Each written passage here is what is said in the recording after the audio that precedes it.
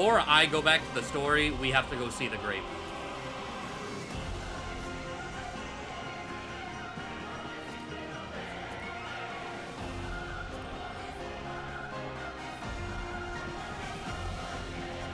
I need to see how they massacred my boy. I can't fly in this zone. It'll be a bit. We'll probably be in this zone today. This is the last. Well, not the last. They do. I think typically anyway. I think they do 6 zones per expansion. Actually, no, for a fact this is 6th zone, because if I go into Party Finder and look at people doing fate trains, well, right now there's not. There's usually a question mark that of fates is like, okay, well, clearly it's an area I don't have. Still in the weird time travel zone? No, we ended that Saturday. In a pretty major way, I will say. I actually kind of want to go back. I mean, I would have to pull up the VOD or find the YouTube video. I kind of want to go back and rewatch the cutscene, because I think part of the ending cutscene of that section kind of ruined for me for the confusion and lack of clarity. So all I was thinking of is like, what the fuck is, what do they mean, as opposed to actually paying attention. But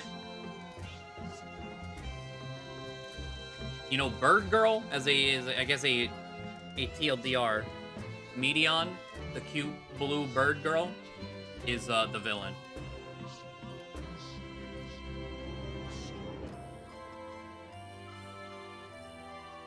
Didn't expect that.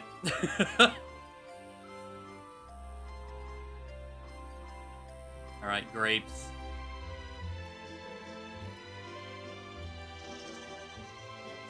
I mean, I guess you could say depression is the real villain. Yeah, is this guy named Pillow Fort? Bless. No! They have too many polygons!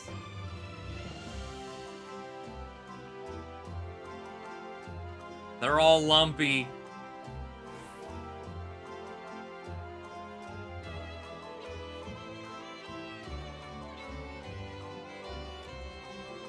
Bad.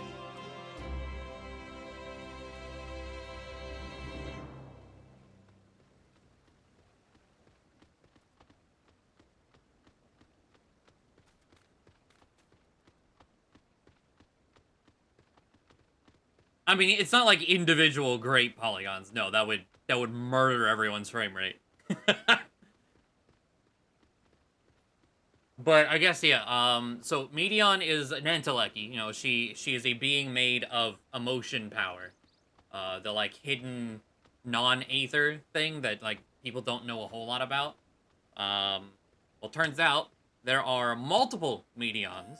Hermes was out here making hordes of them and sending them into space to explore worlds unknown, to see the meaning of life for other planets.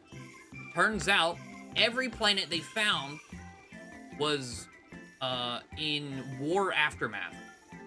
They just blew all themselves up in anger and hate. So, to the Enteleki girl, that is Medion, who is all, you know, emotion powered, was like, wow, the world sucks. The meaning of life is to die. So she is now a goth bird and is bringing about the final days. The final days of old and the final days that are happening to us right now again. Both started by Medion. She is out in the universe killing through the Dynamis emotion power.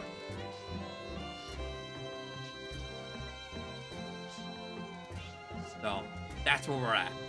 Like, it makes sense, but like I was not expecting that how it went down. I was like, oh shit.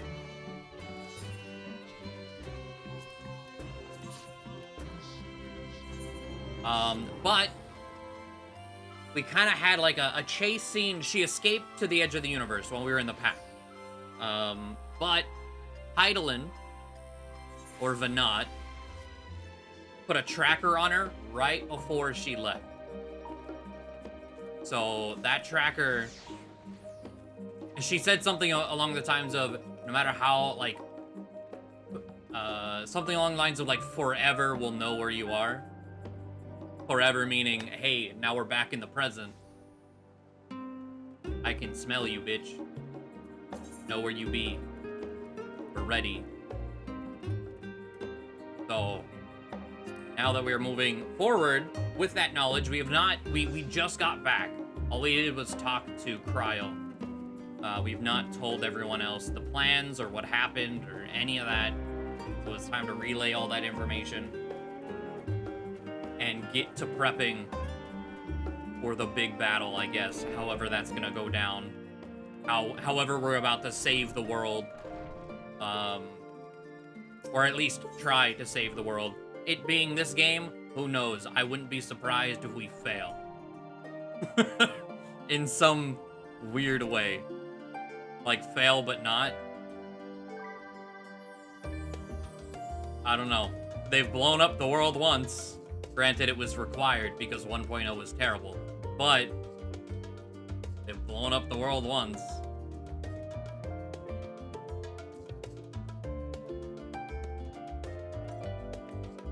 The end times are really just one man's mistake for the pursuit of science. Yeah, and he was too emotionally invested in Medion, the killer. Like, it got to the point, like, we all saw what was happening. We went on this big chase before she, like, actually fully was corrupt by the negative emotions. And, Emmett Selk and Tiflodeus were just like, nah, bro, we gotta take her into the... We gotta take her to the council. We gotta unmake her. This... I'm sorry, man. You are about to create the end of days. And he's like, you know what? No. So, how he patched, so to speak, the... us tampering with the past. There is a memory overwrite machine, which I don't remember when was talked about. It was like more of these like weird morally, like that's kind of fucked up. Yeah, it's like they have this memory machine that they can rewrite memories of the living beings they create. Because again, more weird euthanasia, eugenics, science shit. Well, he's like, hey, memory machine, rewrite the entire memory of everyone in Elpis to forget this happened. So and the only people who escaped were myself and Heidelin. Which is how it loops all the way back through the, I don't know how many years in the past we actually went. Hundreds or thousands or whatever. How it loops back, where that's how we know. That's why Heidelin's been helping us the entire game. She knows, because we were there together. It was really cool. But it was also like a, the big argument for doing that was, okay, Medion is judging, like, the entire world. You know, like, the meaning of life is to die. But also, Hermes being part of Elpis and, you know, their whole, like, weird creation thing. It was just like, okay, well, we judge all these creations, and we unmake them if they are flawed. What if we ourselves are flawed? Who are we to say we shouldn't get unmade? So he wiped everyone, included his own memory, because, like, that'll be the ultimate test. If we can stave off the end of days, then we're not flawed, and we shouldn't die. If we can overcome this, then cool. So it's insane. Oh, how did that? What was behind me? Can't fault this line of thought there. I was like, yeah, it was all like, I really liked how it all went down. But yeah, we escaped. We saw a Heidelant. You know, I kind of want to bring that up as a refresher before we jump in, because that was quite literally the last thing we saw before it was like, hey, Kryl, I'm back. And we move on. Let me see here. What was J?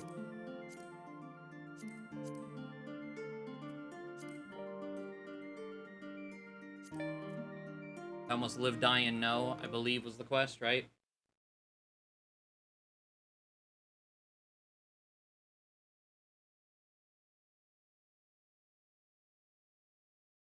So it won't be me in the cutscene. So you won't see our beautiful ravioli.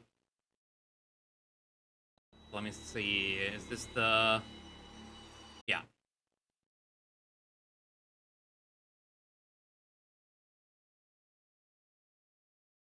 Oh, this will be Razulim, their warrior of light in this, but this is where Ravioli would be flying through space as we get it going, as a refresher.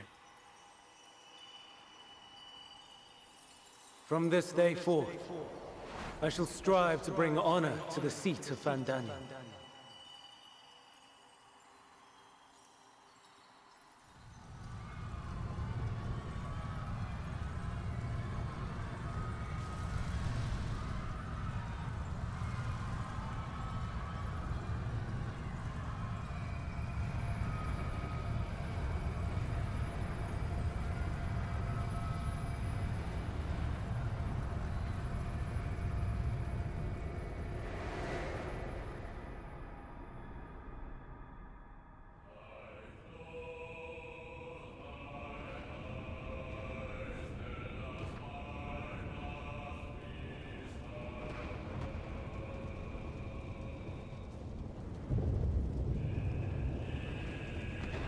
Least honorable seat.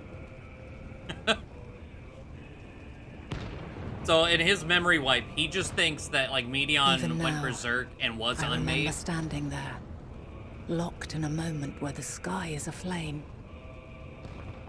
So he's like mourning the death of Medion, not knowing she's the reason all of this happened. Where stars fall as tears, and screams darken the seas. Where resignation rots the trees.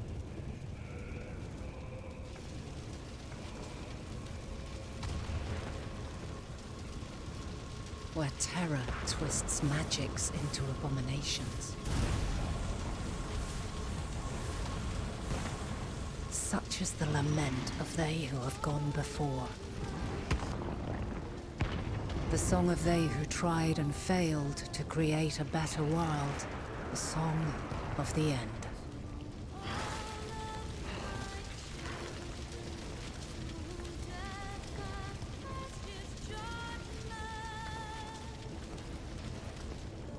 That which hides at the edge of the universe is no longer hope's creation.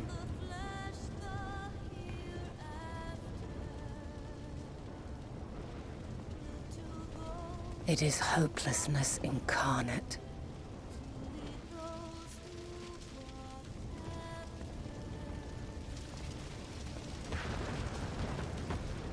That day, mankind saw half of its number sacrificed to bring forth Zodiac.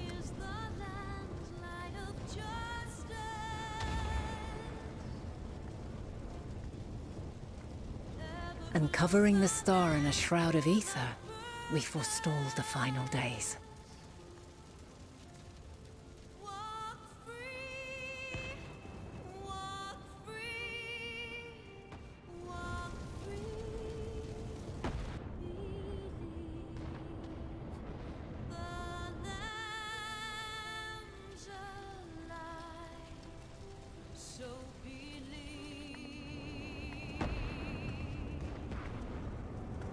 Yet the cries echoed still. We wept for innocence lost, wailed for death inevitable.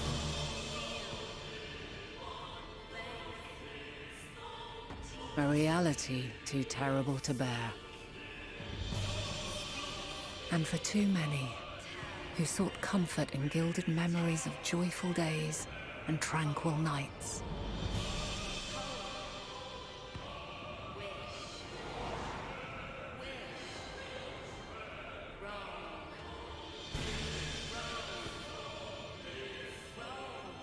This is all wrong! Why must we suffer so? It needn't be like this. No. There must be a way to restore things to the way they were.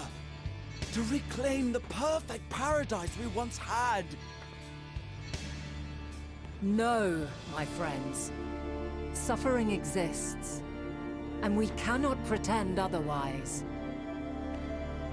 No civilization, however great, could eliminate it. If we would live, we must accept it as our constant companion. Let us not seek to forget this tragedy. Let us carry it in our hearts, that we may grow stronger and know true happiness. Sorry to ruin the moment. But it has invaded my thoughts, so here we... You ever see those shirts that's like, Jesus is my homeboy? Or bumper stickers, whatever. It's just, suffering is my homeboy, is now all I can think of. Is she just said that, so there you go. I needed to get that out of my brain. We'll continue on. We can't accept it! We won't accept it! It will be ours again! A world free of sorrow!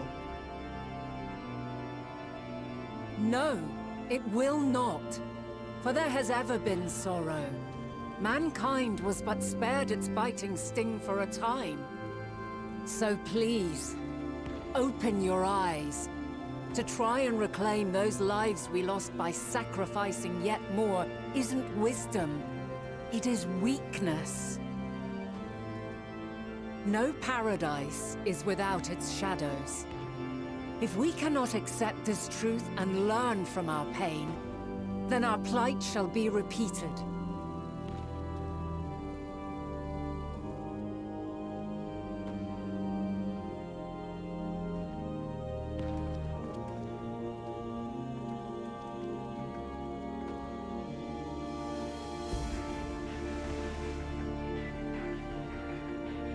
O mighty Zodiac! God, born of our boundless faith, we bid you, hear our prayer. Accept this offering of lives, and deliver unto us the lives we once had. Deliver unto us the days of old, the days when the star was a font of love, and we knew naught but bliss.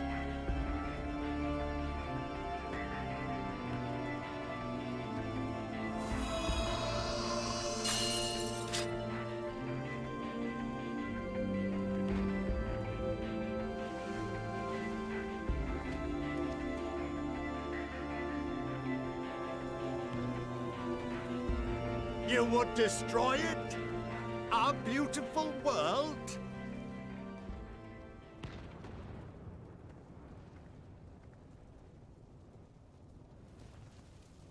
Lands that stretched on forever. Skies one could drown in. The heartbeat of nature, silent yet strong. And amidst it all, a people. Beacons of light and life. Laughter that warmed my heart like naught else before. They are my meaning and my purpose. My love. In spite of, or perhaps because of this, I choose to believe in mankind's potential, in his ability to find a way forward. So let there be no way back. From that temptation, I sunder us. No more shall man have wings to bear him to paradise. Henceforth, he shall walk.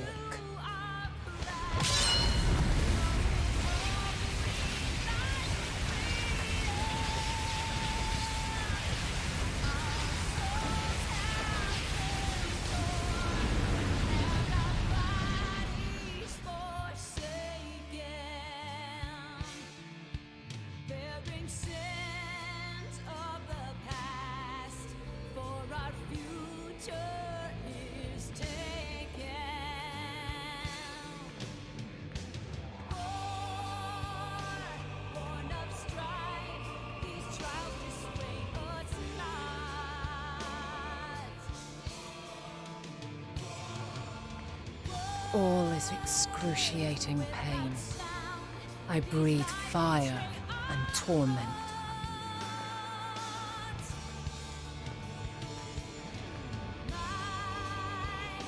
I birth a world of suffering to mire and plague.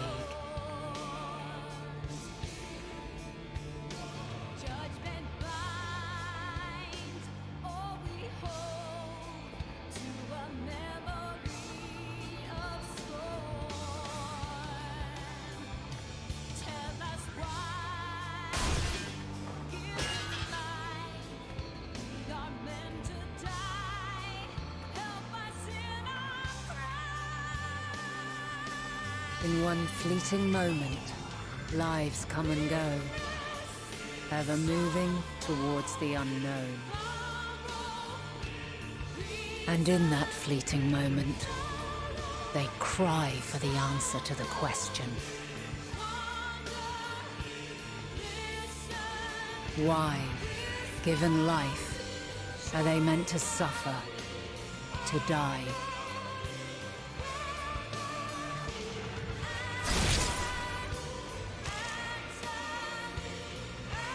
As fragmented, imperfect beings, yours is a never-ending quest.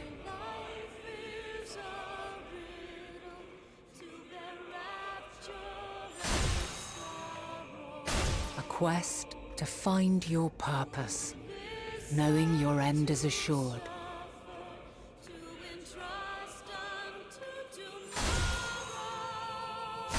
To find the strength to continue when all strength has left you. To find joy, even as darkness descends. And amidst deepest despair, light everlasting.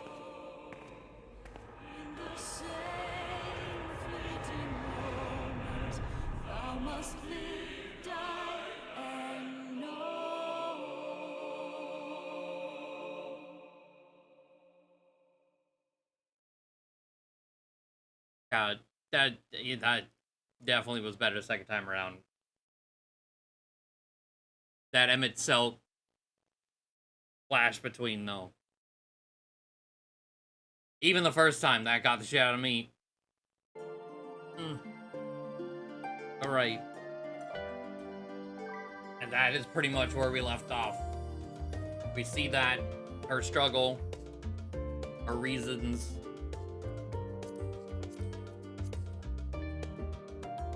And we arrive back here in the present. I was like, yeah, the massive amounts of confusion I had definitely ruined that cutscene for me. But going back with more clarity on like what they're trying to convey through the metaphorical and like more colorful imagery instead of like a literal chronology, that helped a lot. All right, Kryl. As the heavens burn. What are we getting? An 88 coffer? Oh my god, I just realized. I'm 87. What is it? 95? 92 of 95? I might need to go talk to the fairies. Real quick. We'll get this started.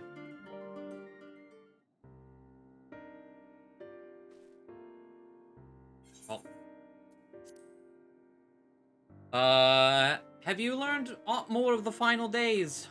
Oh, Cryo. Oh, I learned, alright. Then the journey was well worth the risk. No doubt your newfound knowledge will be a great boon to us all. Unfortunately, during your time on the First, events here have taken a turn for the worst. The Scions are running themselves ragged trying to contain the spread of blasphemies, but it's a losing battle. To try and ascertain the where and why of it, Alice and Alphino have been traveling all over. Of all the regions they visited, Locus Simonis is one of the worst affected. Tancred, Justinian, and Graha took a detachment of allied soldiers there to offer aid and succor to those in need. Oh, is that gonna be our 6th area? But the province is vast. They only managed to visit a handful of coastal villages. It was an accomplishment worth celebrating still, but a drop in the bucket at best. In the meantime, Y'shtola and Master Matoya have been making a concerted effort to establish contact with Heidelin in the Ethereal Sea, but to no avail. As for Tataru and I, we've been keeping a close eye on the Forum. From what we gather, they've been constructing a vessel to ferry people to the moon. Oh yeah, you know what? I guess I never really thought... You know, like, the moon is the Ark. We got to the moon through the Evil Lair's special teleporter. How is everyone else supposed to get to the moon? An ambitious project that has likely been years, if not decades, in the making. However, since we've no sign of it thus far, I suspect it's still incomplete.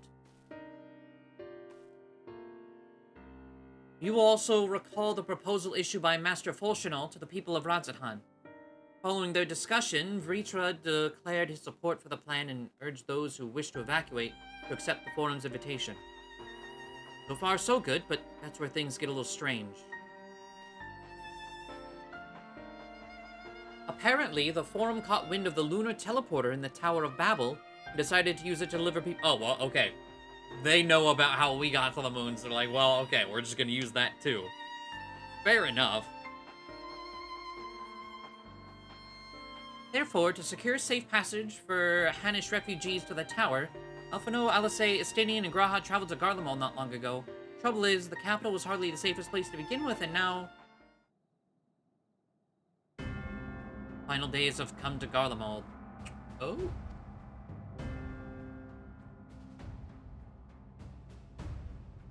Shortly after our friends arrived, they were sent to rendezvous with Master Forchenal. Then panic broke out and our communications were severed. From what fragments we were able to make out before the link shell went completely silent, we can only assume the phenomena was spread to the capital.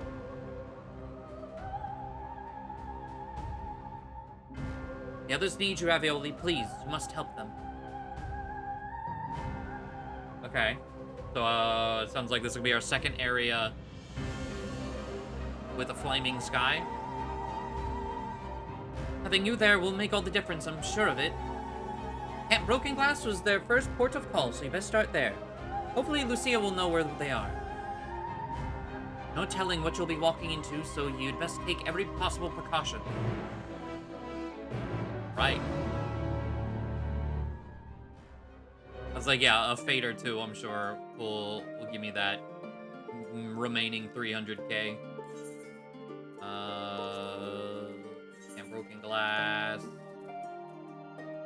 Could do one around here, I'm sure. I can fly in this zone, so it'll be easy. Even though I'm done. Well.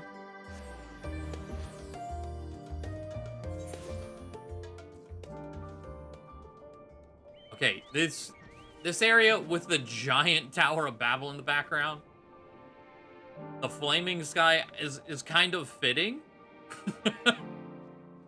Like, it kind of makes sense. Even if it's, you know, like, Bringer of Doom or whatever, but it fits.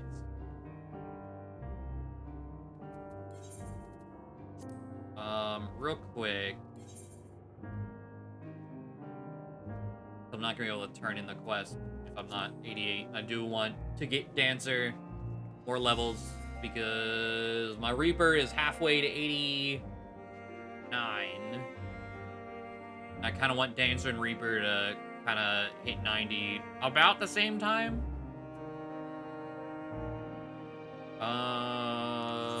Let's check the moon real quick. a short pit stop to the moon. Give me that level and come back.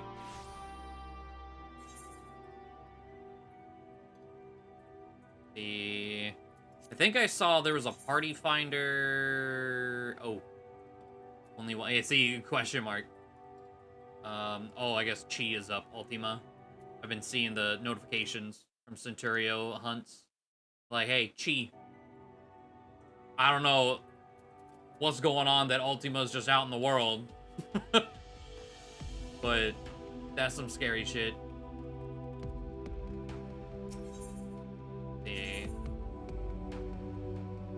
Let's check instance 3. Okay, someone has started this, it seems. That one too. Someone still fighting? Yeah, we'll come help you.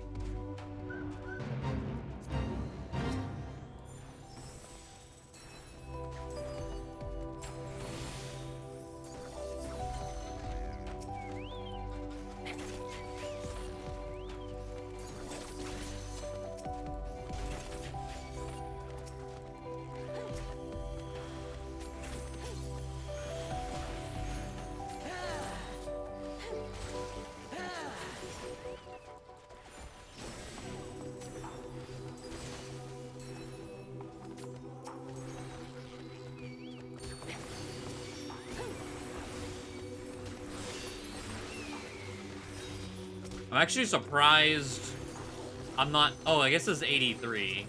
Okay, I'm surprised I'm not level synced. Maybe I'm just barely at the threshold. Because, like, fighting level 80s as an 87, they just melt them.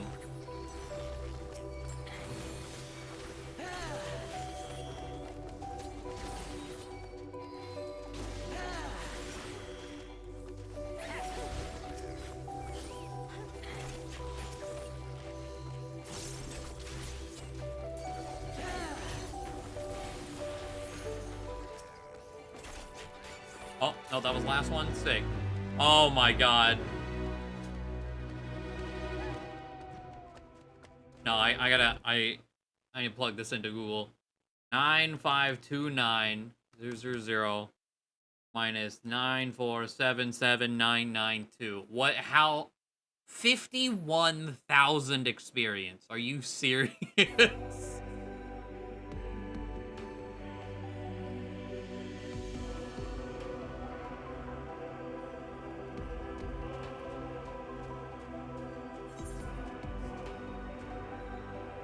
And that one just disappeared.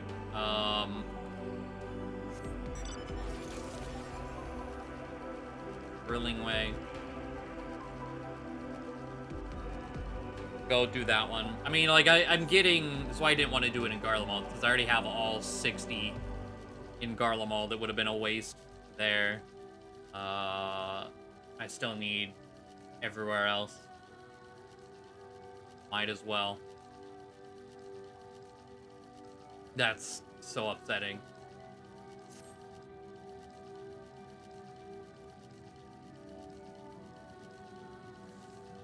Oh, I also realized be a bit smoother. I turned off game capture for that cutscene video. Hello, bunny friend. Must make needs the. You're making moose out of these slime people?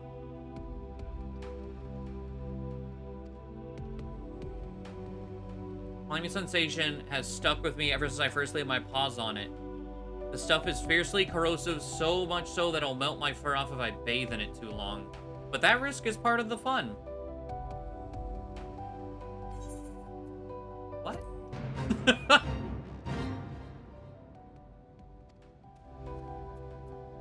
That sticky slime must be mine.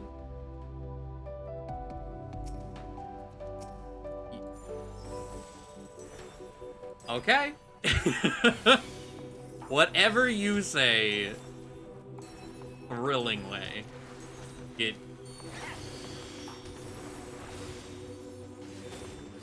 Highly corrosive acid is... That's one way to get your thrills, I suppose.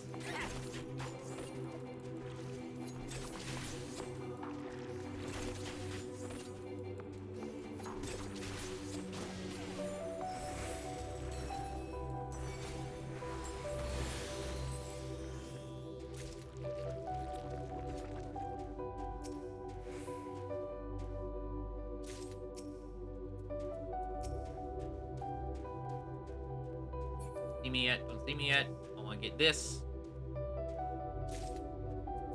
All right. Come here. Both of you.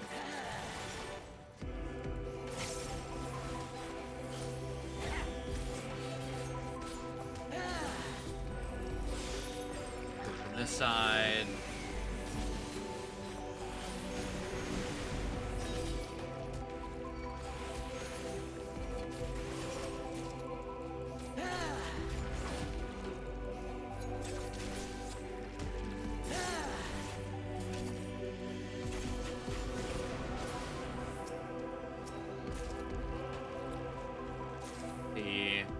I don't know how many I need to finish this.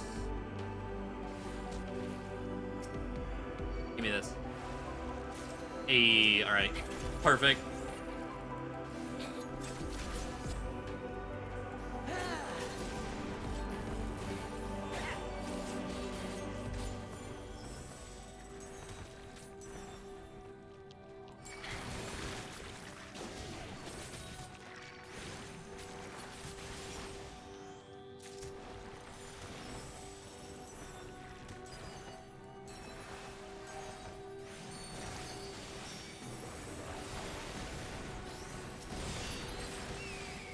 Boy, I might aggro slightly too many. I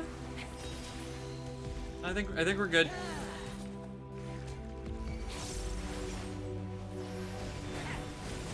Like, especially with healing Chocobo. All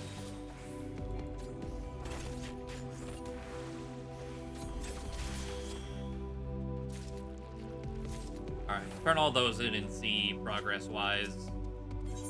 I just realized this one is called What a Thrill. Okay, Snake Eater. 14? Halfway. Alright. If no one else joins, we need like another 14.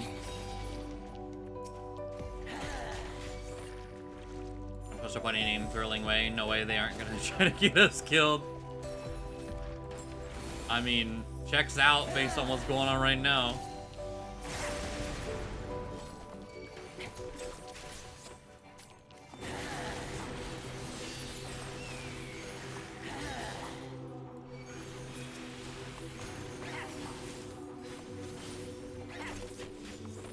Oh yeah, it's a new week. I mean, I don't have Fafnir onions.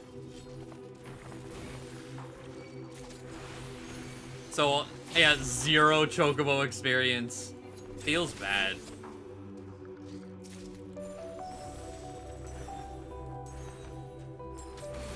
And it's so expensive because you need a house to even get the onions in the first place. You have, like, there are 2 quests in the game that will give you one.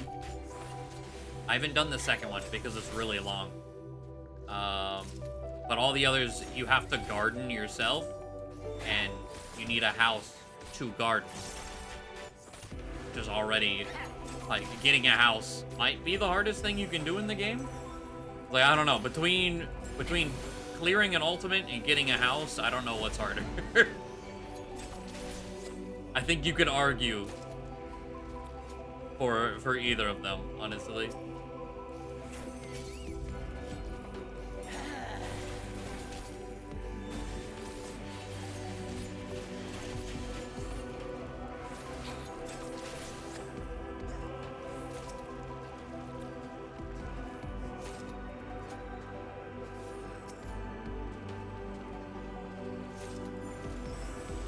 All right, we got a tank joining us for the tail end here.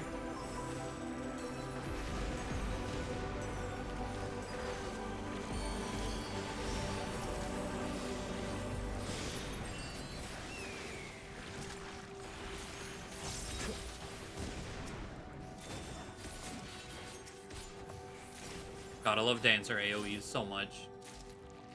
So much.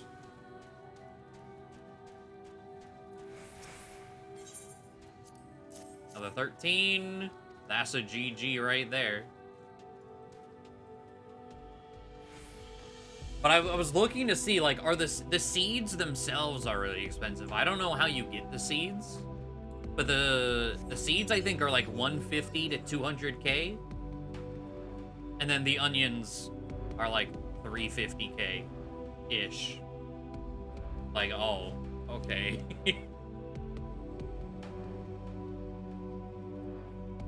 I always see people fly away from these. So surely, I guess you're safe to do so. I don't know. I never like leaving the fate area.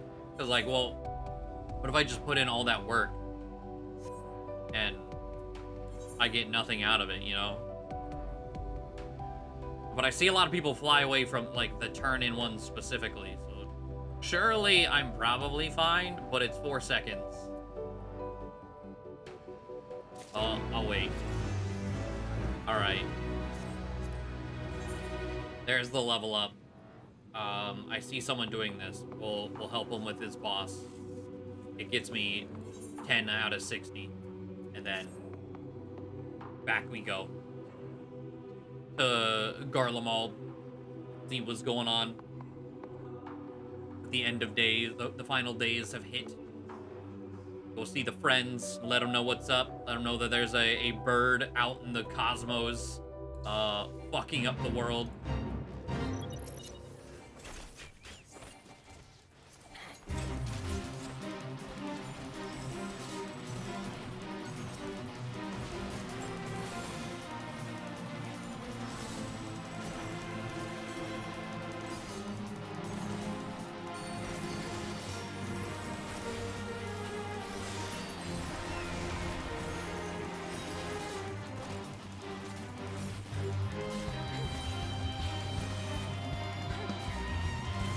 Forlorn is dead. For anyone trying to grind that experience from Fates here. What the hell is that? I don't know if I want to know.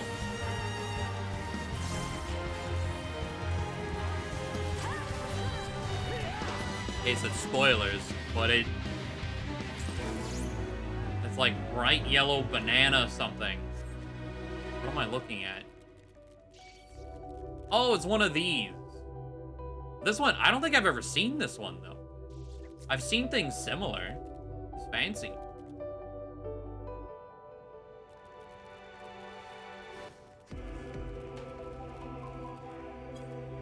Okay. Go back to Camp Broken Glass.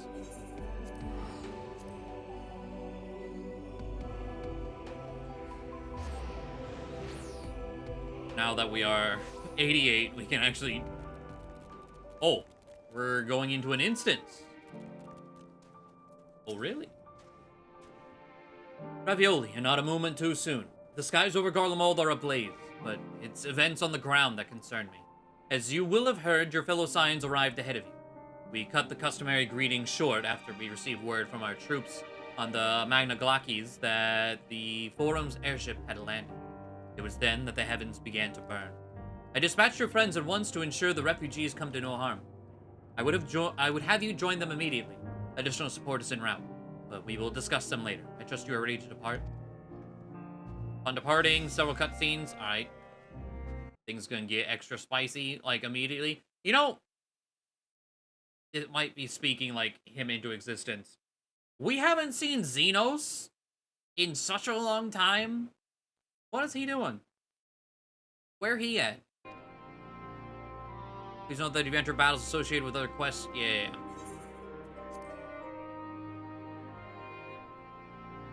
I was like, we went to the moon. We fought Zodiark. And he dipped. Does he have a way back from the moon?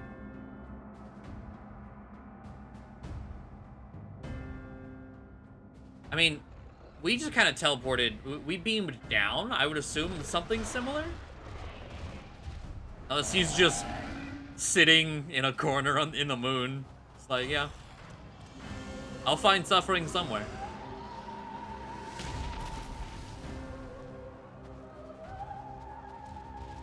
No. No. No. We were promised an escape. Not the same doom we fled. Oh, damn. Yeah, Hanish. They got out of Brad's Han. I shall not meet my final days here in this blasted waste. just for more of this. Calm yourselves. Fuck. Your panic is our greatest enemy. Come, we must build a line of defense.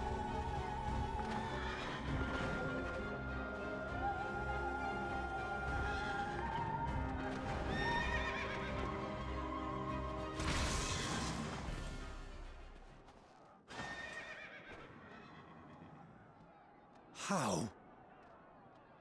Leave the fighting to us, Father.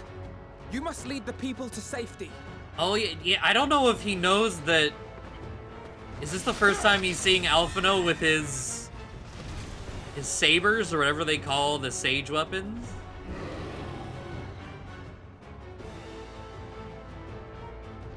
His mom gave it to him, which were his dad's. I can handle this pair. You? Shall tend to the refugees. Let us be about They it. call them new lifts. Okay, yeah, I never would have got that one. As you wish, my little lord. Gotta love these two. Oh, are we controlling Alphino? Is this one of those instances? Yeah! Alright, what you got over here? Diagnosis, prognosis. Livy your diagnosis. Help is at hand. Roll choro. Okay, so 4 different heals.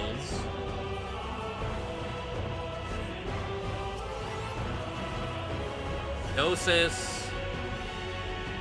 Your dosis is his own type of dosis. Toxicon. Okay. Toxicon with no meter? Let's go.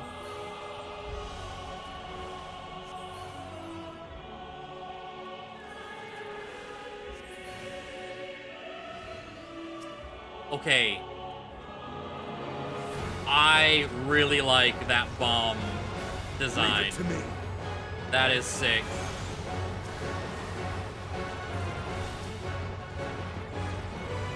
Stinian, help.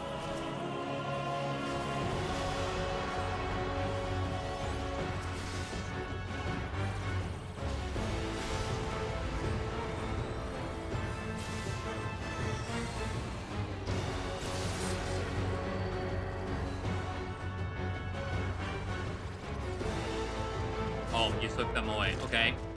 Oh, I just healed you guys, damn it.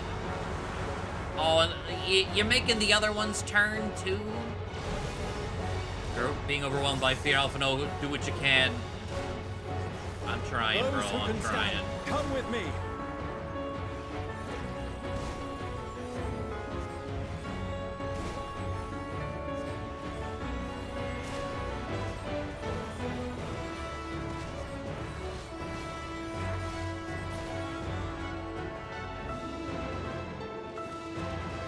One's turning, all is lost. No, no, no. Easy now.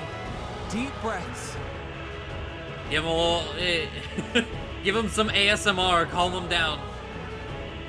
You're safe now. Scratch a block of wood or something next to his ear. There you go. All good.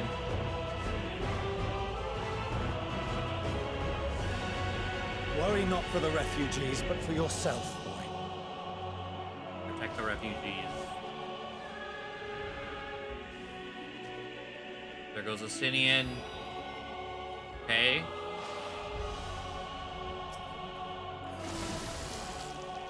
Oh, here we go.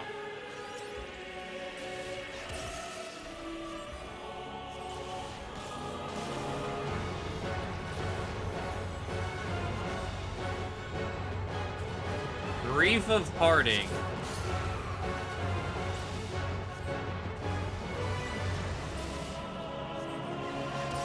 Isn't this one Erects Magic Barrier nullifies? Yeah. Oh, there. Okay, there's the symbol. Oh, that's the OG CD. Okay, I didn't even notice that.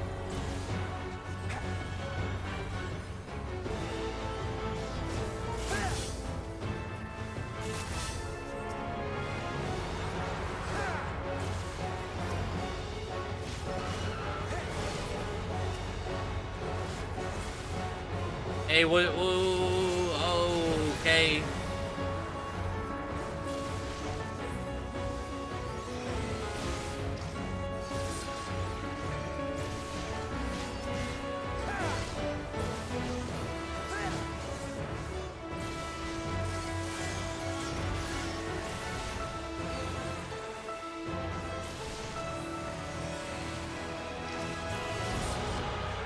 Good? Okay. Whoa.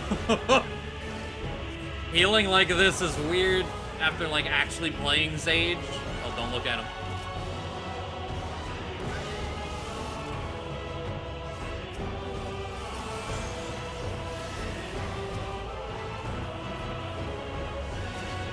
Hey, how you doing, King?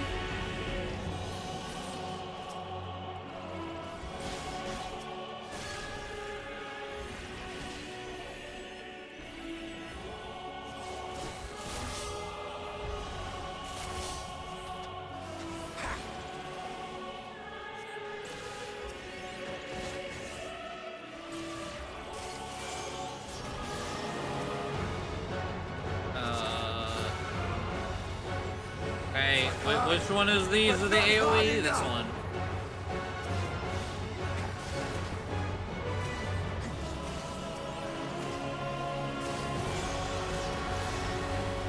Like, is it gonna stop? Oh my god.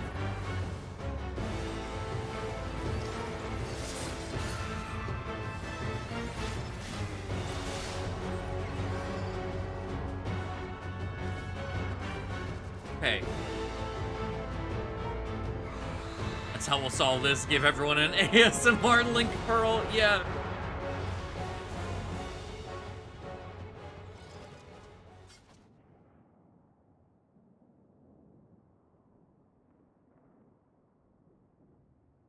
Help! Someone, please! What? Now that's an enemy.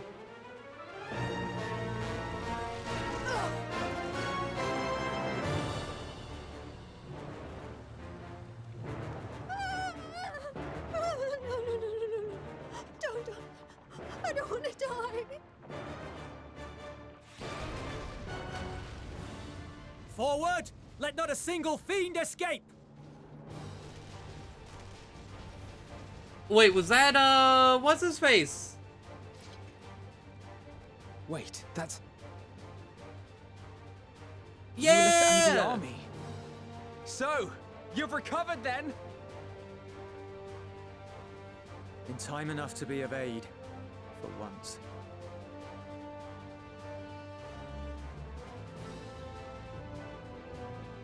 We can speak of it more later. For now, we must fight! Let's go. To repay your salvation in kind, or with better! For Garlemald has her pride!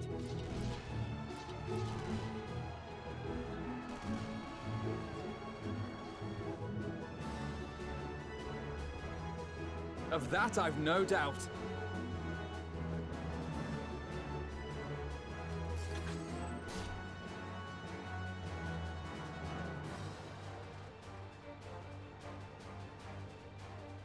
Good gods. Of all possible saviors, the Imperial Army. Oh! Alisei just casually blowing everything up. I had hoped to take all of them down at once. Think a withdrawal might be in order? Oh, sod that. You know who would never abandon these people to their fate. To be devoured by their former friends. That'd be beyond cruel. These beasts must fall here and now. Well then, I'd say it's high time we threw caution to the winds. So long as you spare me the heroic sacrifices. Now, let's go! You're the one that was just a tomato. It's like, damn, that's it?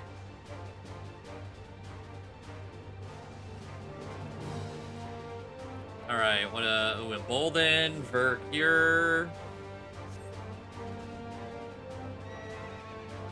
Got the Verholy Scorch combo. But your Verflare doesn't end in Scorch? How dare you? Okay. Oh, because this one is the...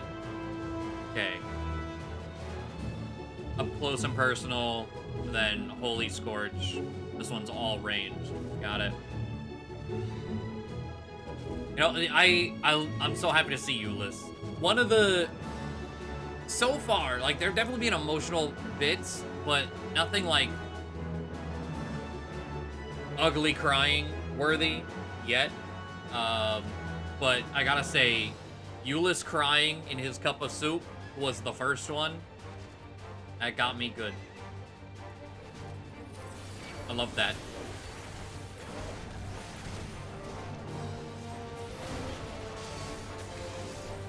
Prudence and Savior. Oh. Oh. Is this an upgraded version of... Oh, I need a level Red Mage more. There's roses added to it?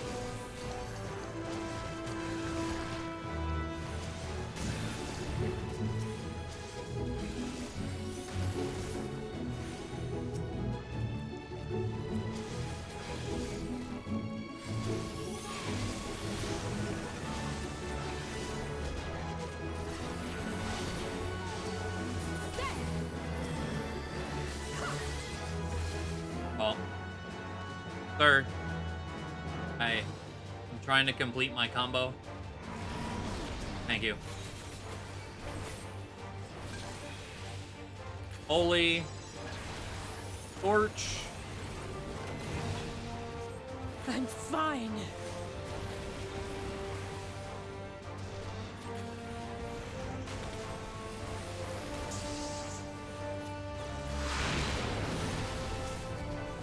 Okay.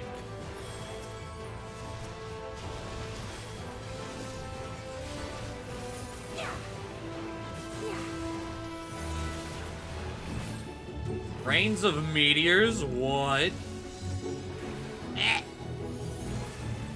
Oh, I see. Okay. Not today. That was very, like, tight. I like it.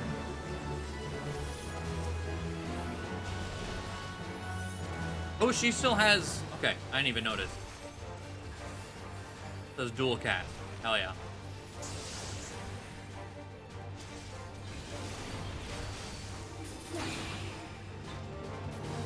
Right, I got this one.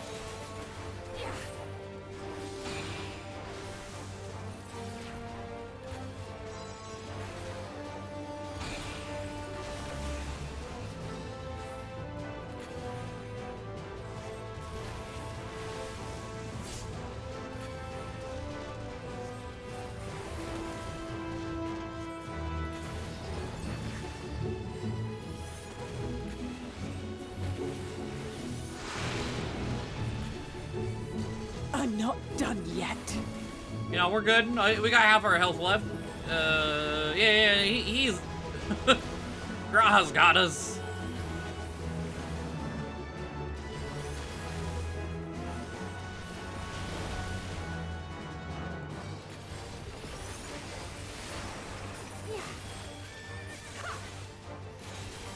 None to worry about.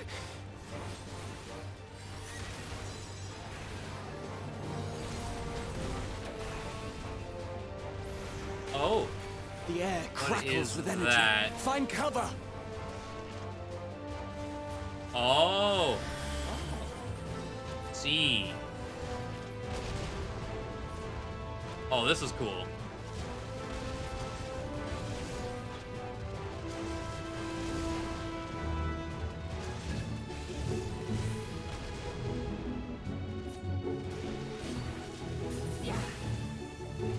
As they say, turnabout's fair play.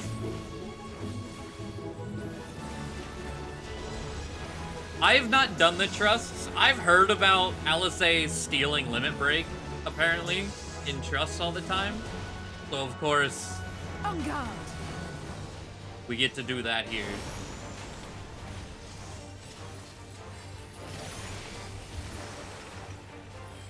Bye. But I've never done the trust.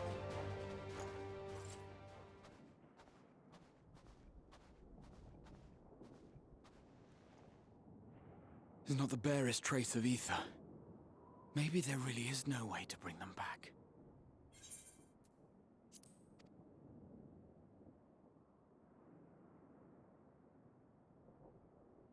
Thank you for saving our lives once again. I remember you from Purusha. You helped us there too, didn't you? Ah, you're from Palaka's stand. I'm glad you're still in one piece.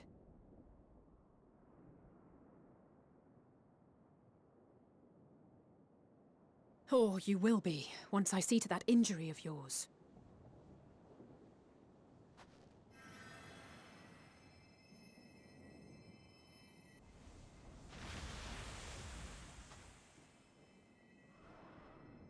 Look out! Another one. Damn it.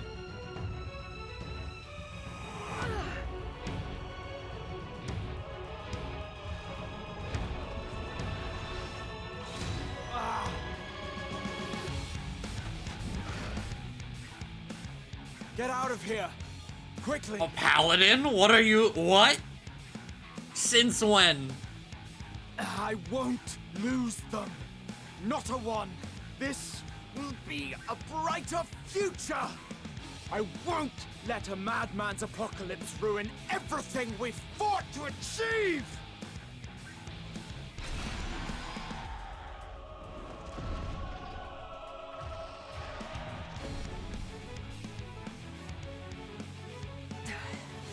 Get it together, Alizé. You're embarrassing yourself. And in front of Father, no less. You might never measure up to our champion.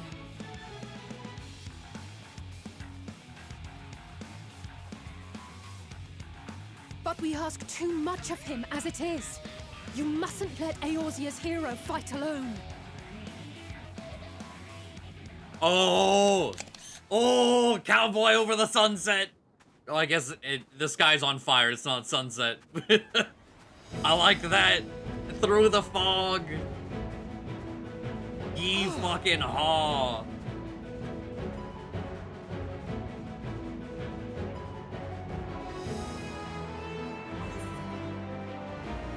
God, that's so good with the cowboy boots.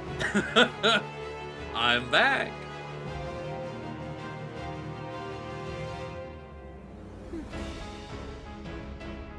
I can look after myself, you know.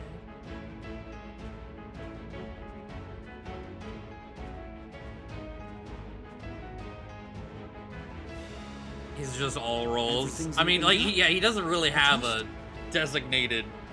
You see him with a staff all the time. He uses fancy magic, but yeah, I guess he could just do whatever he wants. I've had enough of this rabble. Come on!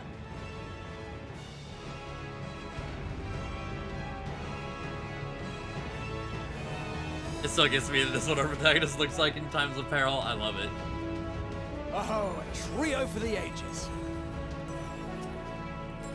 Alright, oh, I should've... I always forget I can close position NPCs. You'll get it next time I come around. You'll be aight.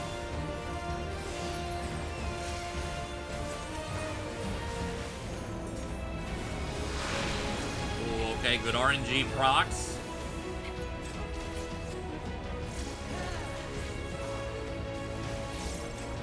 Deadly impact. Oh, this, okay. The Titan thing.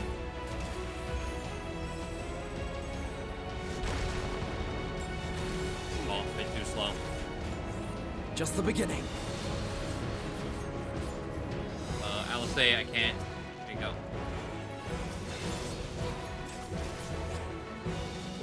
Fun fact, the first Shadowbringers dungeon, if you do it with Trust, the Crystal Exarch is one of the Trust options. And he can fit into any of the roles there too. Oh, that's cool. Oh, hello. I had a feeling I'd find you here. Oh, a Stinian. This should be the Oh, an last of the Alpha. worst Oh my god. troublemakers. With me! I love this.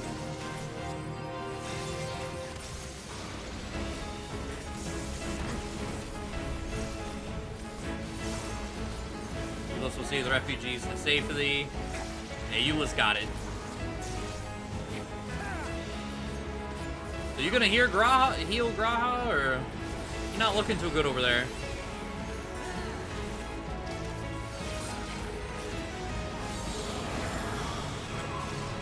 What is this?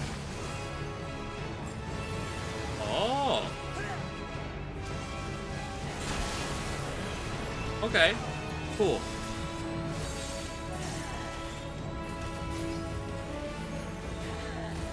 On your feet.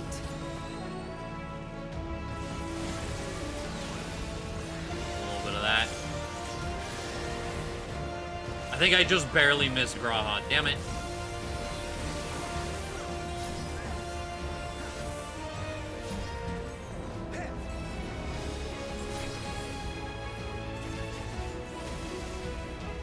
Try and get a little bit of regen in there.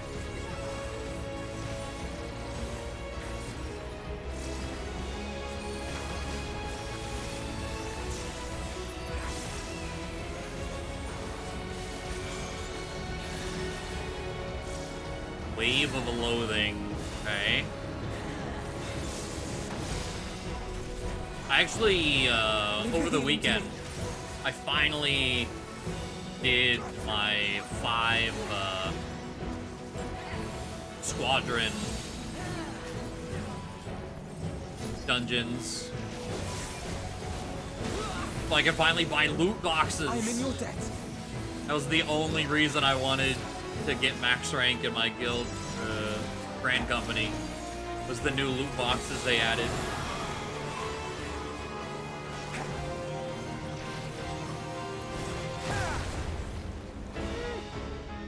Now, where were we?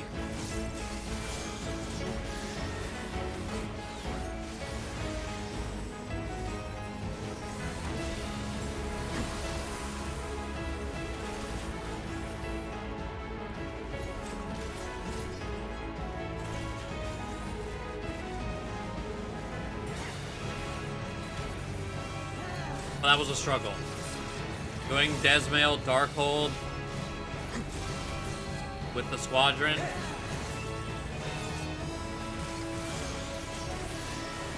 I hated that. I super hated that. So surprisingly, Aurum Vale was the easiest it's ever been because they don't get affected by the acidic piss.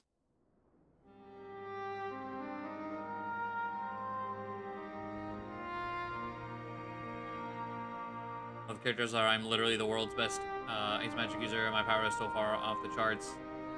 You revised to accommodate for Fire Magic anyway. So yeah, it don't matter what I'm good at. I'm gonna do this instead. You must board without delay. The ship will depart ere long. Your offer to host us in Sharlayan is most appreciated. But will the final days not soon fall upon it as well? Probably. Your hesitation is not unwarranted. The satrap entrusted me with your lives, yet I have failed your comrades. Nor are you wrong to fear that this corruption will continue to spread. I cannot promise you complete safety, even in my homeland.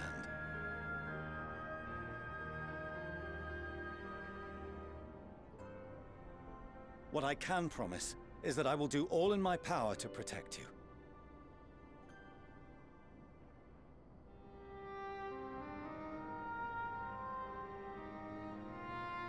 That power is not inconsiderable. Even now, my countrymen are preparing the vessel that will deliver us to a sanctuary on the moon. Join us on our journey there, and beyond, to new horizons. Come to old Sharlayan. Please.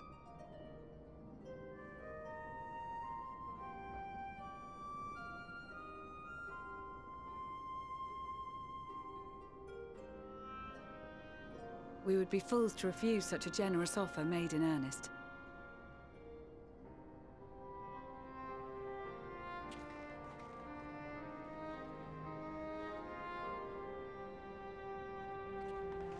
It seems they've a new destination. The people of Radzat-Han have known too much suffering. The march to Garlemald will only bring them more, short though it may be. I quite agree. Fortunately, they have you to look after them. Yes. Well.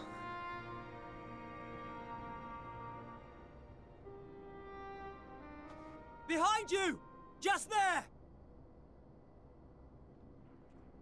This feels weird. I feel like we haven't had enough time to accept him or like forgive him for not being a complete and total asshole. More of them.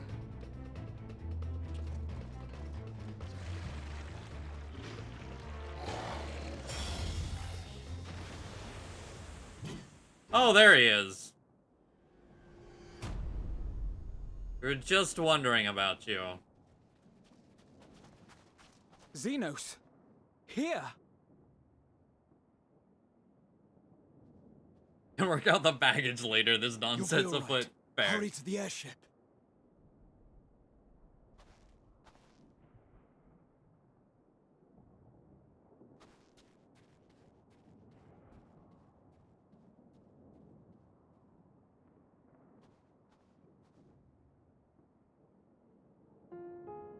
Why have you come? A heretofore unseen beast. 'Twas ripe for the slaying. Poor sport, alas. Unfit to temper my blade.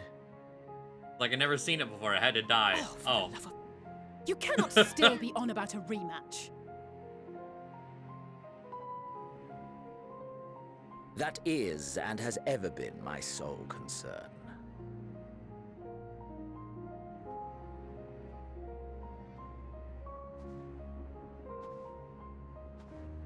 You, on the other hand, are fixated on a different quarry.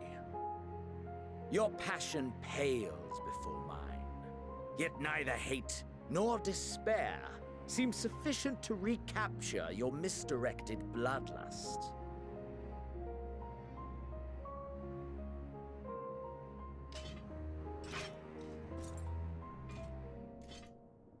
So I hone my blade, and I wait.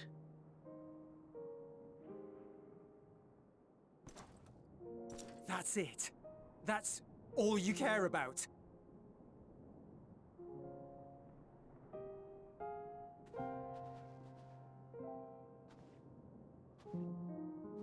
Garlemald is in ruins. Our homeland, the nation you rule, is as good as gone.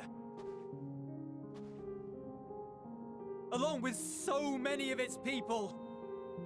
Not just soldiers like us. Not only those who fought and killed for power and duty.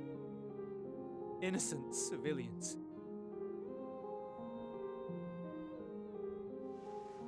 Murdered by their own flesh and blood. Lost and confused as they breathed their last. While we who survived with our lives and minds intact were left to freeze to death.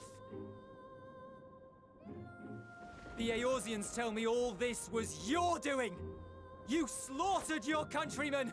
You did! For what? For nothing in the end. So much wasted effort. You bastard! For your own sake, Euless, you must Doesn't control say your you anger. don't. You'll die. Don't do it. It will serve no one should it consume you and see you transformed. Oh, that too.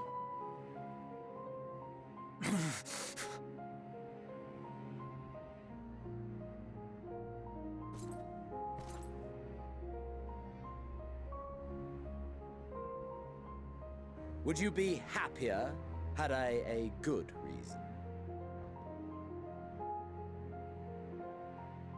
What?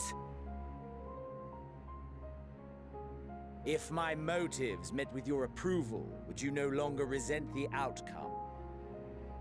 If so, then perhaps a beast's skin would suit you better.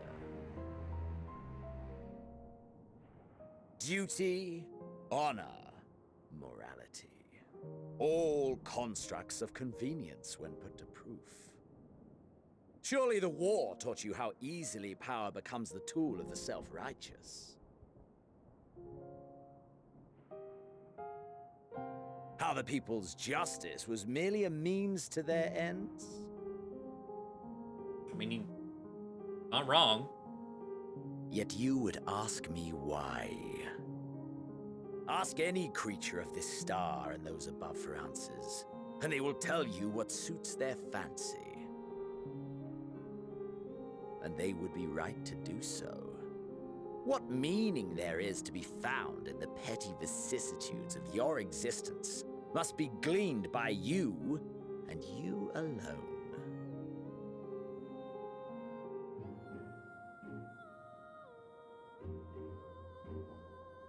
Should you seek it in battle in the fruitless pursuit of my demise, then come. Assume your rightful place as a notch on my blade.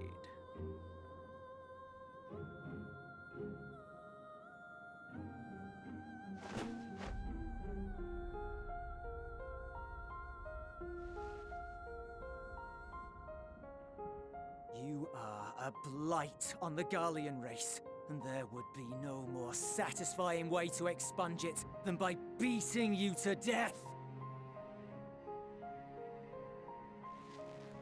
But you know you about to lose. But I will not be party to another tragedy. I refuse to lose anyone else because of you. So go. Go! And may we never suffer your madness again!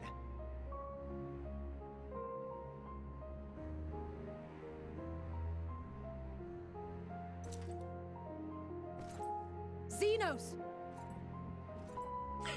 Like, well, what is it? Go or stay? Are we talking or am I going? Perhaps you found meaning in living this way. I cannot deny you found strength. Yet if you only pursue your hedonistic pleasures and pay no heed to the plight of others, then no one will give you the time of day. You will never get what you want, not even the battle you pine for so dearly.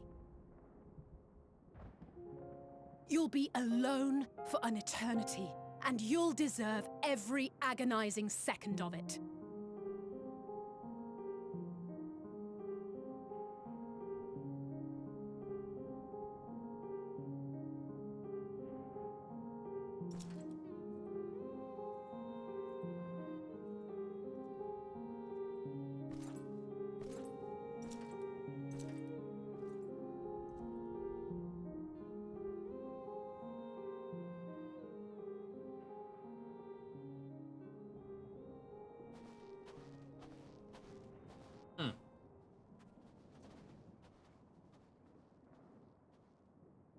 We're ready to depart.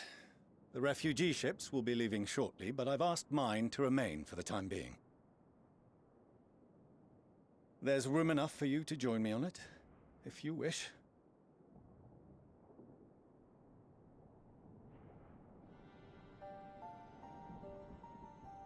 Do contain your surprise. I needn't agree with the Scion's methods or intentions to acknowledge that their deeds are deserving of gratitude. We appreciate the offer. But might I ask why you are delaying your departure? I presume it is not solely for our benefit. I must visit Garlemald ere we return to Sharlayan. Having caused such an uproar, 'tis only meet that I explain myself to the Ilzabard contingent.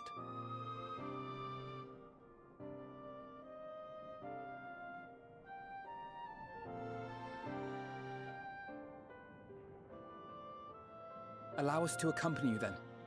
We should be glad to facilitate, given our familiarity with all concerned. If you would like to join as well, Eulus, we can speak of recent events on the way.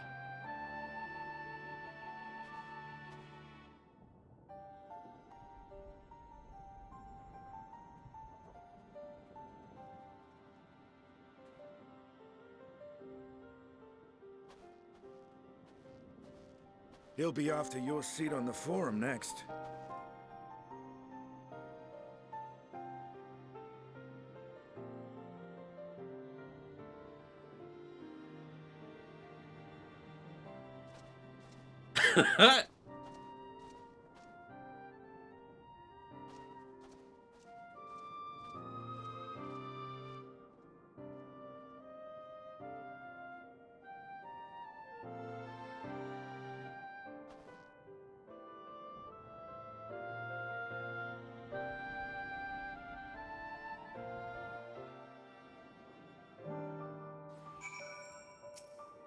Hey, some interesting conversation at the end there.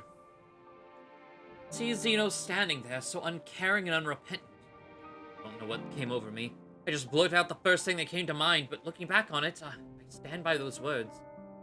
I would say I hope that they won't incite him to further villainy, but to be honest, I doubt he even remembers what I said. Anyway, enough about all that. It's good to see you again. I like the, honestly, what Xenos himself said. Like, yeah, I murdered all those people. And would it be okay had I said the reason was something good? I still murdered all those people. Like, it's still fucked up. It's like, you right. You super right. It don't matter the reason. See what I'm using. Oh, I'm still using 80s? Yeah. Dancer weapon it is. Magitech glaives. They look like. Oh, they're like they're like circular saws. Oh, yeah, get better light.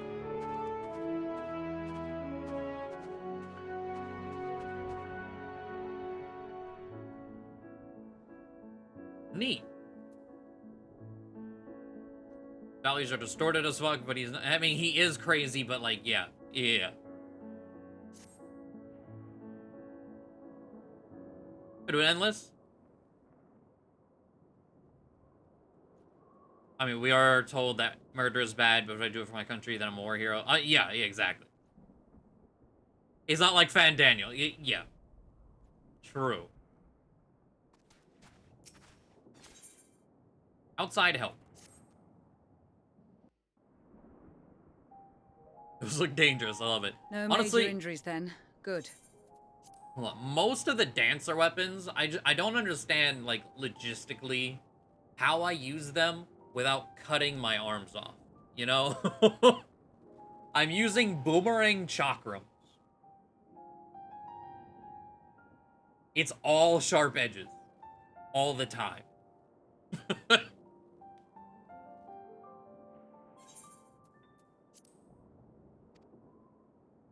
I briefed the recovered soldiers and sent them on their way as quickly as I could, but nevertheless feared they would not make it in time.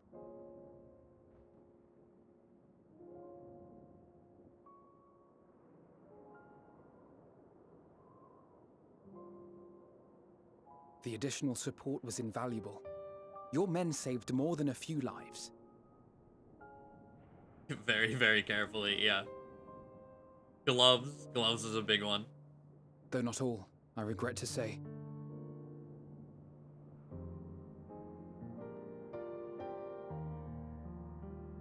I take it that I'm addressing Lucia Junius.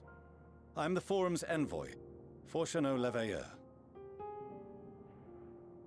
And you are owed an explanation for these most dire developments.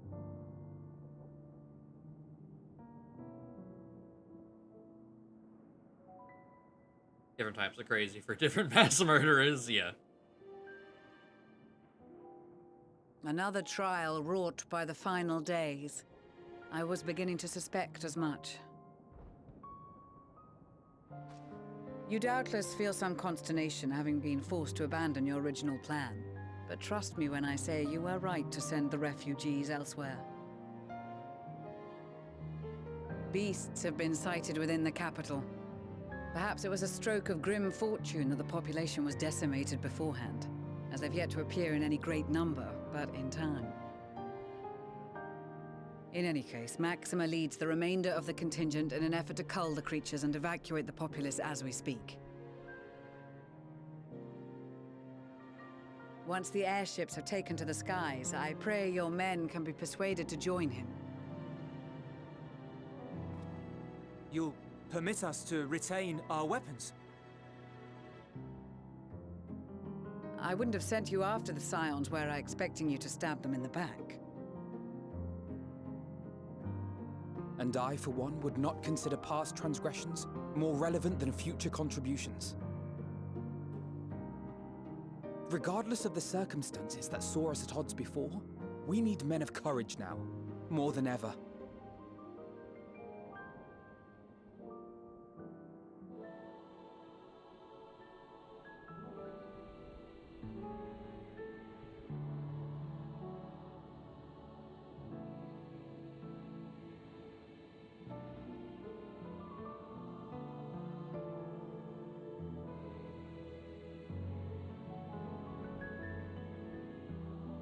We swore to defend Garlemald, and so we shall.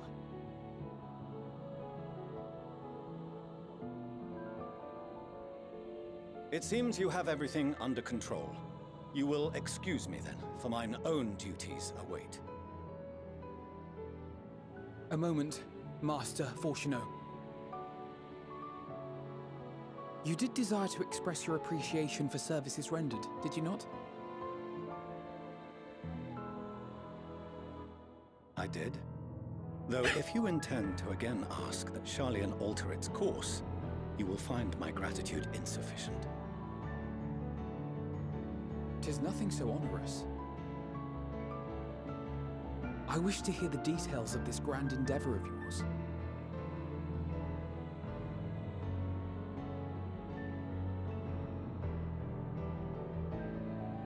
Do you swear to listen and to learn, and not to embark upon some scheme to impede us? I swear. Cross your fingers behind your back, yeah.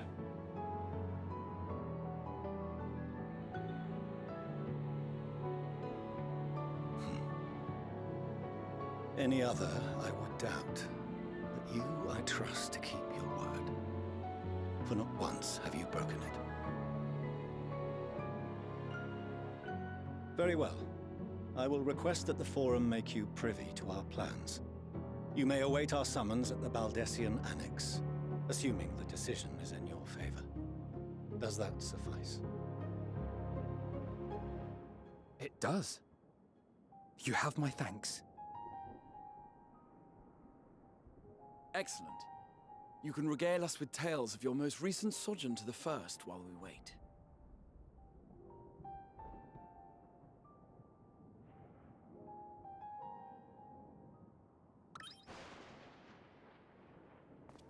Did you hear something just now?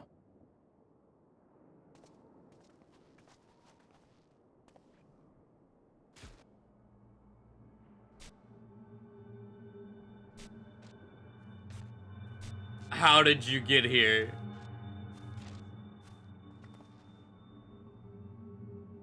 What are you doing? It's putting way. Are you serious?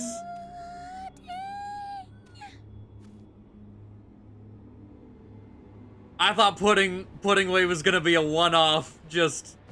Where is this star's blasted pudding? Let's fucking go. Oh my god. How many are here?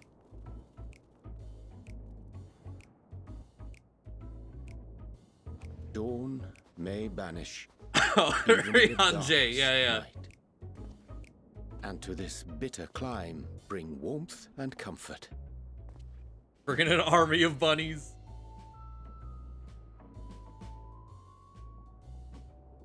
'Tis heartening to see such an assembly upon my return. I thought often of you whilst I looked down upon our star's brilliance from the moon above. Yes, but what are you doing here? And dressed like that? Aren't you cold? Verily, I fear for my health should I proceed to expound upon our purpose ere I procure more suitable garments. Then allow me to summarize. We're here because none of you lot are up there. Nor has anyone deigned to send word about any changes in the plans.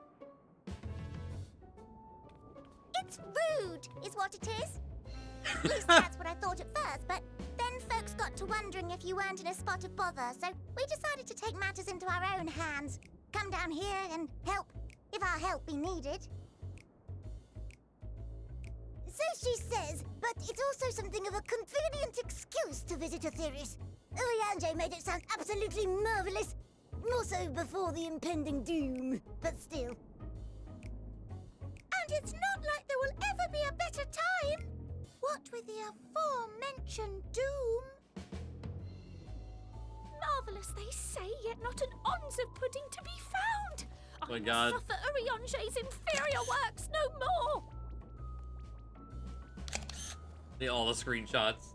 I fucking love Pudding Way. Maybe consider the plight of present company before you go blathering on about pudding and doom? Ahem. As I was saying, should you require any assistance with whatever, we are at your disposal. We were born from Hydaelyn's love for the lives of this star, so naturally we would much prefer to see them continue. Twiddling our thumbs up on the moon is hardly conducive to that, though, is it?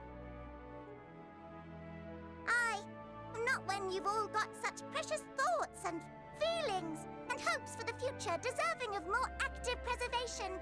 Speaking to Urianger made us realize that while we've carried out our duties to the letter, we've failed to fulfill them in spirit. From there, it was just a hop, skip, and a jump towards resolving to do better. So please, show us how. Help us help you.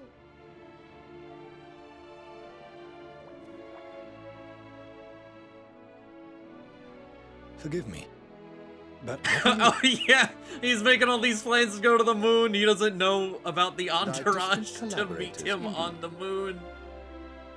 No one knew they were rabbits. Well met. You'd be a member of the Forum, would you? It's an honor and a pleasure to meet you at last. I'm Livingway, Hydaelyn's right paw.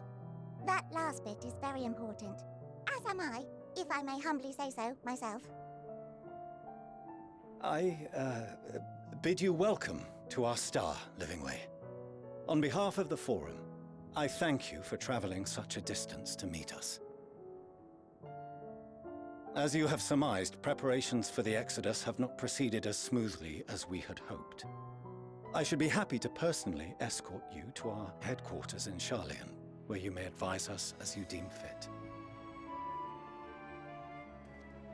Pudding Way.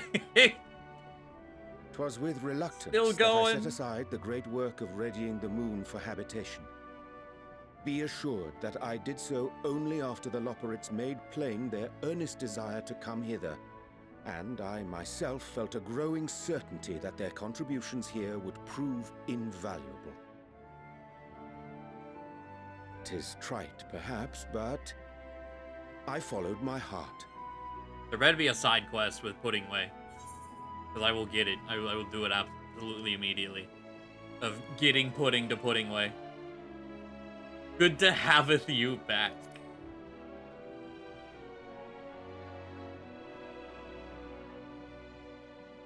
For a time, at least. Nevertheless, 'twas worth the journey to find present company well. Wilt thou attend us at the Forum and lend thine own wisdom?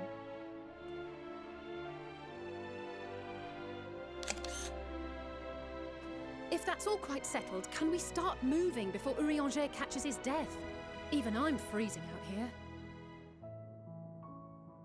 Oh, I dare say you'll warm up quickly once you're aboard the airship. Sat shoulder to shoulder with our fur-covered friends.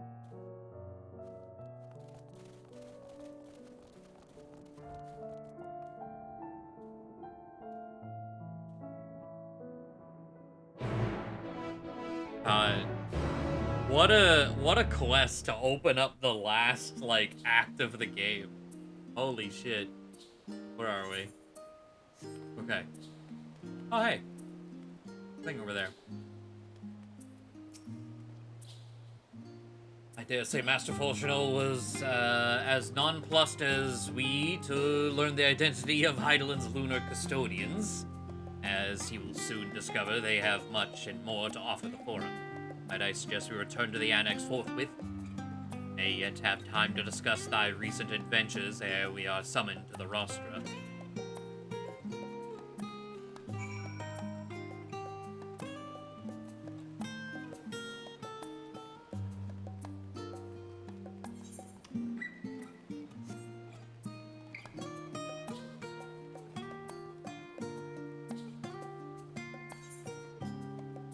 Oh, it's like ferry ticketer. Where does that go? Back to Limsa. Okay.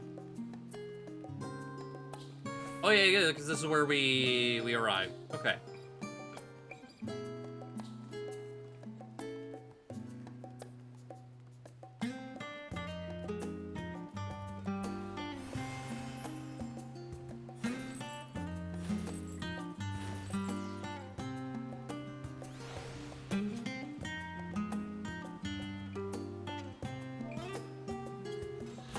We go.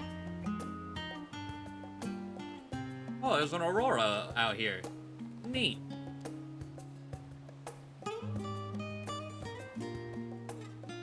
I wonder if that's actually... Is that from the winter event? Oh, it's gone. Because it's not normally snowing places?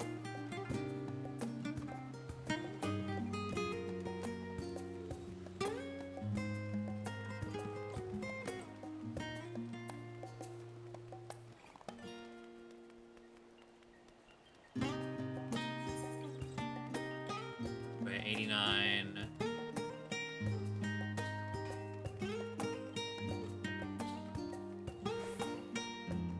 I missed the stairs.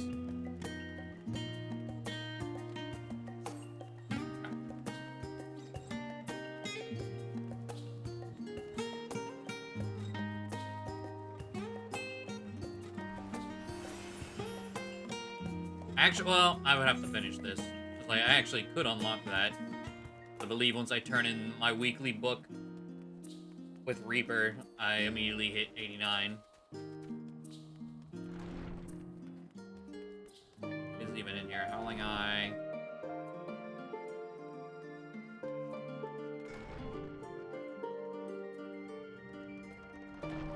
Okay.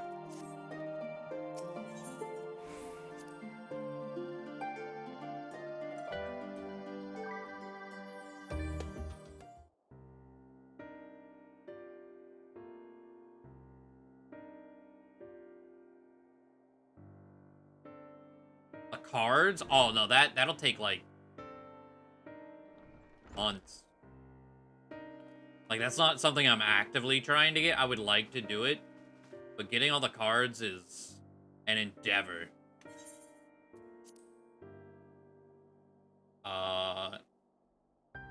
It it's super rare for a reason. Like, it's one of the rarest amounts in the game because of the amount of effort and time required. I think there's a website. Let me see here. Is it Final Fantasy Collect? 14 Collect? Mounts. The magic card. 5.3%.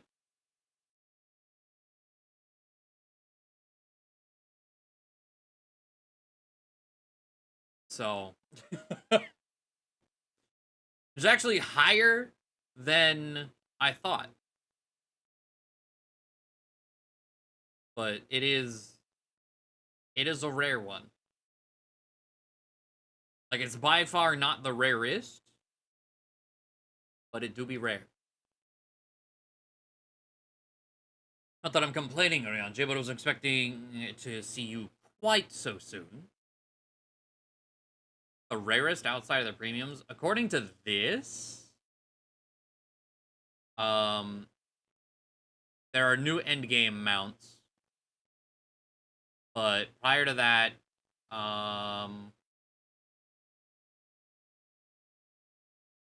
it is the Calidontis at 0.3%. That's rarer than the Pteranodon, really? Interesting. And oh, because it was just added for Endwalker. Okay, so that one I don't know how rare it'll stay. There is a giant pterodactyl mount. And I don't know what Skyward score is. You need 500,000 points toward your Skyward score as every Disciple of the Land in hand, which is crafting and gathering. And I'm pretty sure doing, like, the Skyward score points thing is ridiculously tedious from the little bit I've heard about it. I remember watching a, like, all mounts in the game video and where to get them.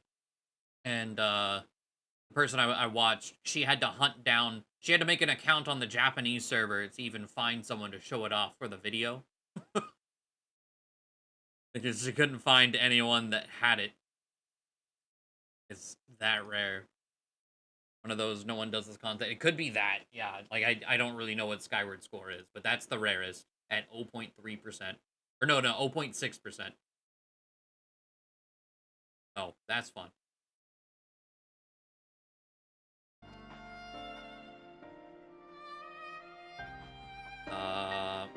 Well, IV. In extolling the virtues of Aetheris, I did inadvertently awaken in the Loperites a desire to avert our beloved star's demise. Morale tells us you have obtained new knowledge that may aid us in our ongoing efforts. I have news to share regarding our study of the Ethereal Sea, but your findings are certain to be of greater interest, and so I would rather hear them first. What revelations did Heidelin's Elpis flower lead? I think the thing about that mount is I think it's always available. So, like, it's more rare than limited time mounts. Which is kind of wild when you think about it.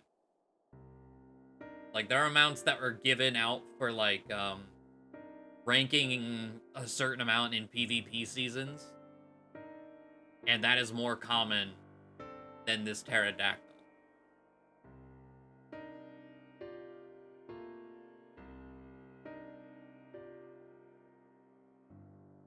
Oh, I've heard about, yeah, the WoW mount drop hell.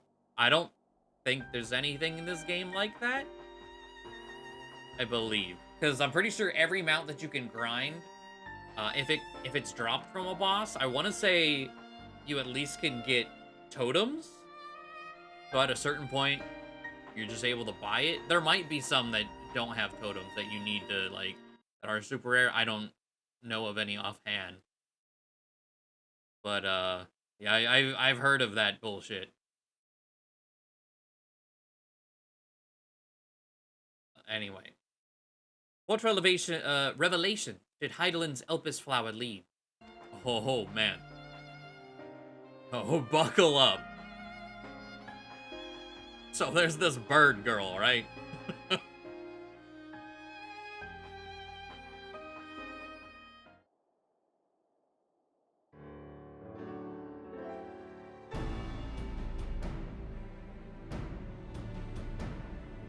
Then this dynamis is what drives the final days. If it and Akasha are one and the same, this all but proves Nidhana's theory. We're an entity through sheer force of emotion to channel this vast dormant reservoir into a raging river. Its power might surpass even that of Aether. but if our star is so replete with aether, said entity would need to be outside its influence to effectively manipulate the dynamis of the Great Expanse. Meteion. Or rather, the sorrow and suffering of fallen civilizations that she has been hoarding for millennia. Untold anguish and fear and hatred, drawn from every corner of the universe, all for a single purpose: the destruction of Aetheris. That our foe is no longer some unknowable calamity. We have but one aim: to defeat Meteion. You make it sound so simple, but you're not wrong. Vanquish Meteion and we deliver the world from the final days, but to even attempt it, there are two conditions. First, we must determine her location. Before Meteion escaped, an enchantment was placed upon her by Vana, the woman who would become Hydaelyn. The implications of temporal magics are not entirely understood, and so we cannot assume that our Hydaelyn and the Vana you met in Elpis are one and the same. Nevertheless, due to her intrinsic qualities as an all-powerful being, I'd wager that Hydaelyn possesses the knowledge we seek. Whether she would share that knowledge with us, however, remains to be seen. After all, she intends for us to flee Aetheris, not to stay. I guess that is a good point. You suppose she has abandoned her pursuit of Meteion? The Vanad I know would never give up. Also true. But we saw the metaphor for her journey and how fucked up she got. So if she decided to call it quits, I don't think I would blame her.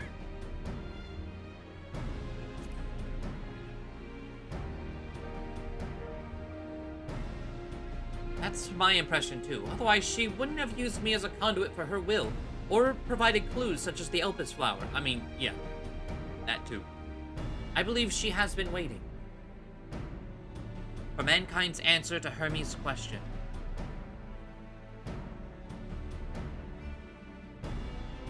So, what's the second condition? We must find a means to reach Meteion. Naturally, our chosen method will depend entirely upon wheresoever she has made her nest. The edge of the universe is what they said. So, whatever that means. Then communing with Hydaelyn must by necessity come first. Did you and Master Matoy have any luck with your investigation of the Ethereal Sea? Sadly not, though we enlisted the help of Arenvald and other Echo-blessed allies. We couldn't detect so much as a whisper from Hydaelyn, even from within the Anti-Tower. Master Matoya is of the opinion that in the years since abandoning it, the Forum has found some other method of receiving instructions from Hydaelyn. If so, it would most likely be some form of apparatus for observing the Ethereal Sea built closer to home.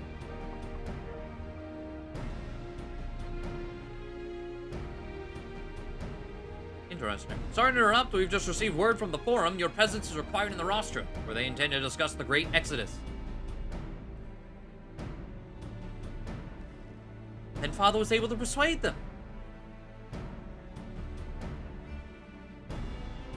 They're finally taking us seriously. Let's hear what they have to say.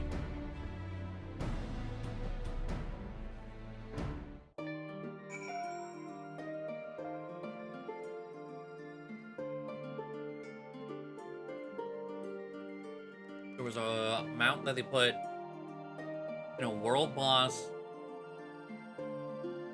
that would only ever appear once every 3 days and would constantly teleport if it wasn't in battle. And if it wasn't killed, it would just keep going. That's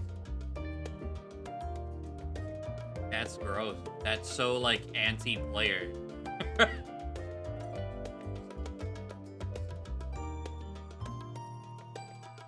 But, you know,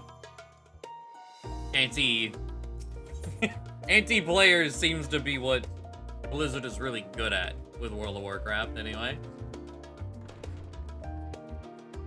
Hence why the, like, WoW Exodus started before the whole Blizzard shit even came out. People were sick of it.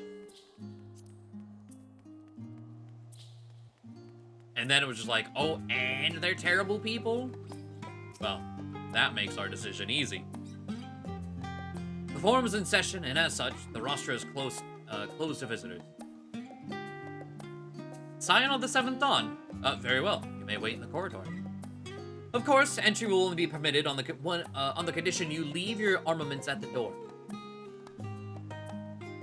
Oh. Lest you forget, this sacred institution holds rational discourse, and the highest, the implements of war are expressly forbidden. Okay. As I still have them on my hip.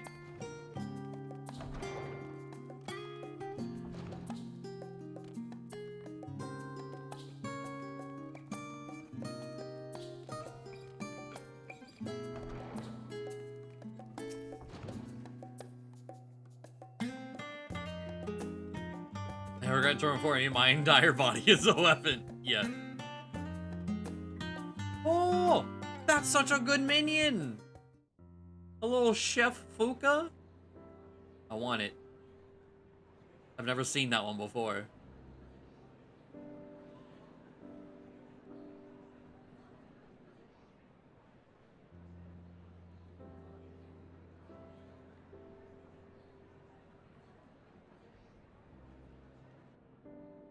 That's Rudy. He's the Christmas minion.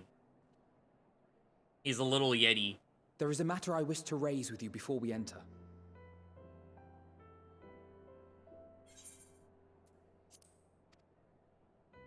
We are here to listen and to learn. But if the forum's plans are more or less what I expect, then I should like to make a proposal that will serve our ends. By your leave, of course.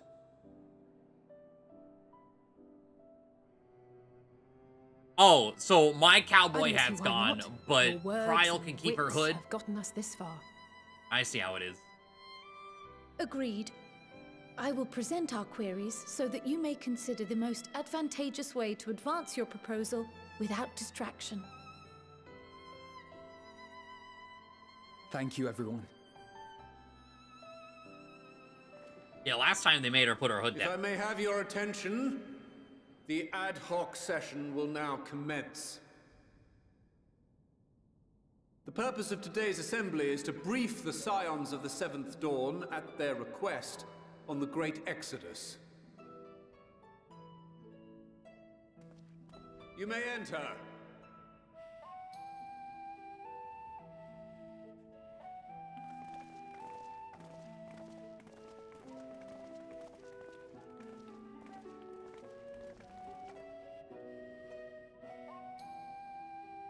Put it back up so we were past the guards. Maybe.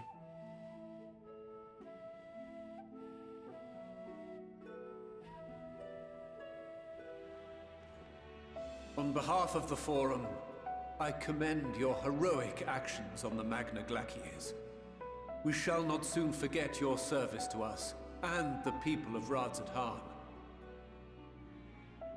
The Satrap, whom we have informed of the refugees' new arrangements, sings your praises as well. As an expression of our gratitude, we will endeavor to answer your questions as fully and openly as we are able. Then let us begin. First, it is the Forum's objective to ferry the life and knowledge of this star to the moon. Am I correct? You are. It is for this purpose that Sharlayan has labored these many long years. We have collected biological samples and scientific records from across the star. When the time comes, they will be moved from their places in Labyrinthos and Numenon and conveyed to safety. Once that critical task has been accomplished, we will begin transporting the Sharlayan citizenry, which has been categorized into groups. The earliest arrivals are to ensure hospitable environs for those who come after. Following our people, we will send those of other nations in turn, beginning with our allies. Radzat Han was foremost among these. But since the final days have already come to Thavnair, we saw fit to include the refugees with earlier groupings. An ambitious plan. You have accounted for the safety of all nations and tribes, then? As many as we can. That wasn't a yes. And how, pray tell, do you decide who to leave behind? To journey beyond the sky is an unprecedented and immeasurably difficult endeavor. Introducing sources of inevitable conflict would condemn all to certain death.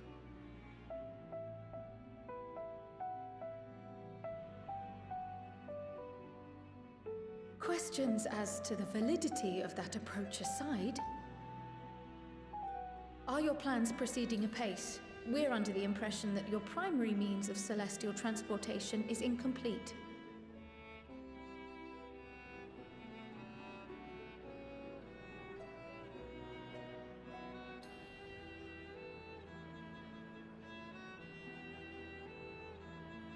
If only in that it does not meet our optimal parameters, that is correct. This Ark, as some have taken to calling it, is fully operational and could be launched even today. However, the final days have progressed more quickly than we anticipated. At present, the ship is incapable of attaining speeds sufficient to meet our evacuation targets. Should we put the vessel into service, as it is now, we will be unable to travel to the moon and back quickly enough to complete the necessary number of trips. Precious lives and knowledge will be lost. Seven hells. Is there anything to be done? The ether burner, the primary means of propulsion once the craft is in the space between stars, is undergoing testing to determine whether it can be made more efficient. Though cargo is being loaded for the initial phase of the Exodus, we are prepared to continue our experimentation up to the day before launch, should it prove necessary.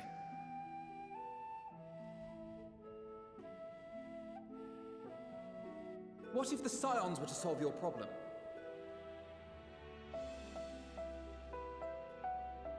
We'll just casually We shall become help rocket devise a means scientists. to improve the ether burner's efficiency. No On two biggie. conditions. If we succeed, you must allow us to meet with Hydaelyn.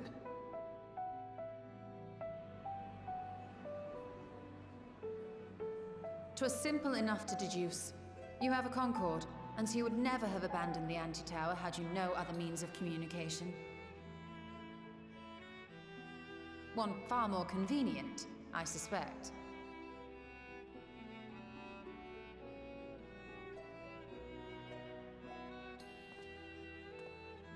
The second condition, also to be met upon our success, is that we be permitted to propose another use for your Ark.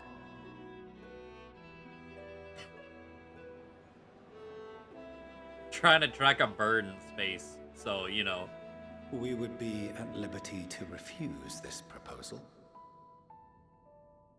Of course. If we cannot prove its merit to the 99 here, who are we to stake on it the lives of all peoples of this star?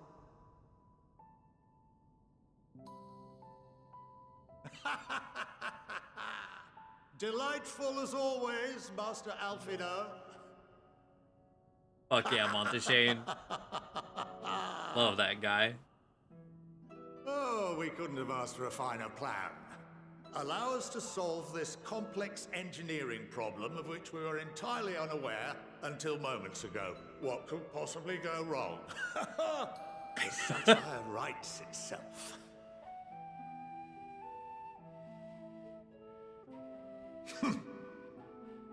Yet, what field has not benefited from a change in perspective? When we are at wit's end, what we need is not the same dry theories recited ad nauseam, but fresh inspiration.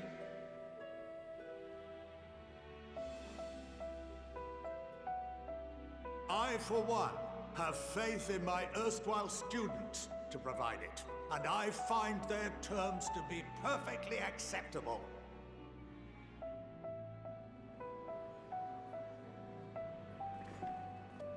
Order! Order! We have no time to waste on debate. I call a vote. All in favor of agreeing to the Scion's terms?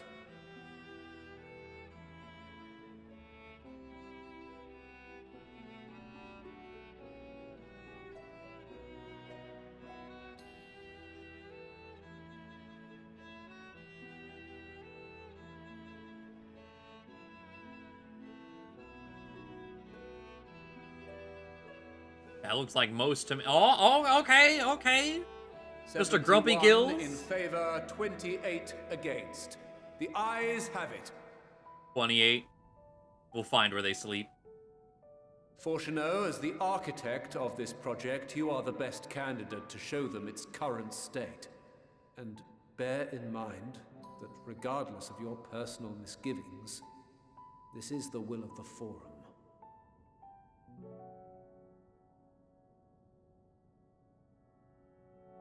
Very well. I call this session to a close. Return to your tasks with urgency. The final days wait for none.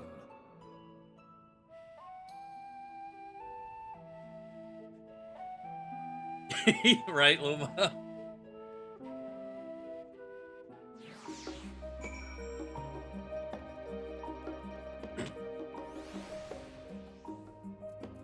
Oh, I got my hat back.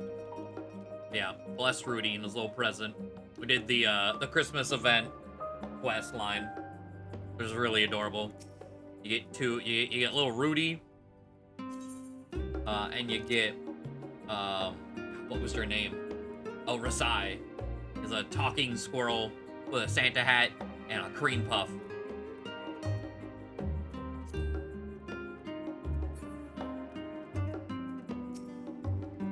It was a very blessed Christmas quest. So about not letting the rest of you in on my plan, I was admittedly thinking on my feet for the most part. But since we require both a means of communing with Hydaelyn and reaching Meteion, in the spur of the moment I saw involving ourselves with the completion of the arc as a way to work toward both objectives simultaneously. However, we must first keep our end of the bargain by solving the problem of the Aether Burner. I'd like to think it's not a challenge beyond our combined expertise, or at least the expertise of our extended circle of associates. It might behoove us to learn how an Aether Burner actually works before we attempt to improve it, though. And that extended circle of associates, I'm assuming is going to be like, hey, Sid, please, we have a rocket. You like engineering and machines. Can you just make it fly better? Please. I'm actually kind of surprised in the lack of Sid's involvement so far in this expansion. Going underground. As instructed, I shall take you to see the Aether Burner. Meet me outside the Archeon. I trust you can make your own way there. But the Ark is being built in Labyrinthus. Hardly surprising. Where else could they conceal such a massive undertaking? Finally get the other 2/3 of that map.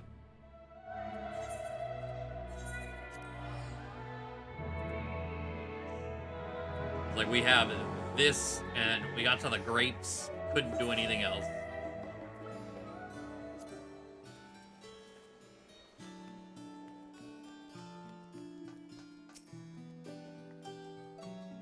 Our destination lies in the lower levels. The Forum, in its wisdom, has granted you access to the Archeon's lift. Alas. Step inside and have Ophaline take you to the medial circuits.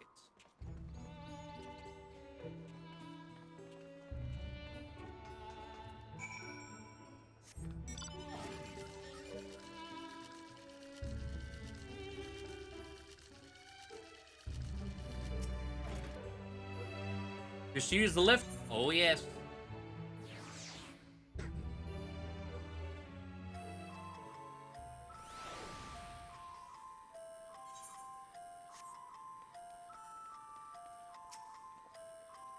I've sent your associates ahead to Logisticon Alpha on the other side of Meriel Agronomics.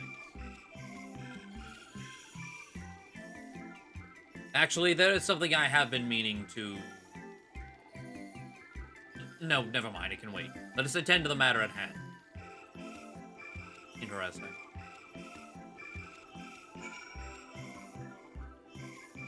Allergies are beating my ass. The temperature keeps rapidly changing here between freezing and like 70 degrees.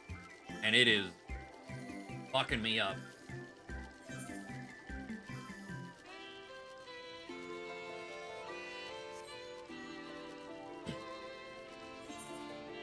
So, oh, okay.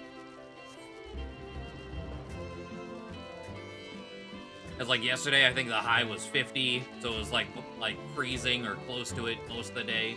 Today is like 75. Tomorrow is back down to freezing.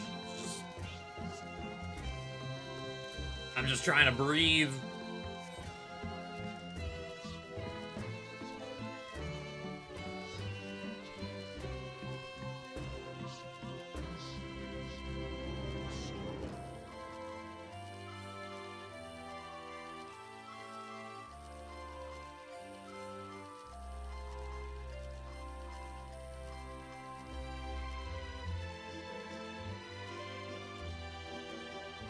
Oh, hey, a boss fate just popped up right next to me, huh?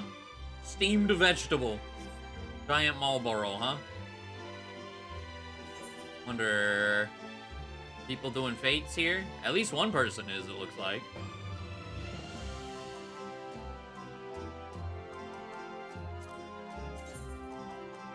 Brinthos Instance 1, I'm in Instance 2. Okay. So the Party Finder group isn't here. We'll continue on.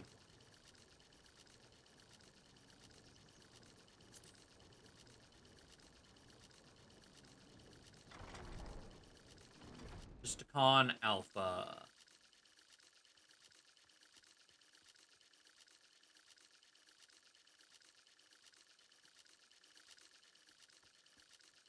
Have a look around.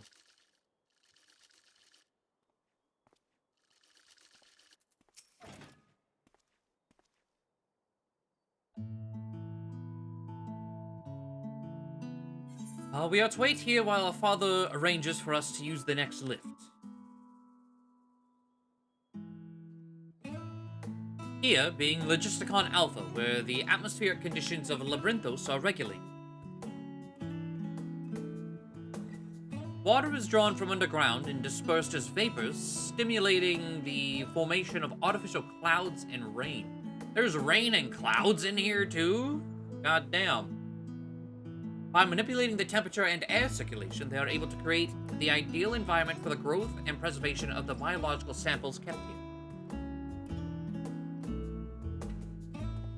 Hold on, how do you know so much about it? Why, Father brought me here as a child.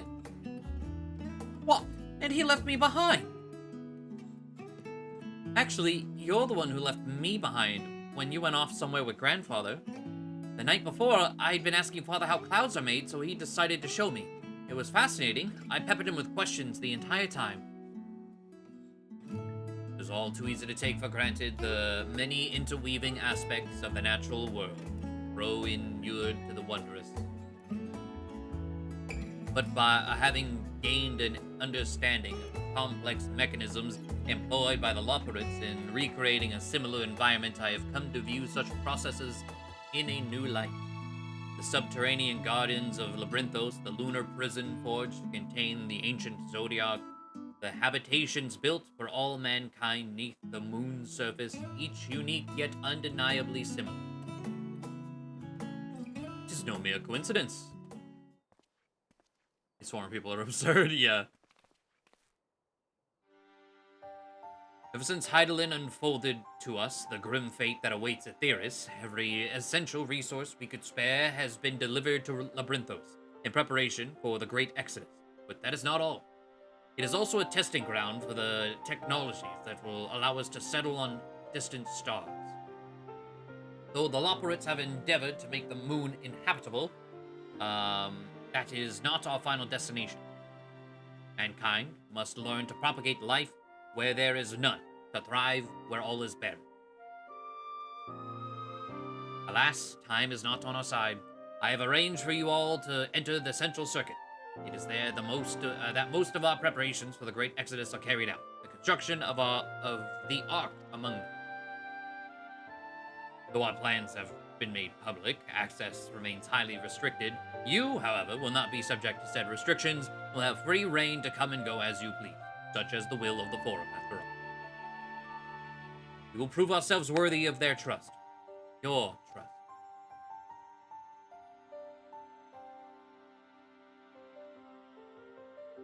Then let us proceed.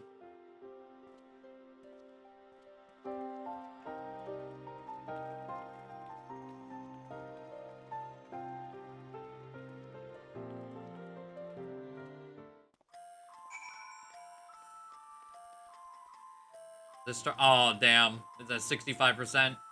I might be able to squeeze just a clear. Like, I don't need gold for the Labyrinthos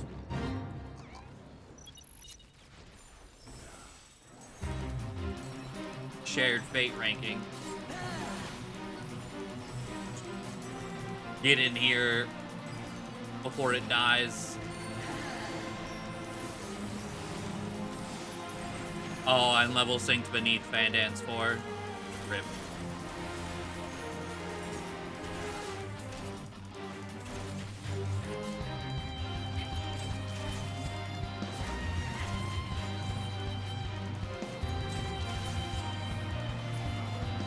Alright.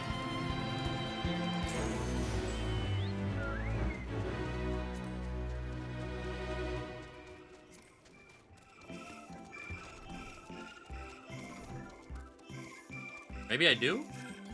I didn't think I did. Or it's just slow to update. This whole menu is weird. By decree of the Forum, the Scions of the Seventh Dawn are permitted to enter the Central Circuit. Okay.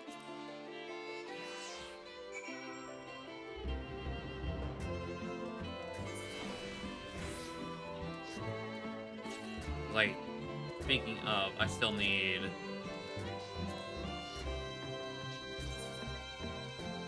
One, two, three, four, five, 6 more Aether Currents here. The next closest one is northwest. 200. Okay. Probably here-ish, I would hope. And it's not back up here.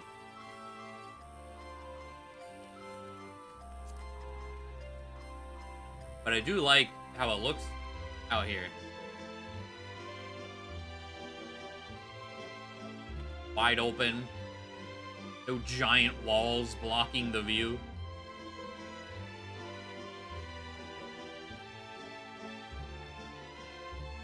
Neat. The Aether Burner is being constructed not far from here. Seeing the work is Kokol Danko. That's definitely a Lalafell. After whom the forge is named. Once the necessary introductions have been made, I shall leave you with him to discuss the particulars. This way.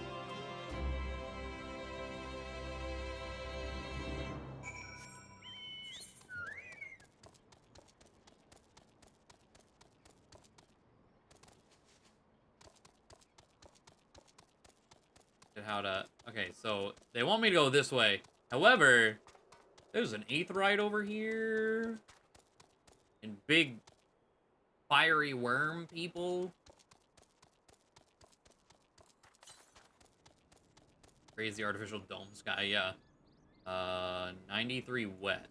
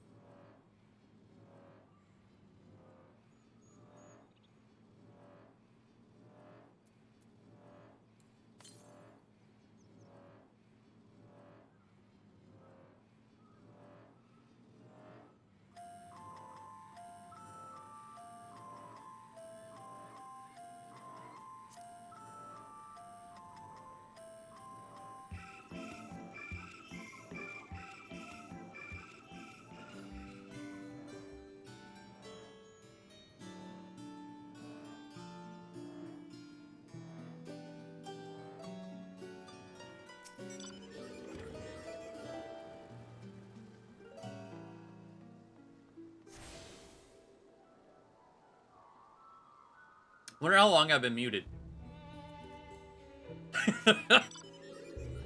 Oh well. I won't say anything. I went to go mute the cough. It was like, wait, why is it, that?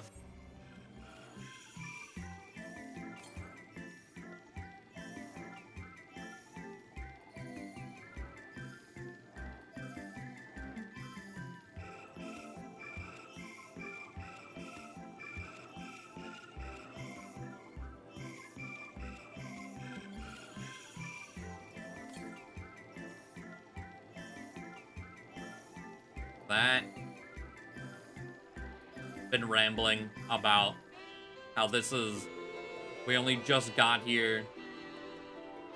This is the first area we've been. You finally get to explore it. I was like, stories over there, we're going the long way around. I'm exploring. Fuck you, Dad. Place is pretty.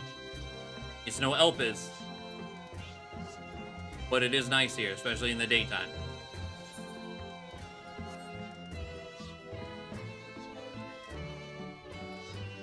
Ooh.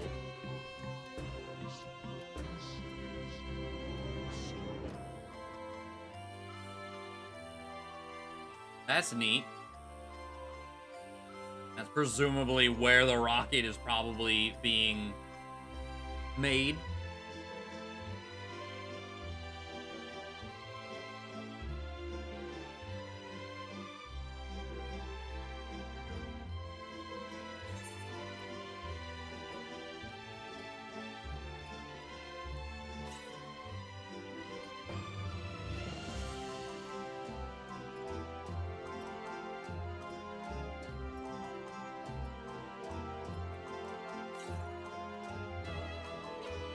Oh, there it is.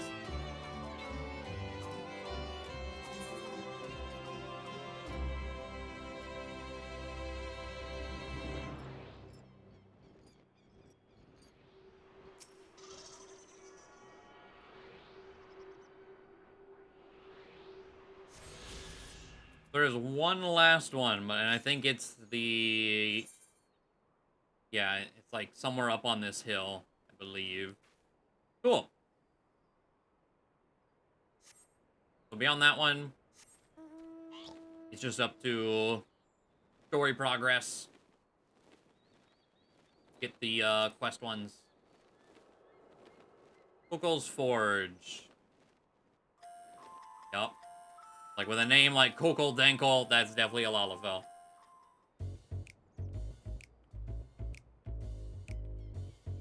Got a mullet too. No, been there, done that. Damn near lost me eyebrows. Think, Kokol, think! We'd be well on our way to paradise. Visionaries patting themselves on the backs for their grand accomplishments if you'd only think! Yes, that does sound rather lovely. Yeah! I mean, Master Force, you know, what a pleasant surprise. We're not blasting off already, are we? The schedule remains unchanged, for better or worse.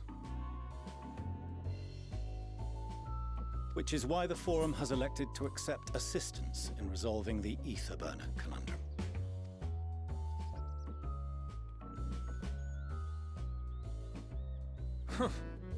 Not seen you lot down here before.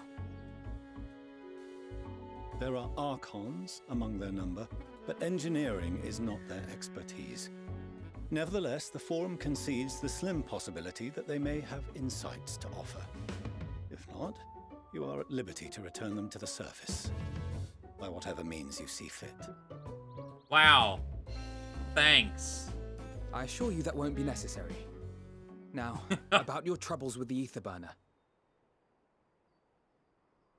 Aye, aye, I'll walk you through it. Suppose I could do with a change of pace. As the name ought to tell you, the Ether Burner burns ether, ambient or otherwise, and transforms it into motive force. Think of it like a giant bomb that never stops exploding. Even out in that black void where the ether's right sparse, it's strong enough to move our arc. And it probably won't kill you like an actual bomb.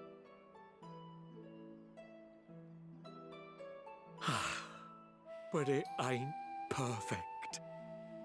According to my calculations, to travel to the moon and back fast enough for the forum's liking, the conversion rate needs to be 6% more efficient. A measly 6%, you say? But if I could have squeezed even another 0.6 out of it, don't you think I'd have built it that way in the first place? Hast thou consulted with the Loperites? Yes, they too are conducting their own research, for lack of a ready answer. The moon's propulsion systems are considerable, naturally, yet they are commensurately massive. It is no easy feat to convert their technology into an efficient means of propulsion for a teeny tiny toy boat, as they say, and as I most certainly do not. Yes, exactly! Damn it all, I asked for refined adamantite and they send me uppity rabbits with inscrutable, ancient, incompatible technology! You're trying to drive me mad! Do you speak of Allegan refined adamantite, perchance? You know of it? Only in the most general terms, I'm afraid. 'Twas an alloy of Allegan make, but the secrets of its production were closely guarded. As I recall, the record stated it was vital to Dalamud's construction and launch. Aye, that's the stuff. No material more conductive far as I know. Slotting some ends like blowing up a dam and watching the river of ether come rushing through. Ain't a living soul that knows how to make it though. We were fortunate enough to salvage some for the ether burner, just a wee bit, mind, from a chunk of Dalamud that came hurtling into the Northern Empty during the calamity. With more, well, that extra 6% efficiency would be child's play. It's a crying shame that we've no other sources. Surely the many shards of Dalamud scattered throughout Eorzea would suffice. Why not get the refined adamantite from them? Oh, we tried, believe you me. But only a few specialised pieces would have had any in them to begin with.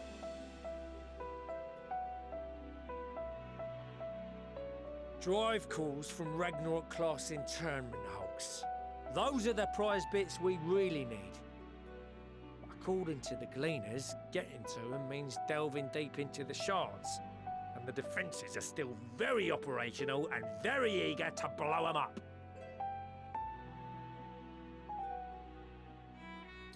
It's rough going in there, even for the cream. Not sure they'd make it out alive.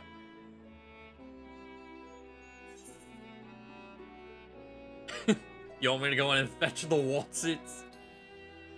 Sounds like a job for someone else. I'll do it. That may be for the best, though you doubtless find the task too dull for your liking.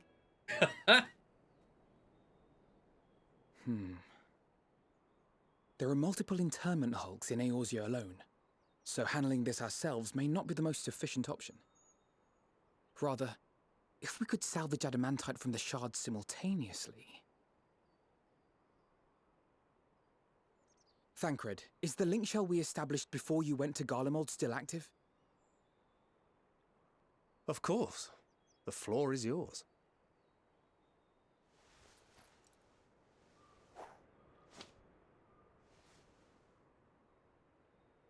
What's all this?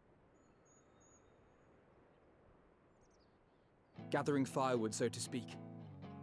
We alone can accomplish little, but joined by others, we may yet build a bonfire to carry us heavensward. This is Alphino.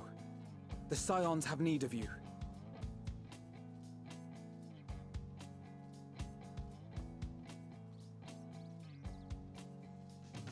Understood. I will contact the Lord Commander and dispatch our finest at once. My sisters are somewhat preoccupied with the final days, so I will lead the 12-Sword expedition myself. Okay. I guess. Are you aware of any other sources of refined adamantite?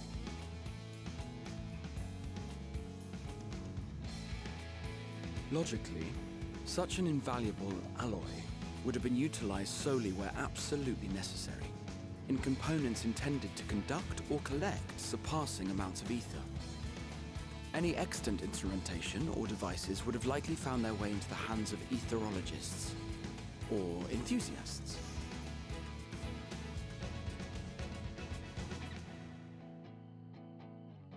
Magical artifacts of Allagan design? The Eastern Alliance will send word to one and all. Are there other ways we may offer aid? No shards of the Lesser Moon scar our soil, but our stake in this cause is no less for it. Is there anything in Othard that might be of use to you? What did you say? Oh, you got friends in far places, lad. I love this, like, Any road, if you're offering, if I wouldn't Joe say Dirt no to was one a of those British forest and engineer. sacred relics. Some of them can hold enough ether to summon a whole damn primal. He's so good. Source like that with the ether burner. And 3, 2, 1, kaboom! I gather you heard his explosive enthusiasm. Might you secure us a suitable relic? It shall be done. I know little of machines, but I promise we will do our utmost to gather the materials you need to finish your starship. I am glad for the work, in truth. Better to busy oneself than wait and fret over disasters foretold. Then why are we all still standing about yapping? There's plunder for the taking. And I'm a born plunderer. I I'll guess be this is an their old way of Charlie being like, before you know it. Start mixing the grog. you know, like the C I'm squad certain that can you be went to arranged. Garlemald with. Thank you all. Yeah, give and them. do be careful. Give them one last adventure. Just like that. Aye, just like that. Our refined adamantite is on its way. Now let us consider our next steps, shall we? There's yet much to be done.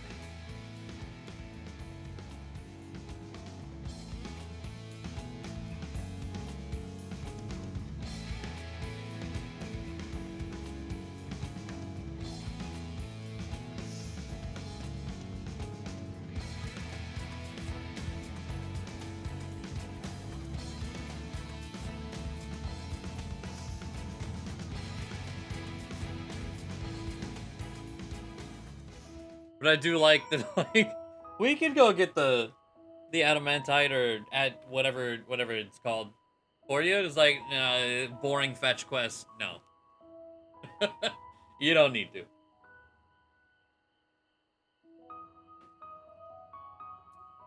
like, cool, thanks. It's times like these we're reminded of how famous, or infamous, Alphino has become. Who would have thought he could achieve so much with a single link pearl conversation? As we're expecting rather a lot of visitors in the near future, I'd best return to the surface and inform the relevant parties. I also have a contact of my own that might be worth a try. Oh, and who might that be? That's for me to know and you to find out. And on that note, I leave matters here in your capable hands. Best of luck. Bye.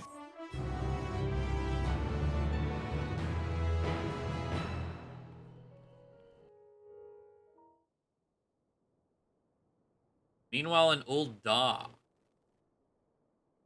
Oh?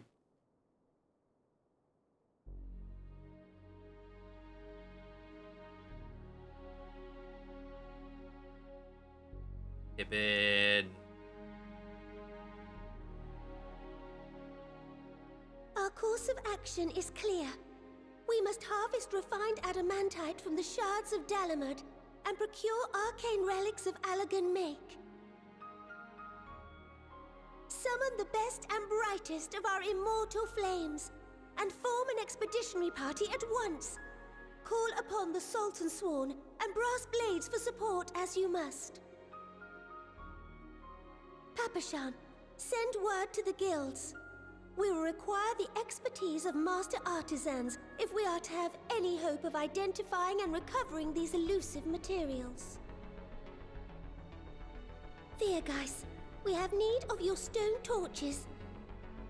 They are to assist the immortal flames in scouring the ruins and to help secure the surrounding areas.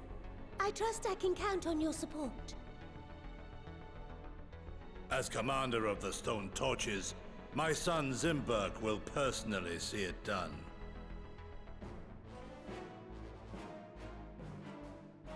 I have no idea who those two people are. Have you lead I don't know if I've ever seen them in my life. Assemble your finest, and with Tizona's blade, clear the way. Lord Lolorito, I pray you take charge of the search for Allagan relics.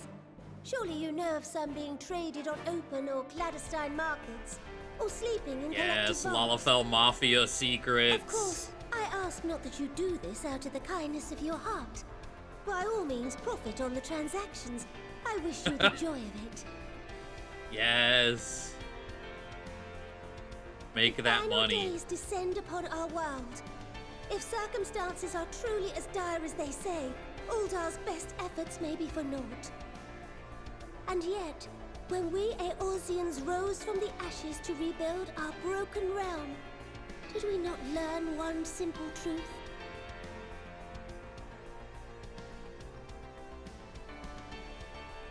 That which seems all but impossible to overcome alone may yet be possible if we stand together. It was the Scions who united us then, and it is the Scions who call upon us now. Uldar will answer that call.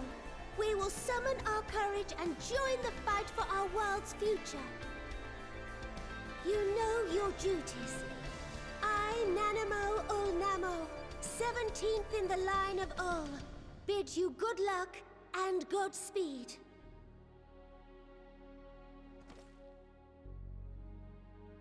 Alas.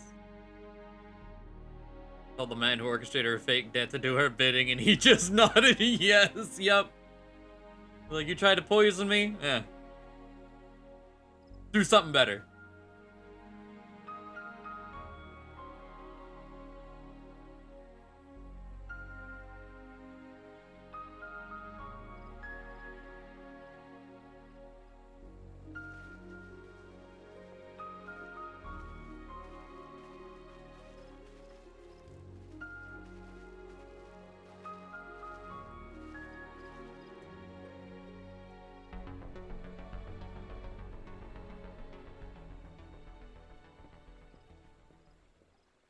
We fielded a goodly number, but our ranks are heavy with healers, and an abundance of restorative magics will be of little help in destroying Dalamud's defenses. Yeah, that's why we shouldn't have asked for your Still, help.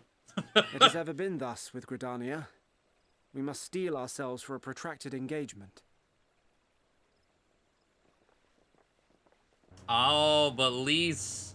Hey, she made In it that out! case, might I suggest taking us along? So we just kind of like left her in in Garlemald. Commander Hext, what are you doing here? None of the shards in Girabania are big enough to hold an internment hulk. So we said to ourselves, why not lend our neighbors a hand?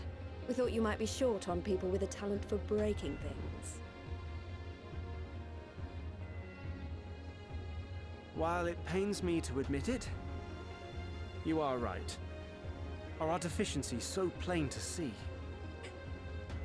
Yes. It might have been a lifetime ago, but I was once one of the Scions assigned to the Shroud.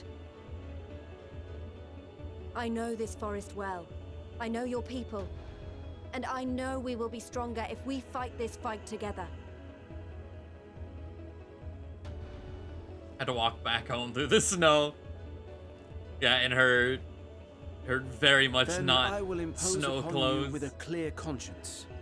Come, let us speak of how to integrate our forces.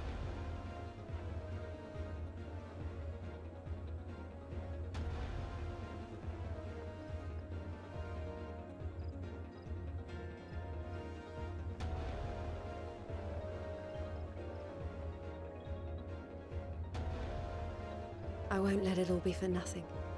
I promise you, Papalimo. Fire Mage. No, Lisa's a monk. All she can do is punch. That's all her. Like, she might have maybe 1.5 brain cells.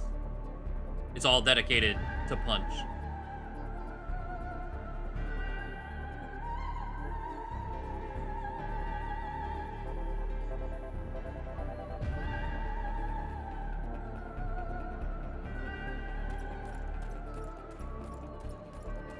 And for some reason, they put her in like a political position. We've no time to waste, brother. That was a thing. Oh. Stop using him, man. This is an emotional abuse. This is an abusive relationship, Yoshi P.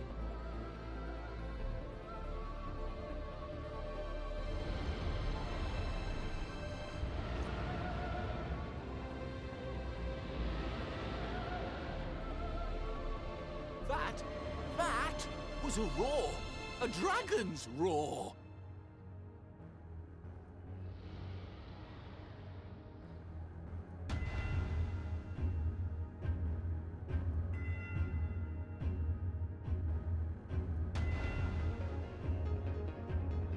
A Ruby Sea. Are you gonna get the turtles involved? And so, in summation, the Eastern Alliance, as well as the Honorable Lord Lolorito himself, reached out to me for assistance in procuring these treasures of the divine, and I, in turn, do beseech the Confederacy for aid.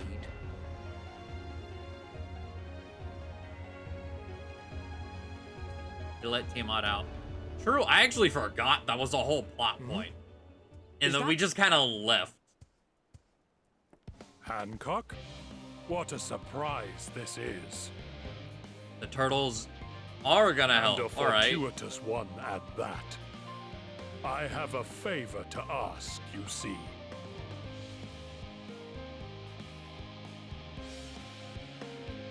We're wearing. No, he's not wearing. He's a giant turtle person. He ain't wearing anything. He is a turtle. No job too small. Although our friends are searching for refined adamantite and sacred relics, we will only know if they meet your requirements once they have arrived. In the meantime, is there aught else we might do to be of service? We've already done more than enough. If I had to say, though, I could use someone who knows a thing or two about elegant technology. Oh, Graha there. You there, the lad with the red eyes and matching hair. You seem to know more about the average, more than the average scholar.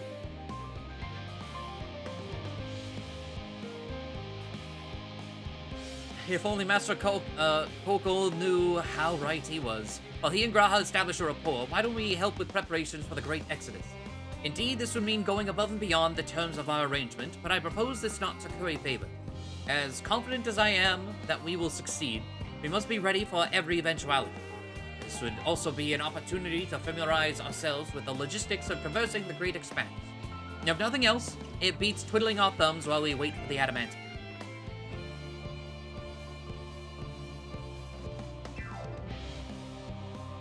Well, ain't you a bunch of helpful buggers? If you've a mind to lend a hand, I know where you ought to go. Charlie and Hamlet is lousy with researchers and scholarly types busying themselves preparing for the Exodus. Ha! That lot need all the help they can get.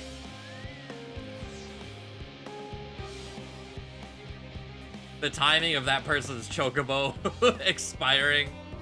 I like that. Well then, off we go. Have a mullet? Yes. He is British engineer Joe Dirt.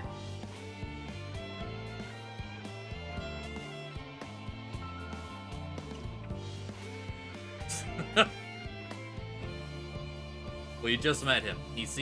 I like him.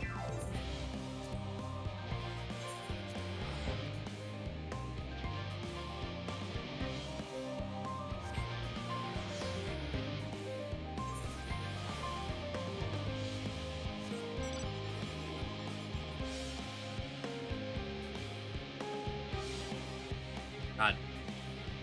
I love this claw, but it also always makes me think I can jump higher than I actually can. Because even though I'm floating off the air, I'm not actually.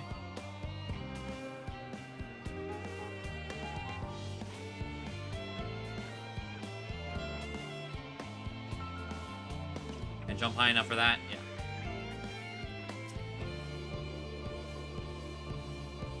From what I can tell, a lot of the people actually live down here. I don't know how much help we can offer, but I dare say they'll benefit from some of that fresh inspiration Scholar Monteshane mentioned. Let's start by asking around, ideally without getting in anyone's way. Now, let's meet by the Aetheryte once our work is done.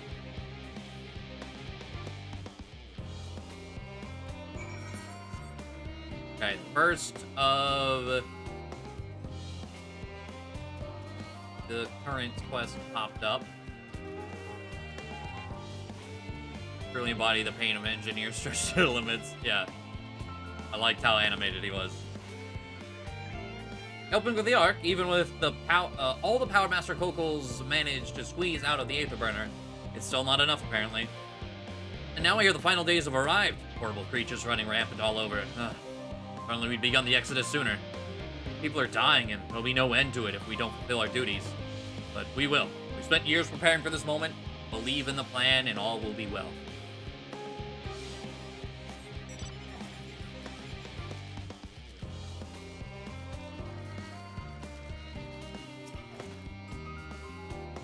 Hello, are you one of the new helpers?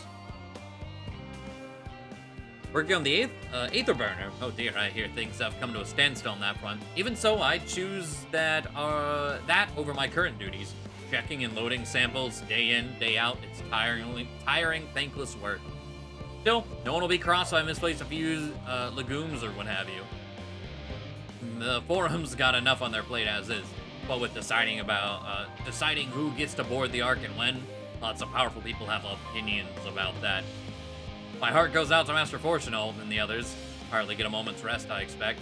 Do they even have time to sleep?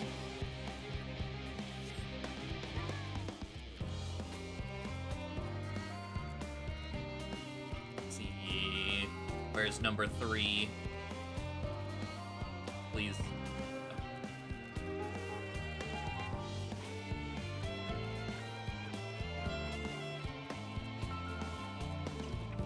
Ah. Offering to help, that's very kind, but I should be able to organize the rest of the documents by myself. It's mostly lists of things we'll need once we arrive on the moon, and then whichever star we choose our new home. My duties largely concern the maintenance of living conditions, so it'll be a lot busier after we depart. I hear that our lunar collaborators have come down to assist in our efforts. I'm looking forward to finally meeting them in person. They are pretty great. After having communicated with them in such a limited capacity thus far. To be perfectly honest, I've not even the slightest idea what they look like. I do hope they're not enormous, looming giants. I would much prefer something small and fluffy, like a beheaded rabbit that ran by... Well...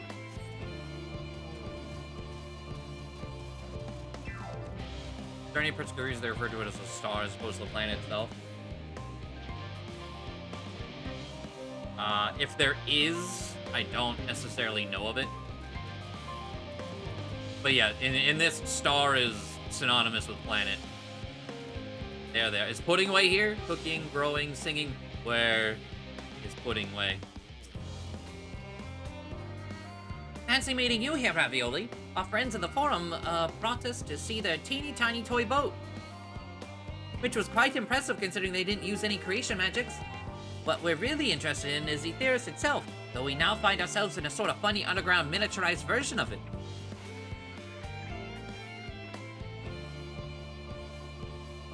We were hoping the forum would give us a guided tour, but it appears they're rather preoccupied. Honestly, all the time to prepare and they're still not ready. I suppose we'll just have to show ourselves around, or at least that's what we're planning to do until we chanced upon Orianche and your good self. Since you're both dawdling about, engaging in idle chit-chat, perhaps you could show us a few points of interest? Won't that be fun? Yes it will. Wise guides. A tour of Labyrinthos? Unexpected yet prudent suggestion. Given the similarities betwixt this artificial environment and Bestway's burrow, would be in our best interest to have the Loperates acquaint themselves with those conditions deemed optimal by their Charlene collaborators. I fear, however, that continued reliance upon my limited knowledge would risk narrowing rather than broadening their perspectives. Mayhap thou art better suited to lead this venture. What a marvelous idea. Might we begin with the great big Watson over yonder? What? Ah, yes, the Watson. I shall leave its explanation to Ravioli. Damn it, Arianche. Okay.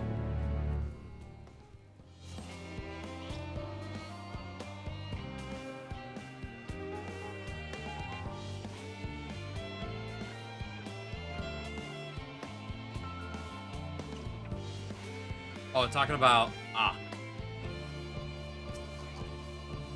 Goodness me, to build something so large without creation magics is positively stupendous. Perhaps you could direct our attention to its most important features? Okay. Show Loporritz the important features of this apparatus, or at least the features that seem important. Observe the mushroom-like thing.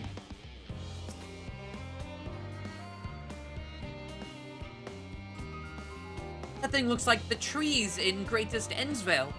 Hold on, that's a bit of a strange shape. It's thin at the bottom, but big and round at the top. Quite tall for something so unbalanced, too. Now it makes sense. That's where they store the water. Metallic tube. Is that the water I hear from inside that great big tube? It must be because of those cogs and that gigantic wheel at the top. Oh, I see. That's how they draw up the water. There's probably some sort of spiral-shaped mechanism inside, too. Well, at least you're able to decipher this.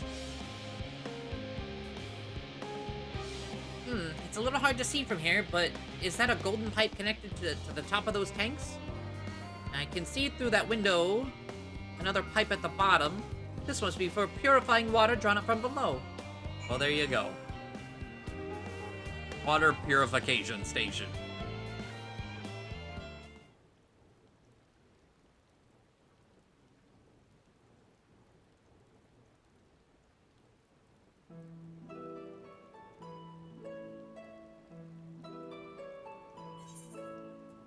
Well, if I were to hazard a guess, water drawn from underground, presumably with some other mechanism, is purified here and stored in that tower before being distributed elsewhere.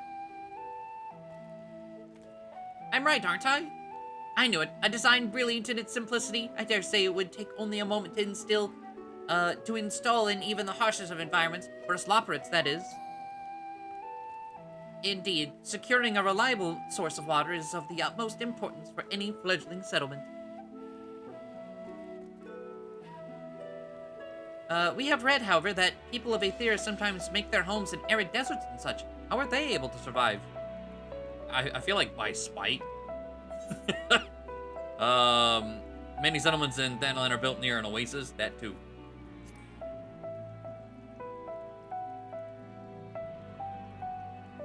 So wherever you choose to live, you're never far from water. Oh dear, I worry you won't be able to procure the necessary amount. We can provide enough water to keep them from drying out completely, but it would appear they rely on it far more than we had anticipated. Oh, you know that's a pretty big one. That they water. A few adjustments may be in order. We've calculated the average rate of consumption per individual. It may also be worth learning more about how exactly they obtain their water in the first place.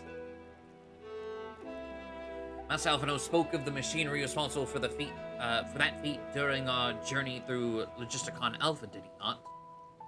Mayhap the Loporritz will share his appreciation for the engineering marvel. Oh yes, that sounds absolutely splendid. Must journey beyond the sanctuary of Charlene Hamlet. I shall lead the way. You mean we have to brave the untamed wilderness? A valid concern indeed. We could not help but notice the many dangerous-looking creatures with big, nasty teeth lurking beyond the safe confines of this settlement. Are we not escorted by burly custodians? I dread to think what would have become of us. Regrettably, to many a hungry predator with the aforementioned big, nasty teeth, Loporritz may appear to be a potential and rather appetizing source of sustenance. Might I impose upon thee to assist in securing safe passage to Logisticon Alpha? For my part, I shall act as escort to Living Way and Cooking Way. I entrust Singing Way and Growing Way to thy care.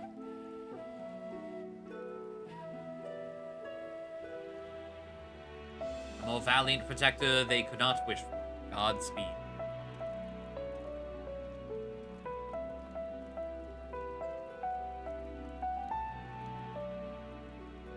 Cook and wash things. Yeah, but they didn't get as far as cooking because it wasn't optimal. All they have is carrot. And you eat the carrots raw. Because it's optimal. If it's all the same to you, I'd rather not be eaten by some horrid beastie. Come along, Growing Way. The water extraction, to the water extraction, what's it?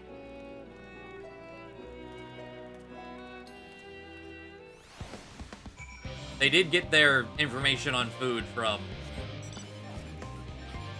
Charlian, after all.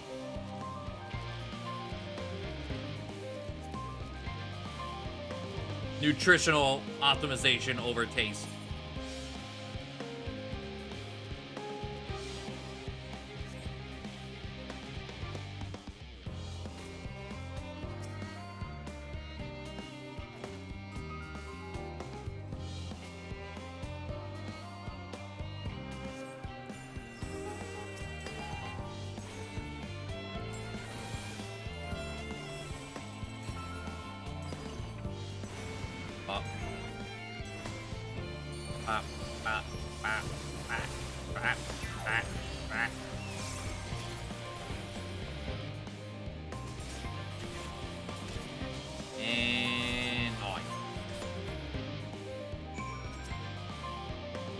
Thank you so much.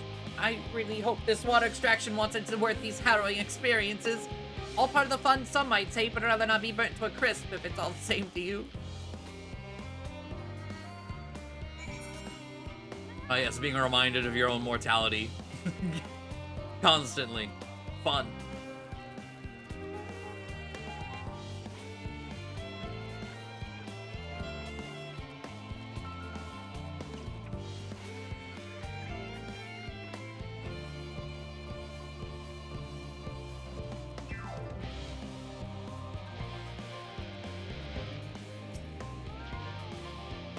My friends, I bid you welcome to Logisticon Alpha. Our destination doth lie at the top, the lift's top. Pray follow me.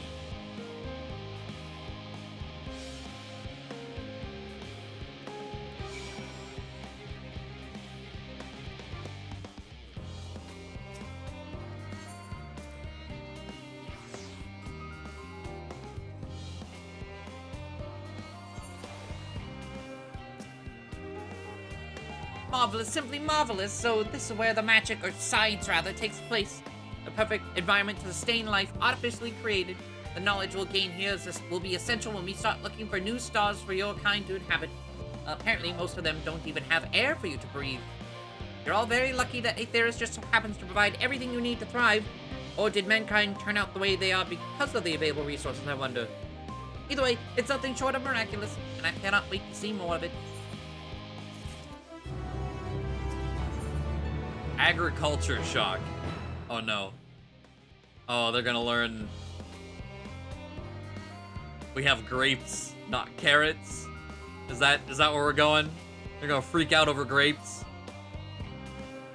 This is all very wonderful, I'm sure, but I was rather hoping to learn more about your nourishment provision facilities. In other words, where is the food? I believe both the knowledge and consumables you seek may be found at Merrill Agronomics. As I imagine, Singing Way and the others intended to study every conceivable facet of this apparatus. Wouldst thou be so kind as to escort our visiting culinarian? That sounds much more interesting. Hopefully I'll be able to see firsthand some of the delicacies Uriante was telling me about. Even his incredibly vivid, if a bit too verbose, descriptions cannot compare to sampling them myself. Not to mention Aetheris will soon be no more, so I must learn all I can while there is still time. Let us brook no further delay. So yeah, I'm very curious which direction this is gonna go. Either, holy shit, this is the best thing I've ever had, or What is this filth? This isn't a carrot.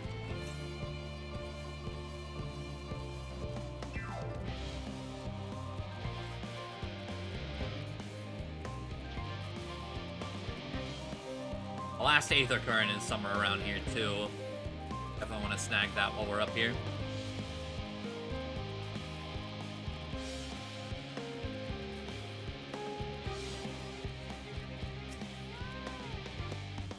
This is the place, yes. The heady aroma was enough to guide me here, and I spotted several of the fruit and vegetables featured in our compendium. I'd dearly love to try some, but I read that those who put themselves in a farmer's crops without permission are often caught and put into pies. Perhaps you could ask whoever's in charge if they would be willing to part with a few samples. Cooking Away is now... Oh, you're accompanying me? Shit. I was gonna run past and then come back. Alright. You can leave Cooking Away behind by entering... Yeah. The following thing.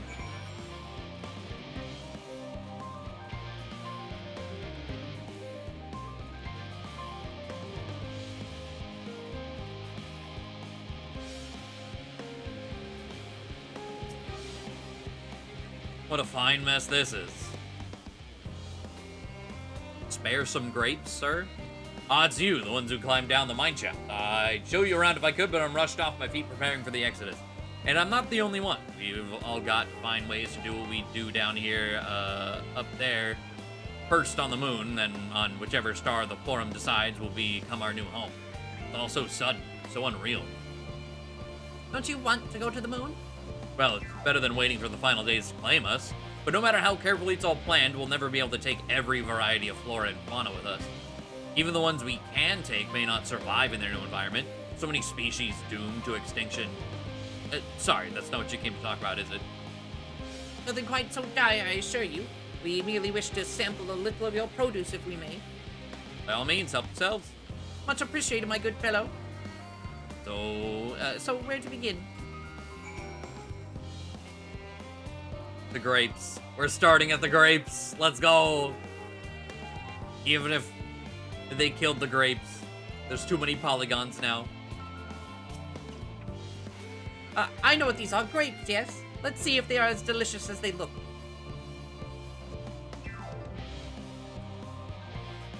So sweet, so sour. The taste is much like a ripe philosopher's carrot, and yet the texture is entirely different. A philosopher's carrot tastes like grapes, huh? Interesting. The contrast between the outer skin and the fruit within is most peculiar, though, far from unpleasant. Yes, I think I'll try another.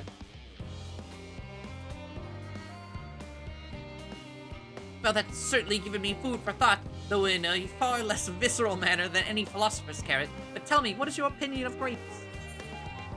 I'd brave an erupting volcano for a choice bunch. Meh, ghastly things. I'd rather eat rancid gigantode eyeballs. Jesus. Nah, grapes are pretty good. I'd go into volcano for some grapes. Yes, they are rather Moorish, aren't they? And from what I've read, quite versatile, too. Something about people stepping on them to make intoxicating beverages, as I recall. I guess technically. Anyway, that's enough about grapes for the time being. On to the next treat. The Asm reference. Yeah, that too. I actually forgot about that. But yeah. You're right. Oh, back here, huh? We got apples or we got oranges? It's fucking nighttime. Almost not nighttime, but it's still raining. I think these are oranges? We'll see. Orange by name, orange by nature. Yep. What came first, the fruit or the color? Who cares? Let's eat. I don't know.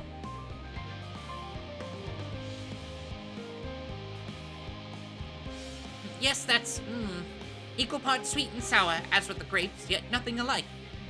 I may have to consult Arianji about expanding my vocabulary. I simply cannot find the words to describe it. Perhaps, what I'm looking for is bitter? This is all very complicated, you know. So many flavors, so many choices, and each individual with their own personal preferences. Now I see why you all turned your noses up at the idea of eating nothing but carrots. Marvelous though they still are in my estimation. Let no one say I said otherwise. Ah, but speaking of carrots, you have to sample any of the vegetables. Let's see what's in that field over there.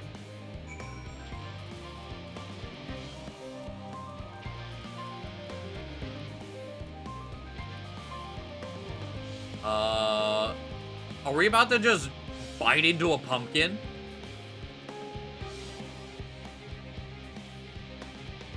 Oh no. Wait. That color, that texture, are they some sort of enormous round carrots? No, in any case, proper nomenclature is less of a concern than the taste.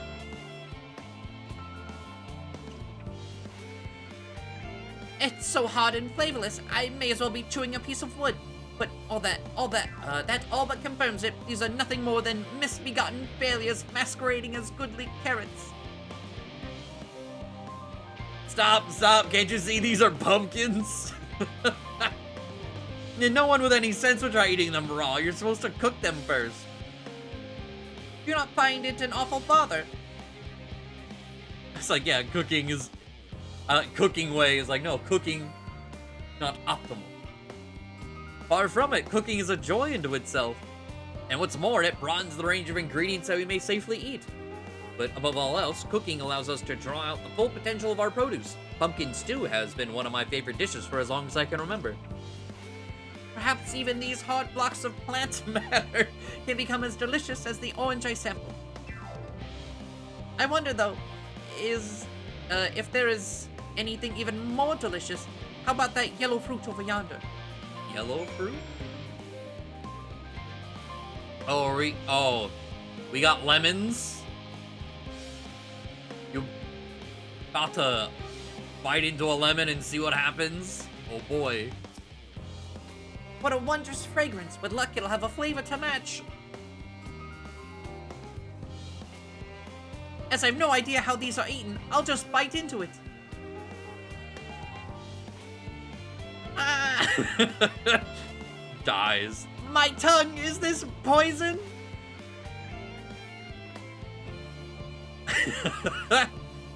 Lemon, you mean it's supposed to taste like this? How can something so similar to an orange be so revolting? Ah, maybe sometime before my palate recovers from this ordeal. As such, I must call an end to this round of sampling. Let's say our farewells and return to the others. Incredible. Finished, have you? I trust you found something to your liking.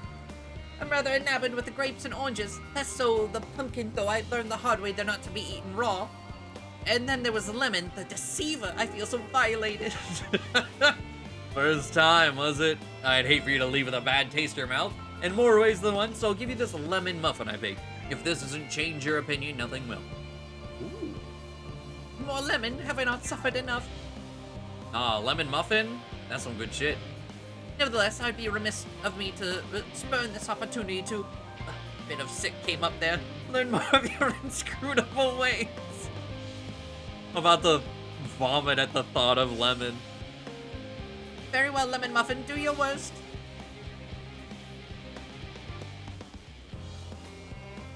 The first baked good, yeah.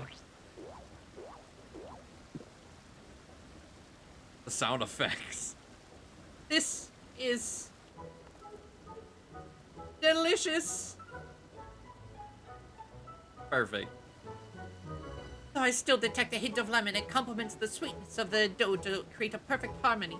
I never would have guessed its vile bitterness could be utilized so elegantly.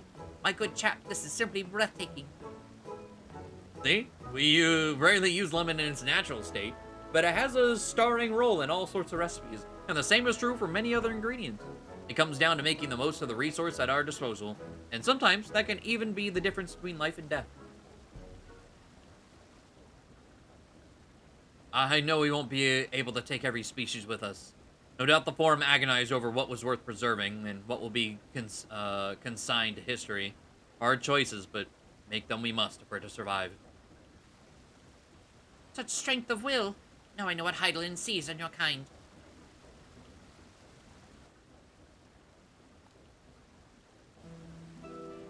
Mankind, the Loperates, we were both born from the accumulated knowledge of the ancients. They learned all there is to learn about the nature of sentient life and the fates of the stars themselves.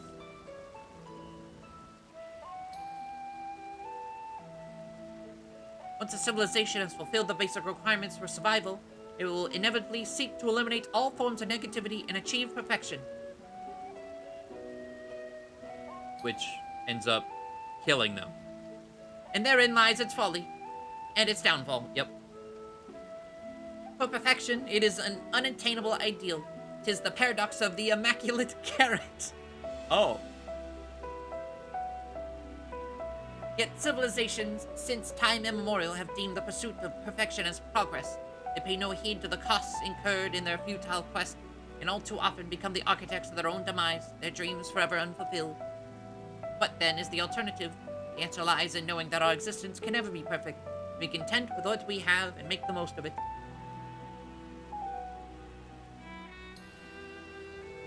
When life gives you lemons, make lemon muffins. Hell yeah. Now you're learning. Pardon my Eorzean, but what in the seven hells are you on about? And who are you anyway? Cooking away at your service. I'm here to help prepare for the trip to the moon. And once you get there, you'll be able to try my carrots. I've been growing all different kinds. I think this is the first civilian to learn that the moon people are bunnies. No one's gonna believe him. He's gonna tell everyone he knows, and he's gonna be like, yeah, sure they are. But don't worry, there'll be room for your crops too. We'll work together to preserve as many of Aether's species as possible, if you're up to the challenge. Of course, I'd look forward to it. Well, this has all been highly productive. Probably. Let's go and see if Irianja and the others have run out of machinery to inspect, shall we? I like that, probably.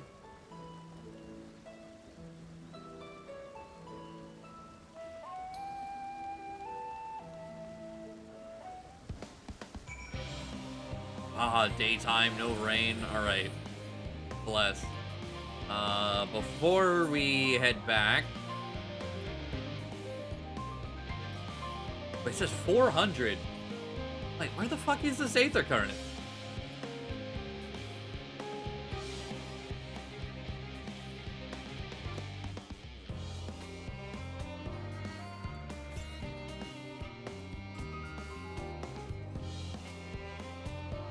Wait, now it's like...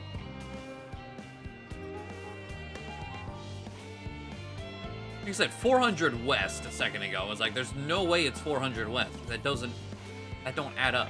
Now 100...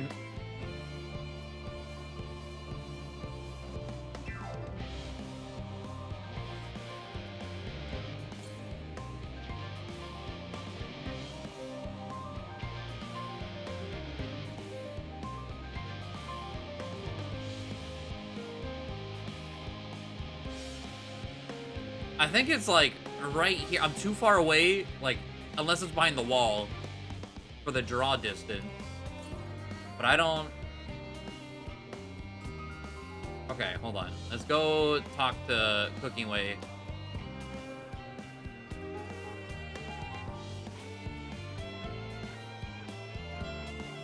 And we'll warp up here.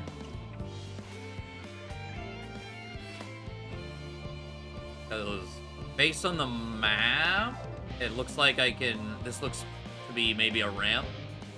Or stairs or something. Oh. Okay, there's a thing you gotta fly to. And then round the bend, I guess?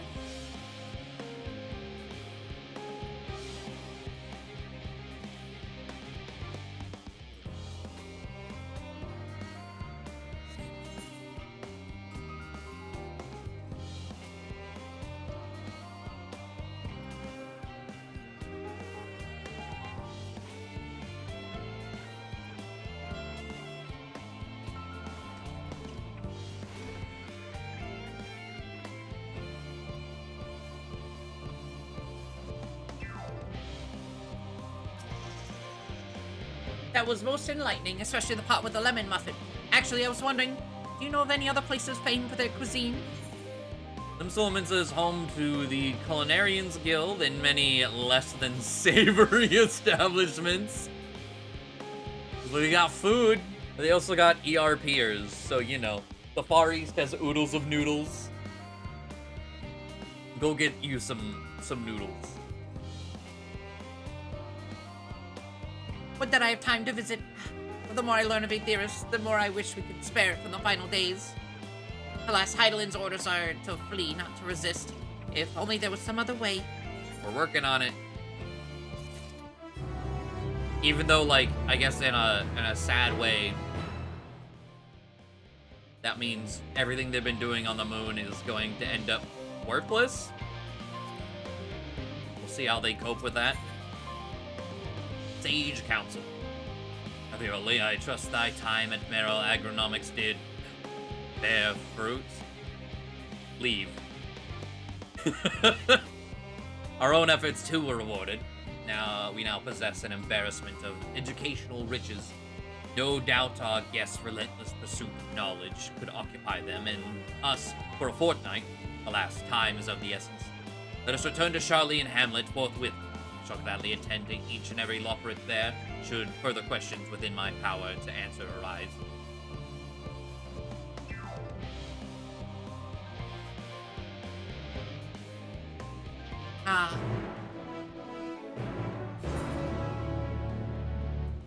Okay, perfect. Where I wanted to warp anyway.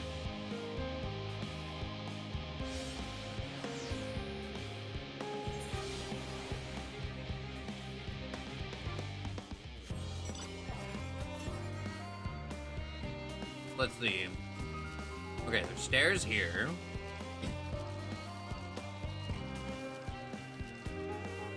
Oh, this was, okay.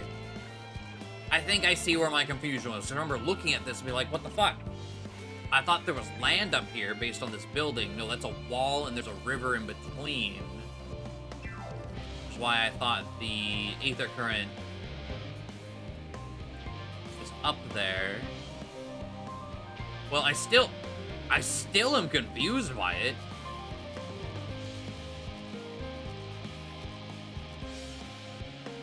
What the fuck? I was just up there looking down and it said it was 100 something.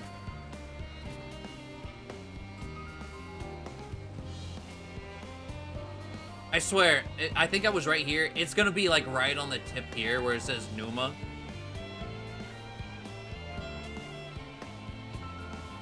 And because the whole area is a fucking circle, it's not accurately telling me. That's gonna be where it is, isn't it? God fucking damn it. I'm getting it right now. Because I can't do that. In the river is like this whole spot right here is might as well be like invisible wall. That's the river. Oh. Cut off my mouth. For frog.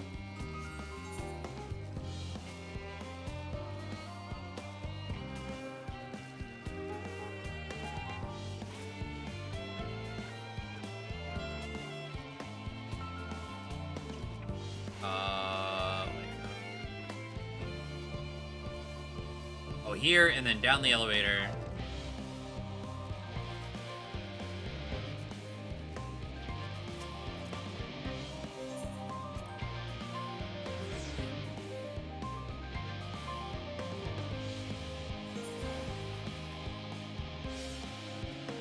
Flying here. Gonna be so great.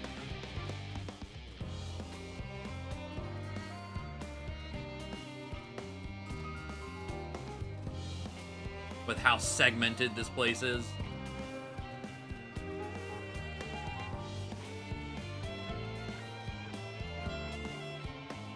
All right, like let me hit this. Southwest. Yeah, it's gonna be over there. Because of the segments and jaggedy edges. Fucking hell.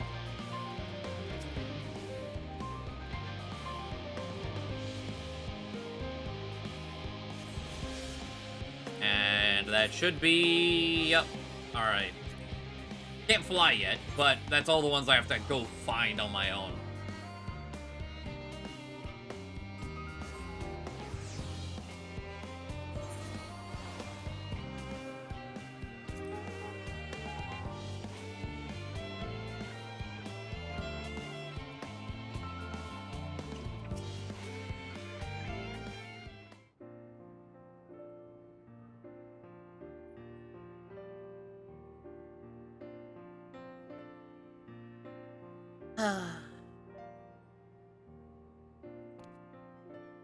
Yes, Ravioli, that was indeed me verbalizing a sigh to express my emotional state. Do you want to know why? Because I saw the reconstructed environmental data for Aetheris at Logisticon Alpha, that's why. A forest so lovely and so leafy. Are all your forests like that? Oh, yeah, their forest was very... metal. The Black Shroud is quite leafy indeed, and a place of utmost tranquility. They're verdant at least. The trees of Dravania stand particularly proud. You should see the forest of the first. One was purple. True, the first is fucking gorgeous.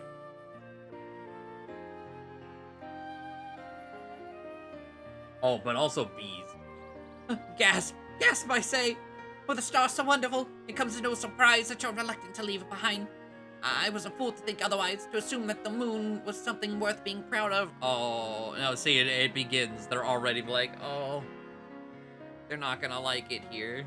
All this time, all this effort to make us feel welcome. How ridiculous we must seem to you, trying so hard yet achieving so little. Not at all. Thy works are no less worthy for their uniqueness. Thought I heard tiny voices. Hello? Oh. Thancred. Ruining the Moonrabbit's self-esteem, yeah. How didst thou fare? Oh, I was able to glean a fair bit from the researchers while helping to move their cargo. Preparations have proceeded without interruption here, despite news of the coming end. We have the forum's leadership to thank for that. That doesn't mean people aren't worried, though. Quite the opposite. Knowing disaster could strike at any moment, they hurry to complete their work, equally aware that a single error could be the difference between life and death. And we can hardly tell them there's no cause for concern. Perhaps not, though aided by our goodly growing way, we may yet find other ways to lighten their burden. Me be of use to people? I'm honored that you would think so capable, but I'm not sure that I'm up to the challenge. Nevertheless, I believe in thee. If you say so, I suppose it can't hurt to try. I passed someone moping in the Western Plaza that looked to be in need of a helping paw. Perhaps you might start with him.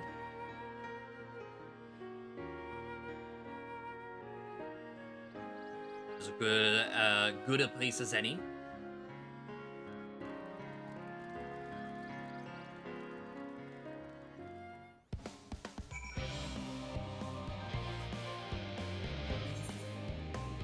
Okay, so this seems like while we're waiting on everyone to find adamantite, we're going to acquaint people and Bunny and raise their self-esteem. I love the bunnies, so I'm fine with this. What is that? Oh, tiny bird. Okay.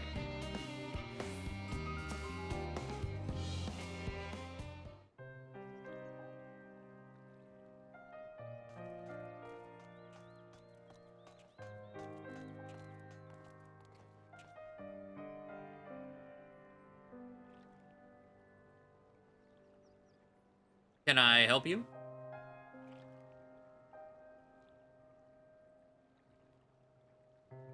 It is you who would help me. Is my anxiety truly so obvious? A burden shared is a burden eased. Pray, tell of us thy troubles. Little fellows do look like good listeners. I'm an engineer, you see, and what they say of the ship, that is the sum of decades of Charlene ingenuity. That it's built with peerless, elegant technology is all true, but I know that none of that is a guarantee. We've never before launched a starfaring vessel, let alone flown it in the great expanse. All the tests we've run have been on the ground. Only operational personnel and cargo will be aboard for the first voyage, but even so, if it fails us then, what can we do? If it doesn't, it could fail upon the next flight, or the one after that. We've done everything we can to prevent that from happening, but it hardly matters. We thought the Aether Burner's design was flawless too, and look how that turned out. Though I'm familiar with these most daunting technologies, and thus dost thou hold the power to allay his fears. I'm not sure about that, but, well... Maybe you could tell me if there are any aspects of the ship's design that you're especially worried about? Our ability to work about and perform our tasks for one. I've devised a means by which to employ gravity, a spatio-temporal spell to regulate the environment, but what if it's not strong enough? What if everyone floats away and begins crashing into things as soon as we've left the star? Aha, gravitation. Maybe I can be of help after all. Up there is not so different from down here, you see. The same rules apply. If you consider them as part of one great big cosmos rather than separate places.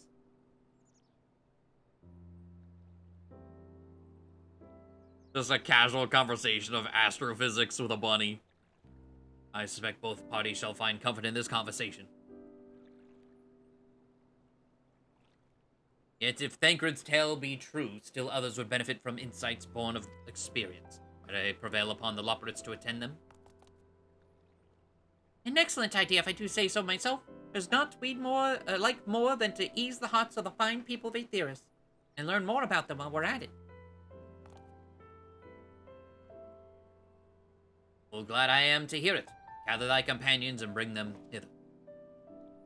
Ravioli, thou hast a gift for finding souls in need of succor. Pray seek thee out, the distressed and the apprehensive, and inform them that help is at hand. I shall await them here, that I might introduce each to a suitable Loporrit.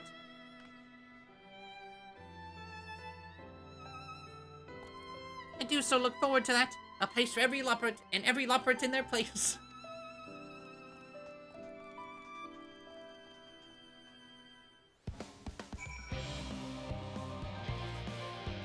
Okay, I am curious though. Sage Council.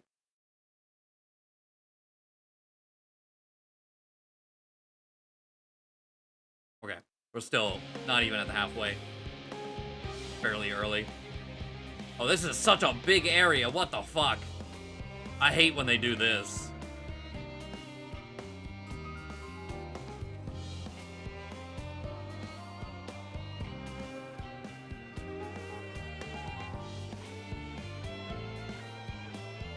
There's one there. I want to check outside the wall to see. Is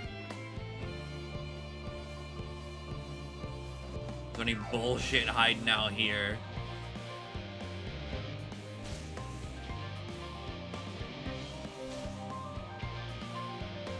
Doesn't seem to be. Okay.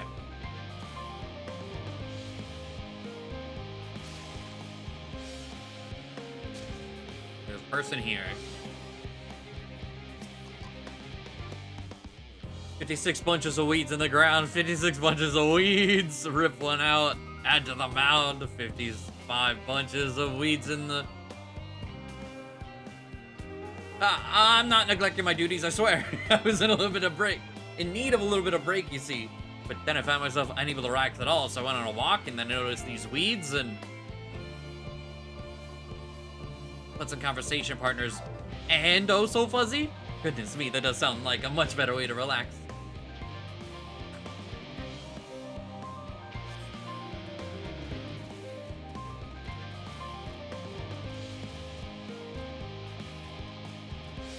Huge radius, tons of stuff in it, yeah. I've noticed, as much as I've been enjoying the Endwalker story, there's been a lot of quests that have been really, like, annoying.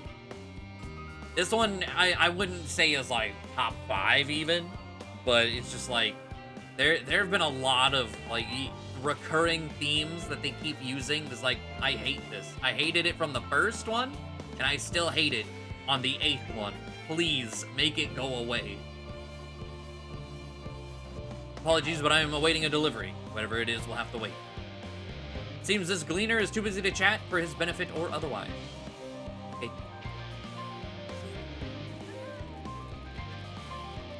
MO quest thrown in. I wouldn't even know if I would call it that. I don't know. They're just... Maybe? There's some quests that feel like they're out of a Realm Reborn, which is not a good thing. What am I thinking about? The medical facilities on the ship, of course. I designed them with the assistance of our sages and Hyrugans, but to imagine every illness or injury that one might face in the great expanse is beyond any of us. Say nothing of the effects that living out there indefinitely might have on the body. The crew from the moon? Why did I not think of that? I would say, for the most part, this game does a good job post A Realm Reborn of not giving you that MMO bullshit, you know.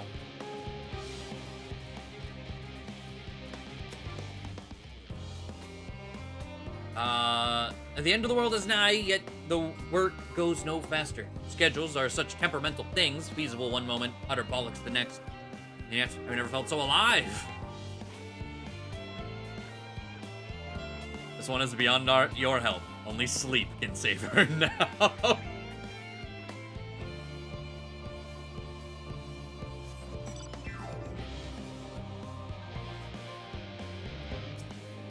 But there's been a lot of, we just had with Cooking Way through the garden. That was great because of the context and the content. But, that whole, hey, this person is traveling with you. You have to make sure they stay with you. You can't teleport or they reset their position. You can't get too far away or they reset their position. So it's hindering you mechanically. And it's so annoying. You, yes, you idiot. Wow. Have you seen an envelope lying about? This imbecile refuses to give me the alchemic, I ordered without that bloody slip of parchment. And the amount of stealth sections. Hated that, too. Unless your friends have a spell to make me remember where I dropped my damned envelope, I doubt they'll be more help than you. You've wasted enough of my time already. Fuck you, too.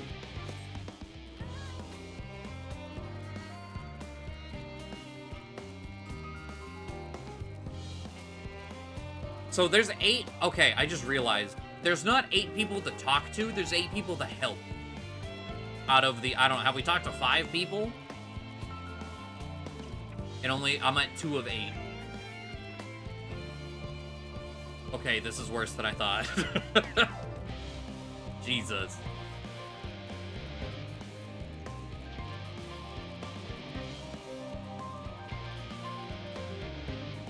I like this little guy.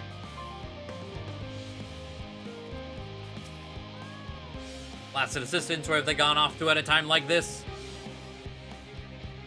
Beg pardon, but I have not the time for idle chit-chat. I need to reconfirm that ether levels are consistent throughout the vessel's machinery, and it seems I shall have to do so single-handedly. Sorry when I find those assistants of mine. Operates are willing to help? Why did you say so? At least they won't moan about how they checked 24 times already and haven't slept in weeks, lazy sods. Jesus.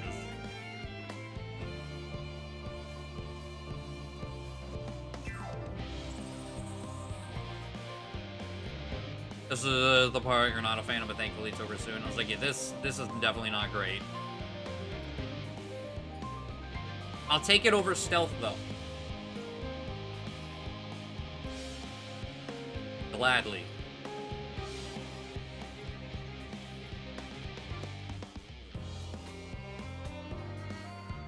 Okay, let's check. Make sure we check the outside of the one wall. Let's make sure there's no one outside here. Technically within the bubble.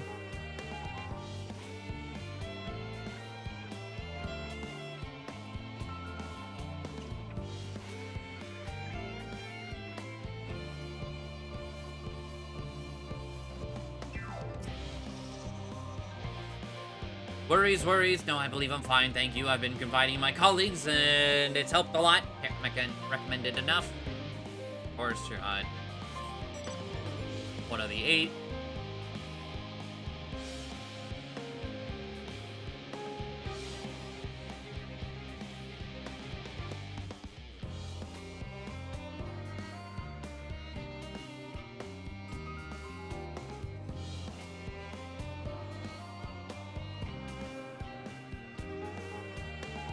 The bait ones is what make this feel like extra bad.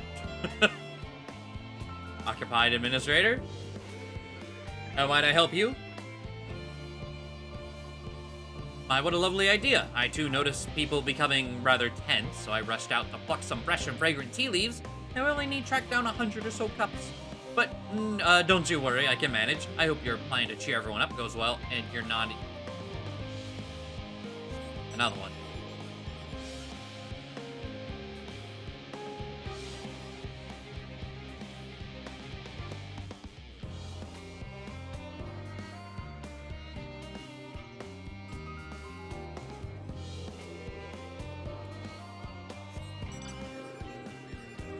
Hoping to get something not this, because jumping with this.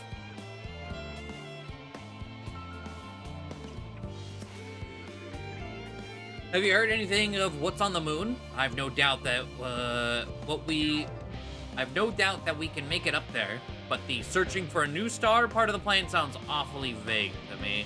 I asked the forum, but they will only tell us about our that our collaborators have everything under control. Forgive me, but I don't feel particularly safe wandering through the sea of stars on God knows what made by gods know who.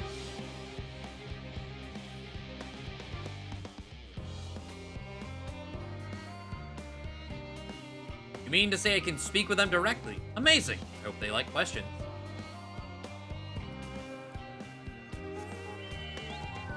Alright, we're only at the halfway mark.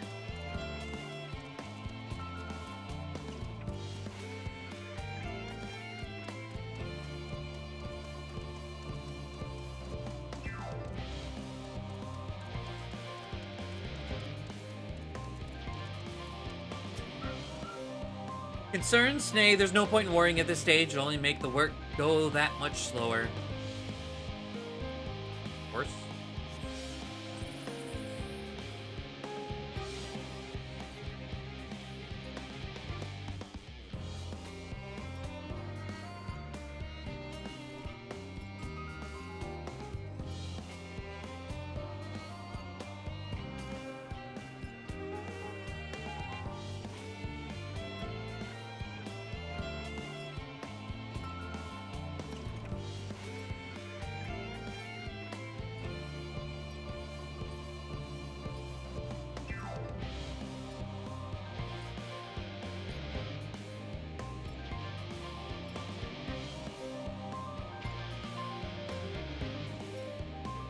Okay, at this point,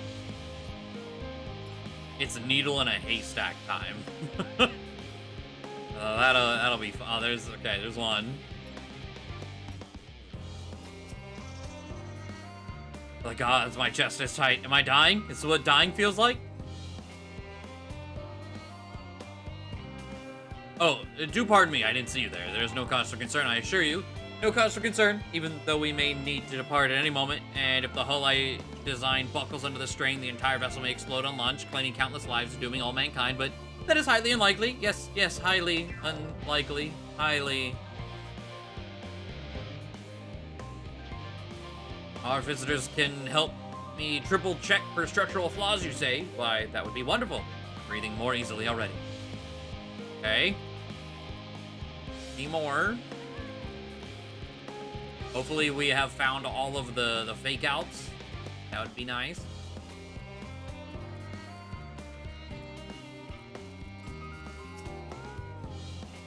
Another one over there. My face? What's wrong with my... Ow! Perhaps I am a bit tense. I was tasked with ensuring that the proper fauna, and only the proper fauna, are brought with us to the moon. However, the suitability of a few species is still under debate. I can hardly make the decision myself when I know so little about the environment up there. Including the loperids in our discussion is a wonderful idea. Absolutely will, thank you. Perhaps their biology itself might offer some clue as well. Please be... Oh, wait. No. Alright, 6 of 7. I thought these were all that shit. Okay. Ponderous mathematician. Consult our collaborators. I suppose that would be more effective than sitting here brooding. I'm attempting to calculate how much cargo we can consolidate into fewer trips should the Aether Burner make our original estimates unfeasible, but there are simply too many variables. I feel as if my brow will turn inside out. Perhaps our lunar associates will have more insight into how much weight constitutes too much weight for our purposes. Thank you for letting me know. One more. Somewhere. I really hope it's you. Is anything bothering me? Well, I've been loading cargo for bells now, so my back feels like a void set played as a piano. My feet and knees as drums and cymbals too. Fine in need of a break. Okay. Another one. Just leave me to my misery. The forum can appoint someone else. I apologize. I simply don't know what to do. How am I supposed to pilot the Ark if I'm already falling apart under the pressure? You know a starship pilot that I might speak with, truly? Well then, there's no time to waste. They can help me prepare for this monumental task. Finally. Jesus.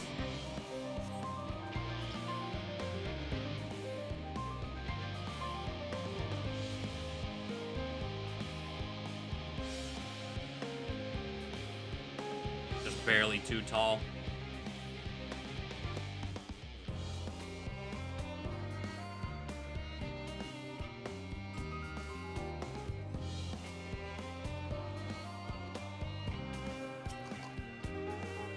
Behold, Ravioli, through thine efforts word hath spread through Labyrinthos.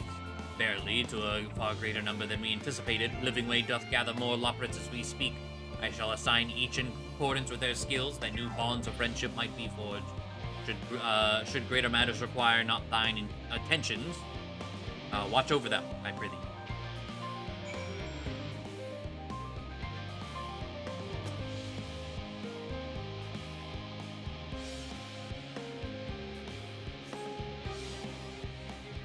What's the point making you search for him like this guy's behind a building? I don't know.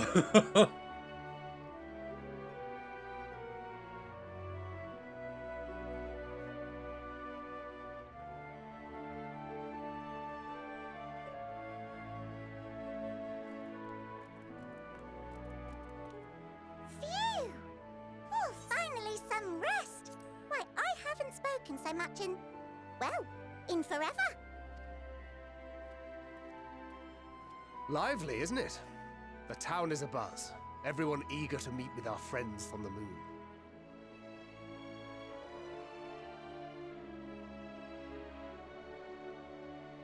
Twould behoove you to consult with Sleeping Way. As our moon's pilot, his advice should be most pertinent. He's the pilot? I'm impressed. Why? You can tell I struggle to tell one from another. No offense intended, of course. None taken. After you and your friends left Mare Elementorum, we spent no small amount of time with your Urianger.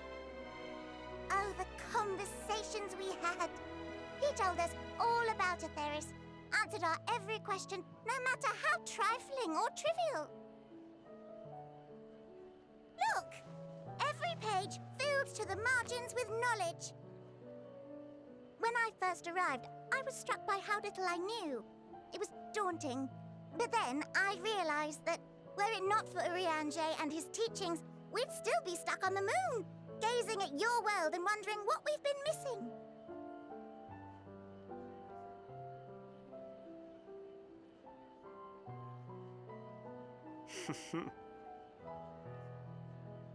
What would they think if they could see Urianger now? I dare say they'd be more than a bit surprised. And impressed, no doubt. Master Louisoix, Minfilia, Papalimo, and not to forget...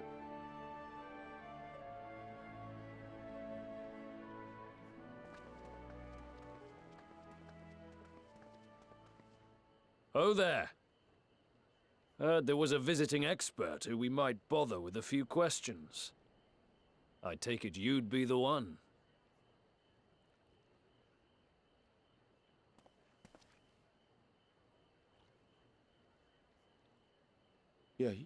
Yes, I am.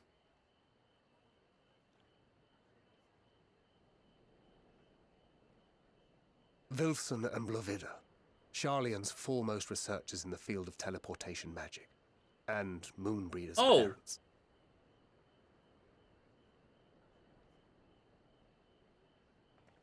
It hath been some time. 'Tis good to see you in good health. Likewise, old friend. Blovida and I were most honored to answer the call. Never expected this reunion, though, did we, dear?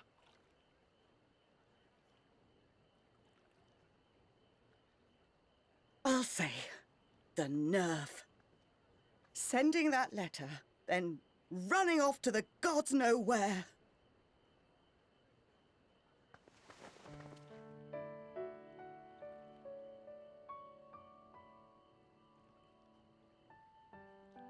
Do you have any idea how worried we were? I'm sorry. 'Twas remiss of me not to deliver the news in person. No, more than that. 'Twas I who... Our daughter was disillusioned after Master Louisoix left her behind. The day the Scions called upon her was the happiest I'd seen her in years. She made her every choice of her own free will. No one could have ever forced her to do otherwise. Don't blame yourself for her death. Celebrate her life. You know that's what she'd want. If there is one thing we resent you for, it was that we could not be there to mourn her with you. Reading the words you penned in that shaky hand, we must have cried as much for you as we did for her.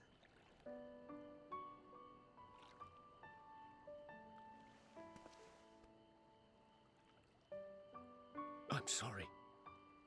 I truly, truly am. I knew not what to say. Knew not how to express my feelings. The poems and platitudes of wiser men, musings on sadness and loss, studied and memorized, and meaningless in the moment. Silly boy.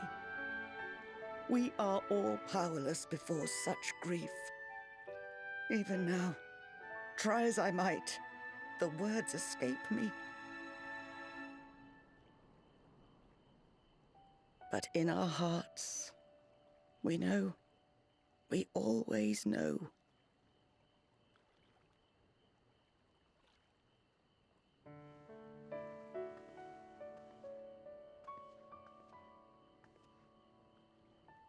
I remember when you were God damn young, it. how the lads teased you for choosing the company of books over others. Our moon didn't take kindly to that. Be nice to Urianger, she'd shout, and give them a walloping. No matter how many times we scolded her. So we offered a suggestion. Rather than starting fights, why don't you be the bridge between Urianger and the others? She had to mull it over for a while, arms crossed, brow furrowed in intense thought. But from that day on, she never let you be alone. She'd drag you outside to play, pepper you with endless questions, read the same books you read, all to try and understand you that much better. I'm sure it was annoying and exhausting at the time, but she only ever had the best of intentions. And look at you now, at the center of the crowd. The reason there even is a crowd, having brought these people together. You've no idea how proud we are. To see the boy our daughter trusted and believed in more than anyone grow into the man she always knew he could be. I can see her in you too. Feel her. She walks with you wheresoever you go. So thank you, Urianger, for being who you are.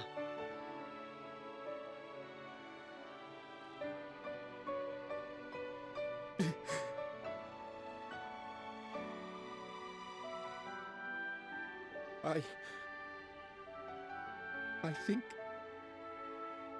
I can feel her too.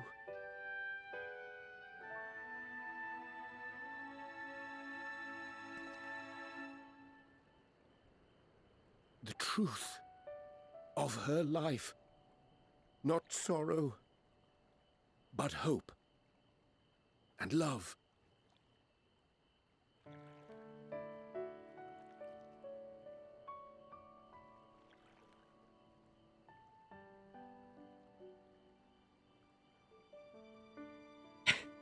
Living ways still just... Oh. This moon breeder. She was important to him, wasn't she? You could ask the man himself. Oh, no. But watching this exchange reminds me how much I've yet to learn about your world.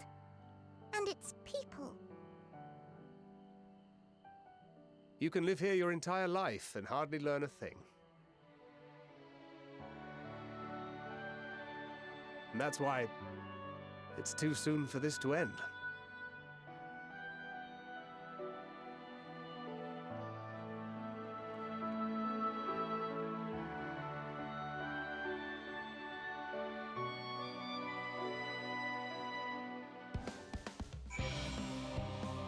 Fuck. Ugh.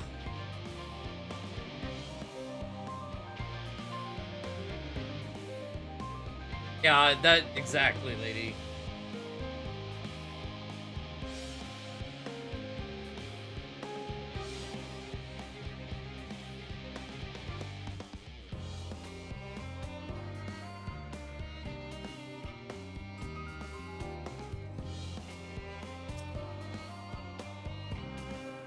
Be assured that I am fine. I am.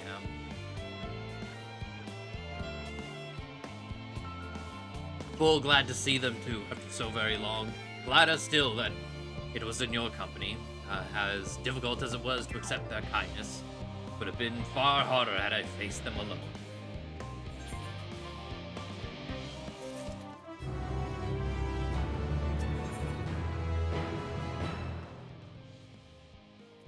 Right.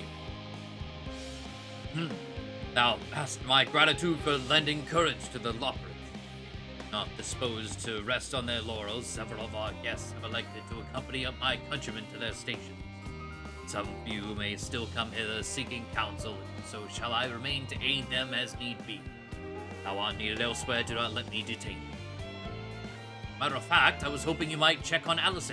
Last I saw, she was struggling to carry an enormous pile of boxes out the west gate. I could go myself, but we both know whose help she's less like to scorn.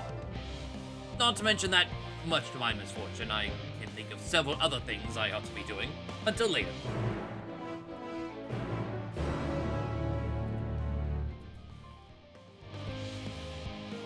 Ugh.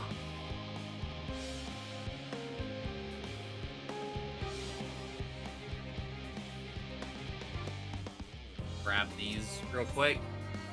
Oh, this one comes with a necklace coffer. Nice.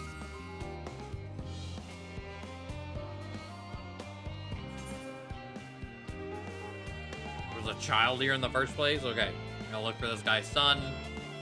Sure.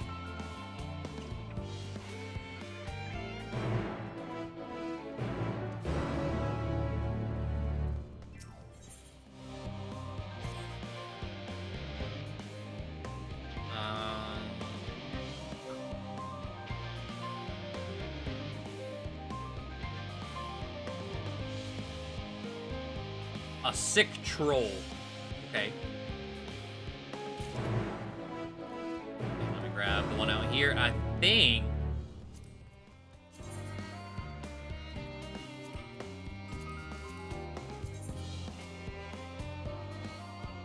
Yep. This third one is the last, like, optional. And the final one comes from story.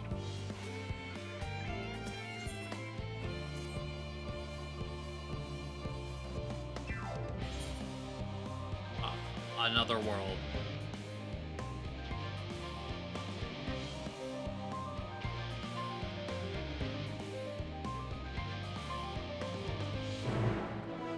Okay. Let's see. Story is over in that corner. Got it.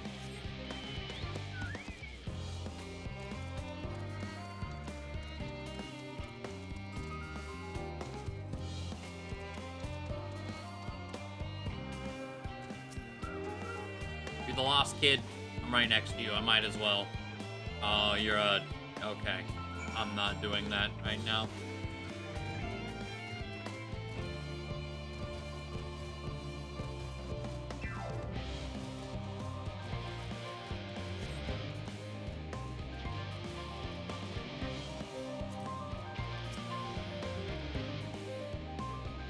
Are you here for the crystal? I hope it does some good for that gleaner. Those folks need all the luck they can get. Oh, wait, you're not...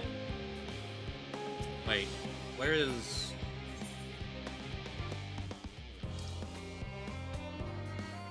How about this is? Oh, okay. This is not the main story quest. Pray to the crystal. Okay. Fucking love... I don't know, does every race do that, or is that just how Lalafels pray? Because it's one of my favorite, like, just, hey, yeah, you have to pray right now.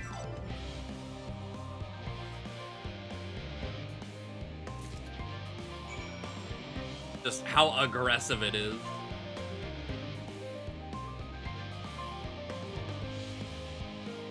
Papa squat.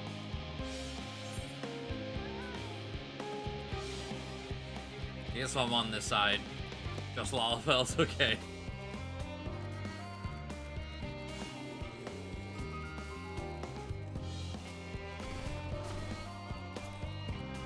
Oh, it's the troll. Help him.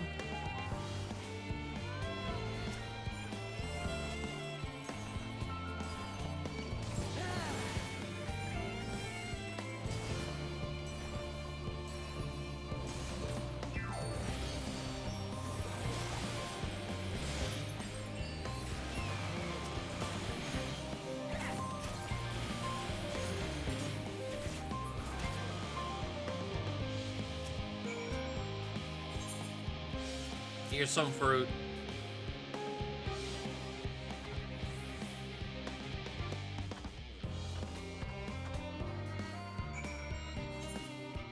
Okay.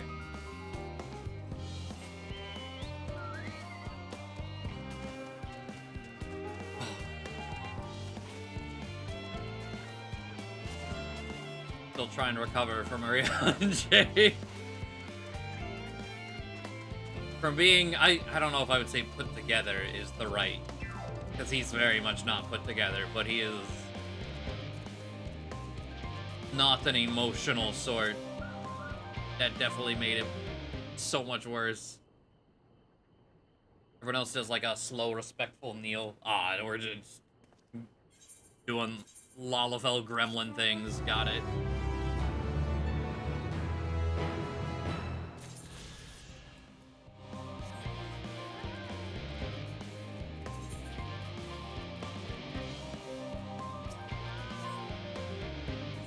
Crystal for you. Bottle up everything and lie. That is totally fine, yeah.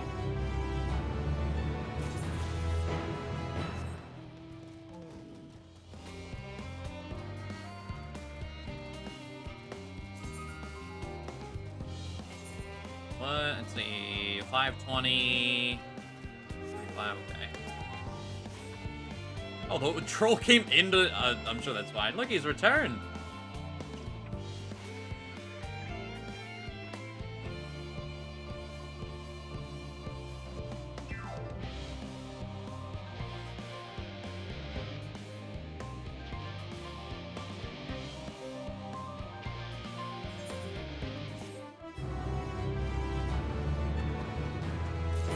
Like that tiny Lalafell veteran.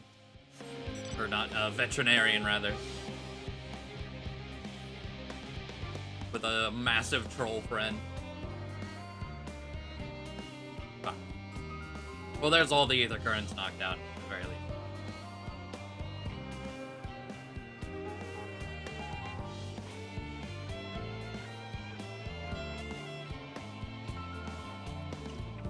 Right.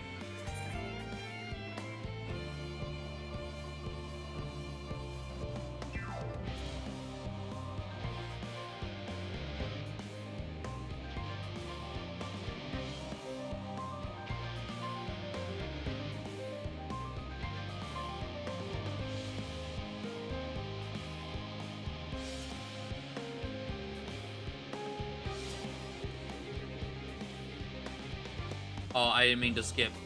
I was just concerned with this. I wanted to move the camera. I don't mind if you help with the boxes, but it's... Oh, wait, actually, if I go to event... Ravioli, what are you doing out here? No, I don't mind if you help with the boxes, but far from the most exciting of tasks. Are you sure? Oh, don't tell me. Well, I appreciate the assistance. We need to get these to Aporia. Time is short, of course, but they're full of organic specimens and samples. But try not to be too rough with them. Alphino should be waiting for us when we arrive. I'll see you there. You have 3 minutes to do it. Yeah, it's this shit. God damn it, man. Like I said,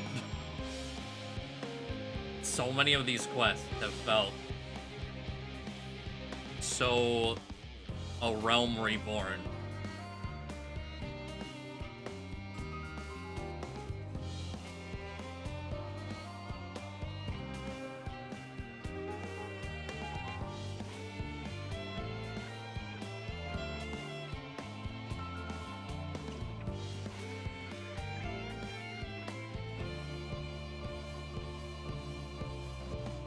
At least they give you an, like, they give you the time. It's not like, coming full circle. Yeah. But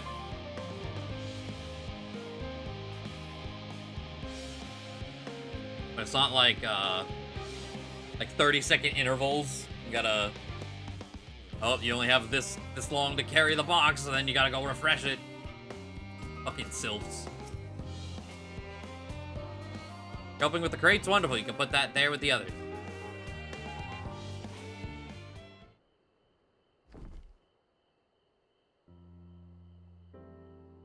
And my gratitude, but how did you come to be involved in this? And I suppose I have Thancred to thank as well. If you're wondering why we were tasked with bringing these boxes to Aporia to begin with, so was I. Turns out that this is a base of operations of sorts. Those with final say as to what is included in the ship's manifest can be found here. Father included, I suspect.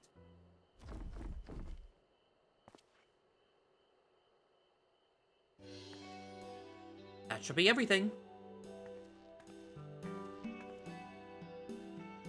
You carried all of that at once? Are you trying to injure yourself? Oh, hush, they're lighter than they look. Not everyone has your delicate arms. I suppose we should let someone know that we finished. Theopolden is in the courtyard. We can report to him. Why don't you come along? You should get credit for your assistance, at least. Considering where we are, we might even learn something interesting.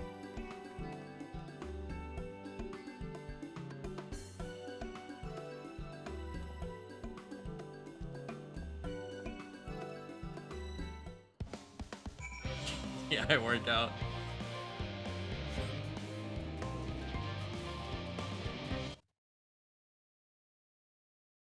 Okay, I was like, where is the Aether Current quest? Not this one. Not the next one. But the one after.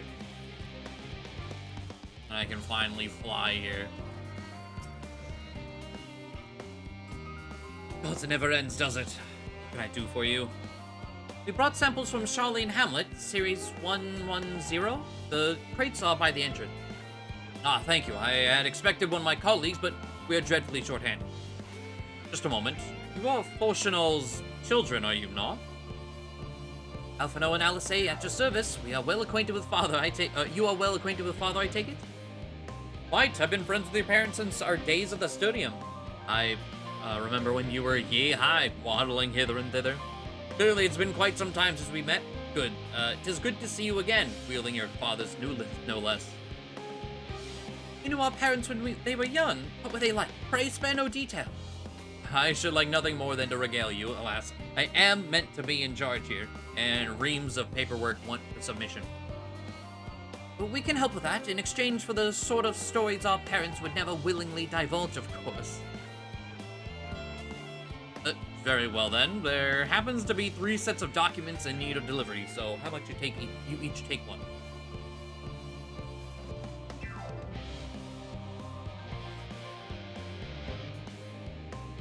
Wait right here.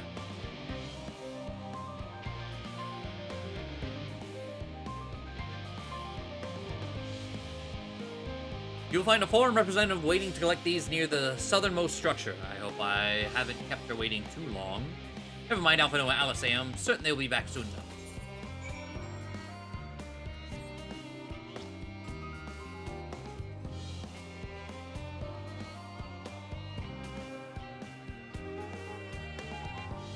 Good southern. God damn it! I can't jump up there.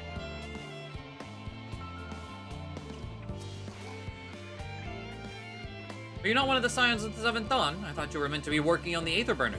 Yeah, me too. Me too. Paulden's paperwork. I was beginning to worry he had misplaced his quill. I appreciate your help in seeing these documents to my hands at last. As for your other task, pray keep this between us, but I sincerely hope you Scions succeed. The Exodus is, without a doubt, the most monumental undertaking in the history of the Forum.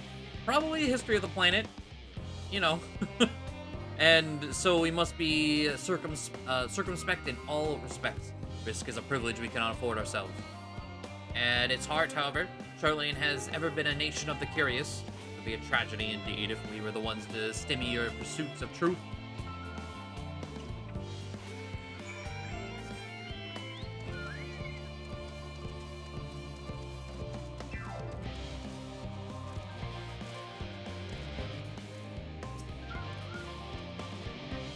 Quick and efficient, I dare say you have a talent for this work? And not willingly. The twins' papers are only needed to be delivered to elsewhere in the facility, so they should be returning any moment.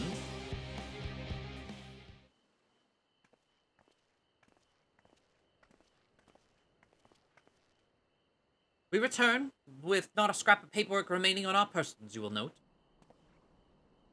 Both have my thanks, and my apologies for sending you on an errand far below your ambitions. Why, even as a babe, you struggled out of your swaddling clothes, and... That is quite enough of that, thank you. It was compromising stories of our parents that we asked to hear, to reiterate. Of course. I've known your father for so long, I must have something. Well, as you know, part of why the Livier name garners such respect in Charlene is your family's storied history. You too can trace your ancestry directly to those who came aboard Njunkref's Hope, a lineage few can claim. I've never thought much of it myself. It's not as though our forebears founded our nation, they were simply there when it happened.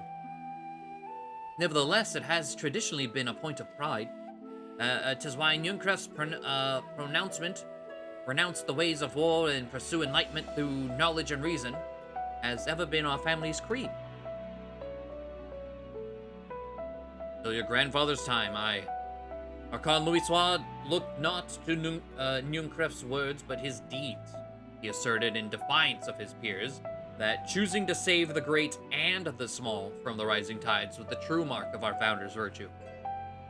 Perhaps it was his expertise, his knowledge of ancient prophecy and the fall of civilization that led him to conclude that to eschew conflict at every turn was to consign mankind to its doom.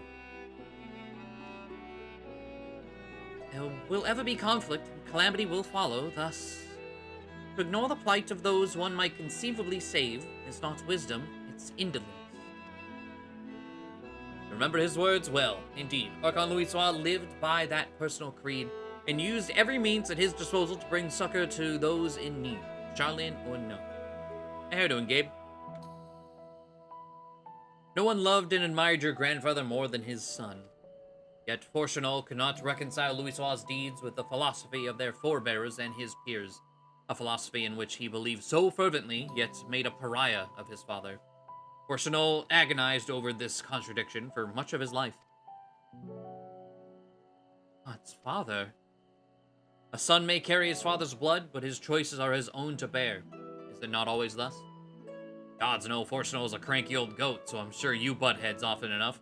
Yet even so, you must know that you are constantly in his thoughts, every moment of every day, and that is not an exaggeration in the slightest. You should have seen him when you were born. Barely recognizable he was, with a kind of dumbfounded grin I'd not seen since he first took a fancy to your mother. He was practically skipping when he told me the news. Take my word for it, he loves you to an embarrassing degree. But he is also frustratingly single-minded. Once he's decided that a given action is for the best, he will stay the course, no matter who or what opposes him. A profoundly annoying habit when you're on the other end of it, as I'm sure you will agree.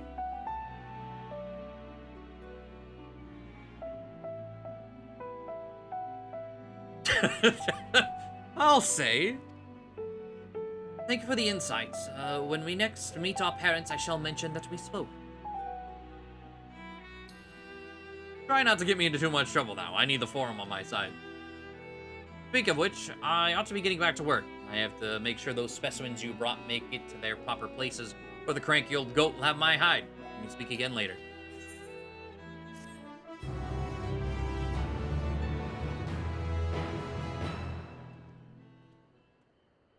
Hail, you three? Oh. Hello. Graha, surely Kokol hasn't driven you out of the forge already. Better or worse, no. However, he has set me with a task that requires more than my single pair of hands. And here you are. I could use at least one of you, but I will object to more. I won't object to more. Unfortunately, Alice and I have prior commitments. We have delayed too long as it is. What about you, Ravioli? Can you spare the time? Think lots of people play this game now? Is that good? Yes. Simply put, yes.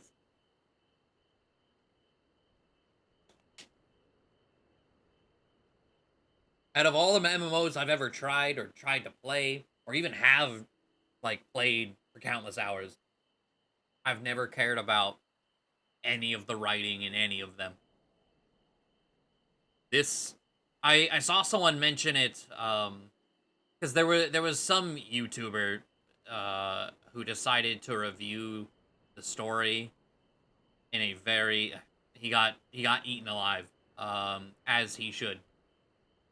But, someone was saying, like, Final Fantasy XIV is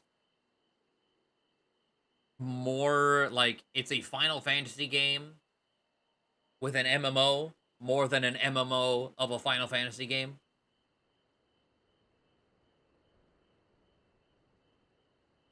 Which I think is a good way of describing this game, with the story and everything.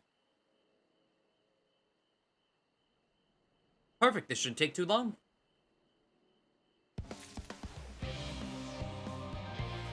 Oh, the story sucks, but I also skipped all the cutscenes guy? Yeah, him.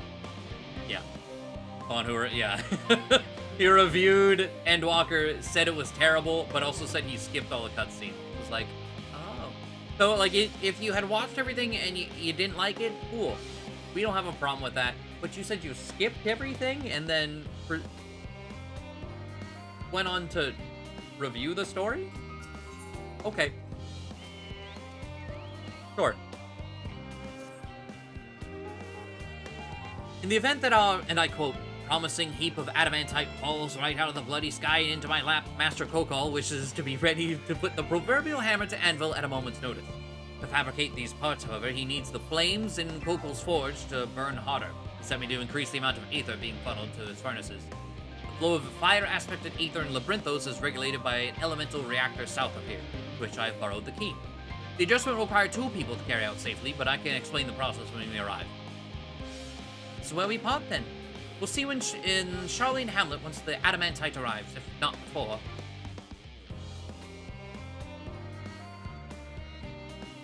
This way then.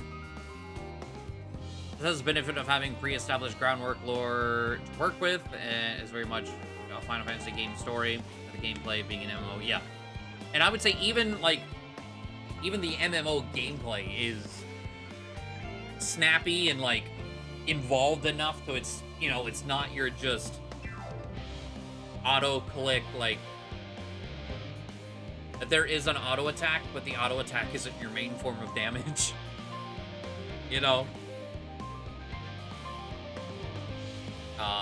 Not every skill is on the same global cooldown like some other games. So like you're constantly, you got the speed of weaving your stuff with the ceiling of trying to do so optimally to beat really hard shit while also dodging mechanics, and a lot of fun. Very much enjoying my time. It's like, it's been, and still has been, the only MMO I've ever willingly been like, I'm okay with a subscription. It's like, I was very against the month-to-month subscription thing. But then I tried the trial, I don't know how many years ago. I was like, this is great. Then bought the game, had like, I don't know, a month or two of playtime, kind of fell off because I was alone. Went back to it, I don't know, I think like a year-ish ago. I was like, and I think that's where I started here on Matthias, like a year, maybe a year and a half, 2 years? I don't know. But being still in A Realm Reborn, I fell off again. And then, finally, I've been going, I think, like 7 months now.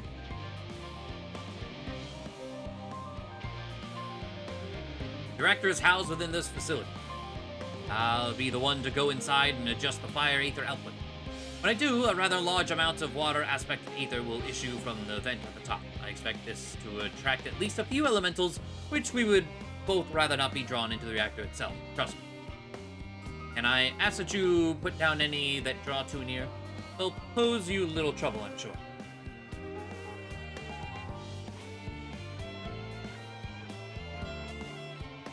Right here, if you would.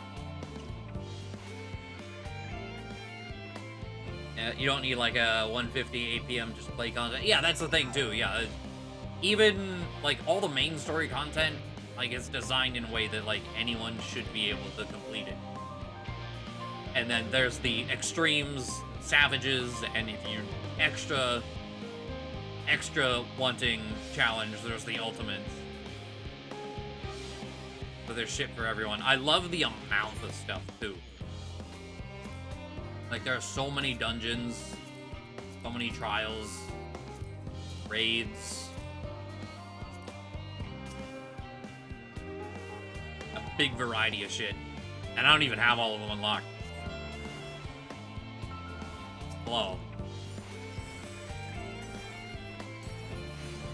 Like, I'm still missing a good chunk.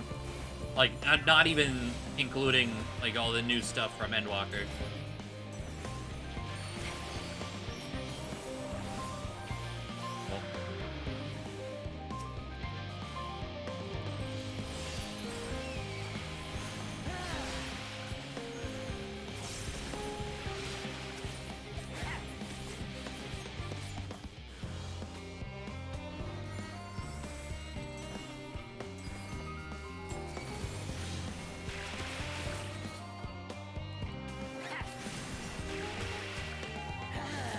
An MMO player, like that shit's wild. The optimization we used to do, shaving off seconds for run times. Yeah, I imagine. I was like, the highest I've done is like, I've done one Stormblood Extreme. So I haven't even really like super dived in. All the A Realm Reborn and Heavensward Extremes are pretty easy going. They're fun to learn, but still ultimately an easy time. Everything goes smoothly out here? Much as I thought, no major complications to speak of inside either. and the water aether appears to be venting properly. I expect Kokol will have seen a difference in his forge flames by the time I return. Since I have you, there was another matter I thought to discuss with you. Not terribly important, merely something I've been considering. Part of this I shared with everyone, yet you, and only you, have been to Elpis. Yes? As we have established, refined adamantite is a product of Alig, of the Empire's twilight years, in fact. It was a material which saw much use as part of the Alligant's efforts to extend beyond the bounds of this world, Alamut, of course, being the most prominent. Of those who would push further, expand Alig's empire to encompass the heavens and the stars above, perhaps the greatest was its infamous technologist Amon.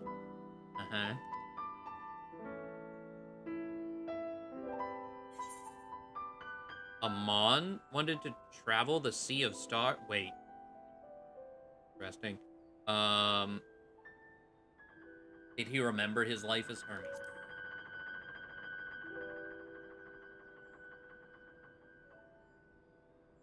I believe he had his own reasons. There's no evidence to suggest that he retained memories of his former life. He only joined the Ashens once the Empire was all but dust, as you know. I mean, he also said he rejects them, so I think he had them, he just didn't want them. If not his memories, though, what drove him to pursue the idea with such fervor? This may seem far-fetched, but what if souls like minds have a personality, so to speak? A natural disposition toward which they are inclined? We know with relative certainty that it was the gross decadence and inexorable decline of Alig that moved Amon to resurrect Emperor Xande.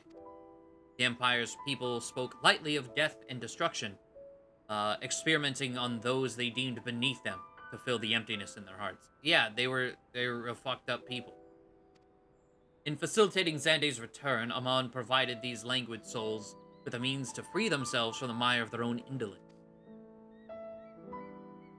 Or would have, had not Xande been convinced by his own death that life itself was meaningless. Amon's desire for his countrymen to conquer the heavens could only be a means to the same end, to instill the people with new purpose. Like Hermes before him, Amon was appalled by those around him, how those around him lived, but could never bring himself to believe that those lives were devoid of meaning. And both of them sought that meaning, that hope, in the distant stars. Such is my theory, anyway. Ultimately, it is of no consequence of their actions, which matter. It is the consequence of their actions which matter. Their motives are of no moment, and yet... To reach those stars on wings of adamantite, to travel to the ends of creation and beyond, the promise of hope everlasting, that much I do understand. But enough musing for now. Why don't we see how Kokol is getting on?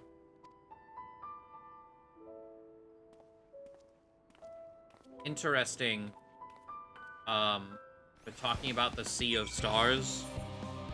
That's what my FC is called. So he said that, I was like, wait a minute.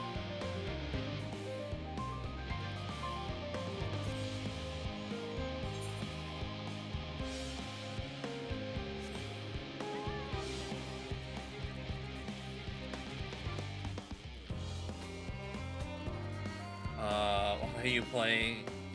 Looks like Puss in Boots. I guess that's not wrong. Minus the cat aspect. Lalafell. Some sort of lore thing they named it after, just huge coincidence? It might be a coincidence, because I don't think it started, so when they invited me to the FC, I don't remember what it was called, but it wasn't Sea of Stars. And then they, abandoned and then made a new one because of a housing situation. And just hey, and they have disposable money out the ass. Yeah, we have a crazy house with this other one. This is the new one. And they changed the name a few times. I don't know. the letters have always been SOS, but I think it might be a coincidence.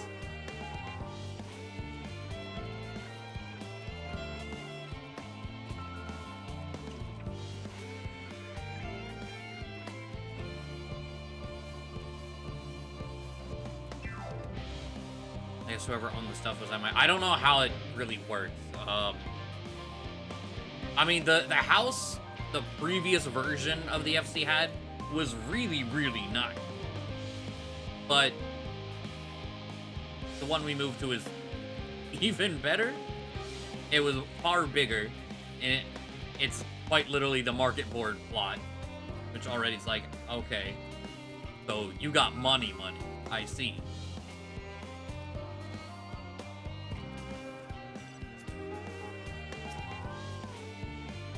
I can feel those flames are blazing from here.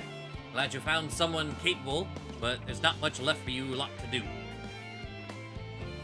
But yeah, throwing all the cash out there, yeah. It's like the owner is just like, yeah, we're jumping ship to this one. It's the same, but we have a better house now. Like, alright, whatever. And then, like, on top of that, it was just like, yeah, if you lost your house in the move, just let me know. It's 300 grand for a room. I should say, not a house. If you lost your room in the move, like, yeah, here you go, 300 grand for, like, I don't know how many of us. Like, here you go, no problem. I found someone capable, Graha, but there's not much left for you lot to do, unless you conjure up that refined adamantite any faster. ERP money showing off. Yeah? Okay. This flight. The bonds of adamant. The MMO wealth gap still exists, a massive disparity. Yep.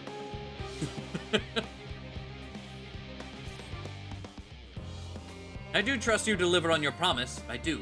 Only... I hate waiting. I want that adamantite, and I want it now. Well, we share your impatience, I assure you, so nothing else we can assist with in the meantime. I wish this sitting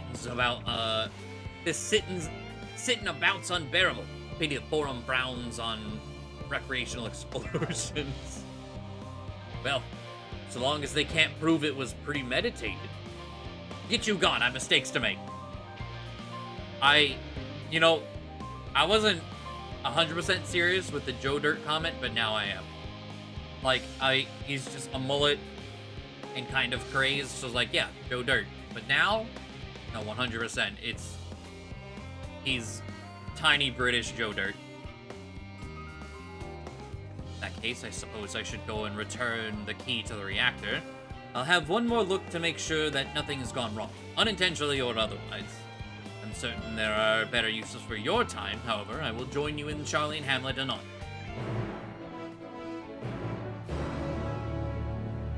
I am playing MMOs, there are still people above me that were like 1,000 times your gear. I was like, yeah, money making in any MMO I've always played has never been a thing that I've been good at. I am always broke. Constantly.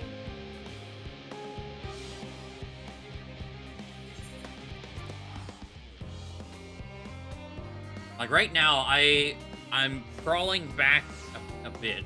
I leveled Leatherworker, not to 80 quite yet. I'm close. But in leveling Leatherworker, I have found some decent things. So like, normally when I've leveled my crafters, I've just bought all the quest items. For Leatherworker, I decided to buy the materials for the quest items and like actually make them, because with Leatherworker, making the item afterwards sells for a lot. So I would buy like three times the amount, make one for the quest, sell 2, to try to compensate the massive amount of money it takes to level a crafter otherwise. If you wait here, companions are bound to turn up sooner or later.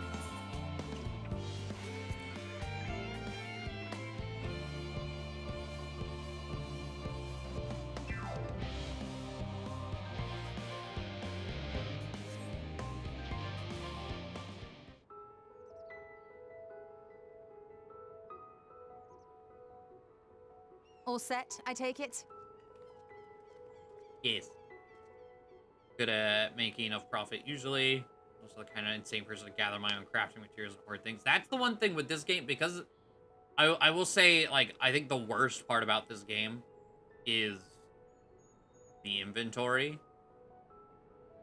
So I can't be bothered to do any of that. Until it gets an overhaul, I just want the crafter at the levels. So if I need to make anything or need to desynth anything or any of that, do quests or whatever, beast tribes, it's there.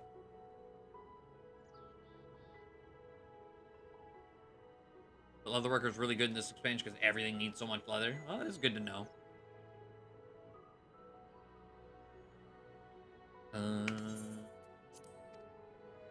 We finished what we could, delivered supplies, tracked down escaped animals, trivial tasks as they may be.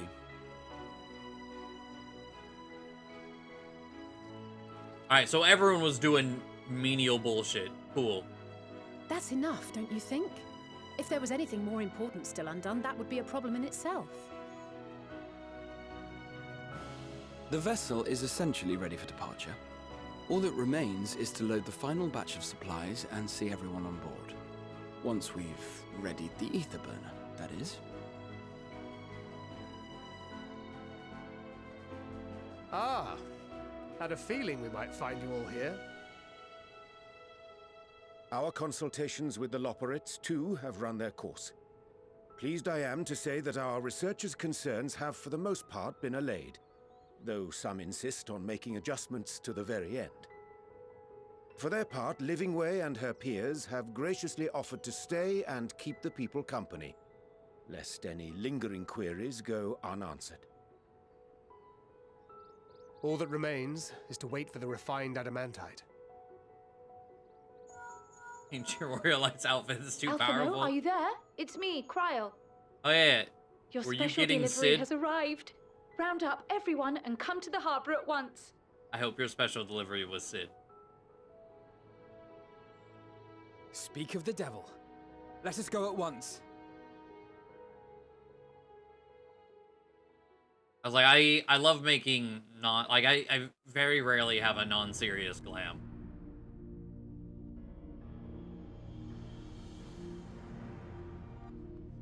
Forgive the intrusion, Master Fortuner. I bring urgent news. A great commotion has broken out in Scholar's Harbor. Or other way around. I very rarely have a with all serious speed. glam.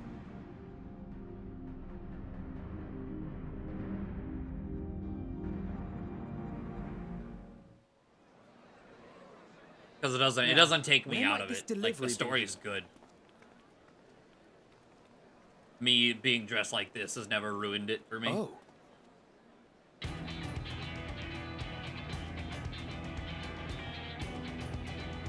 That's a lot.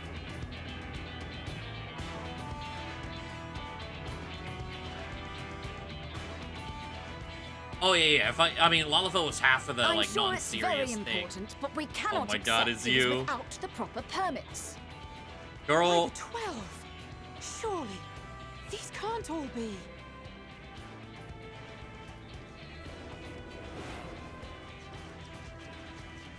oh my God, fucking Kate Sith is here. Get it out, cursed ass Kate Sith. Bleeding hellfire! They're bringing them by sea and by air. All these folks in these crates. I hate how Kate Sith looks in this game. It's a fucking alien. And more on the way. Got your adamantite right here. A bigger haul than any of these sorry bastards brought, and that's no lie. Yes, because you were charged with seeing the shipments from Gridania and Uldar here, along with your own. Give credit where credit is due. Sounds like the sorry whinging of a sore loser. An hypocrite to boot. Ain't no way a scrawny whelp like you took a dozen steps inside a Dalamon shard. I'll have you know I went all the way to the entrance. To the Furthermore, entrance, 'twas of course, my of contacts course. that enabled us to enlist the cooperation of the Sky Pirates. Left you outside so you wouldn't get anyone killed, did they? Well then, credit where credit's due, you did a right fine job sitting on your ass. Take that back. Make me. I will not stoop to your level.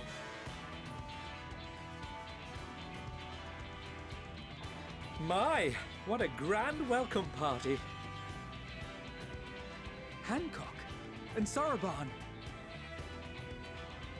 We come bearing relics both sacred and elegant, as well as a few other gifts that may be of help, to be presented with best wishes from the Eastern Alliance.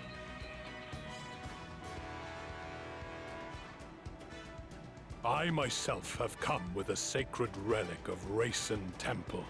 'Twas passing fortunate that Senri's dango craving brought us to Kugane.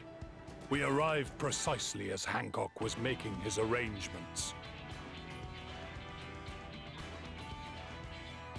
Upon learning of your need, we made haste back to Hell's Lid, with our dango, never fear, and consulted with the other auspices. All consented to the lending of Tenzin's legendary Phoenix Blade for this noble cause. Suzaku and Seiryu were nevertheless worried that it might be lost in transit, however, and insisted upon accompanying me to Onokoro, where I had intended to entrust it to our Confederate allies. I thought instead to give it over to Hancock when we chanced to cross paths yet again. But alas, Seiryu remained ill at ease and ordered me see the blade into your hands personally or die trying. We did, of course, need quite the impressive vessel to get it all here in time. Fortunately, our majestic associates have been more than helpful. 'Tis an honor to join the Warrior of Light on another adventure, they tell me. I do like the airship in the back. That's a. They didn't do anything else with them. But the Ivolisi, I think get mentioned. I shudder to think of the ransom we must pay for such a bounty. Fret not for your coin purse, young Alphino. Bootleg Ramza. Looks ever towards the profits of the future, and thus the East Aldenar Trading Company went to some lengths to reduce the financial liability. And since the Scions funded the entire venture, not a gill need be rendered up in compensation. Everything is already yours. We funded the venture? When? Don't let the name fool you. This coin keeper knows a thing or two about spending.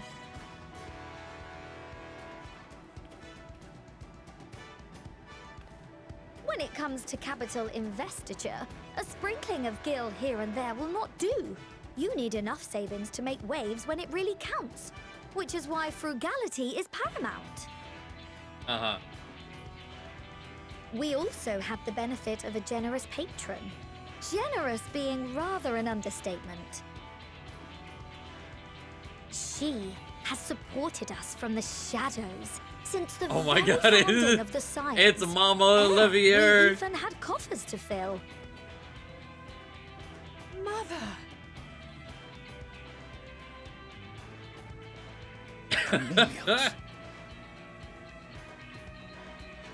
I remain, of course, an entirely neutral party. I simply thought our family's coffers were needlessly full. We can hardly take them with us on your teeny-tiny toy boat, now can we? And would be ashamed to leave all that hard-earned wealth unspent. True. Waste not. I love them.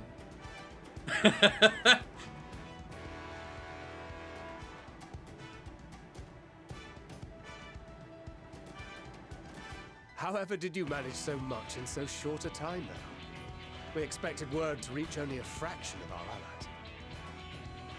Did I not tell you I have my ways? Oh, hey! Erenville, you were involved too. I received a letter from Cryo after we parted ways in Labyrinthos. She explained what the Scions were trying to accomplish, and why you might soon require the services of the Gleaners, spread across the world as we are. I pray you do not interpret this as a betrayal of Charlotte. I accept that the Forum's aim in pushing us to our limits was to preserve what knowledge we have, and I bear you no ill will for it. Yet, in collecting that knowledge, what I came to appreciate most about our star is that there remains so much we do not know. That is why I chose to help the Scions, to combat the obliteration of those countless, undiscovered wonders. I held no illusions that they would be less demanding taskmasters. Though, rest assured, if I had, I would have been sorely disappointed.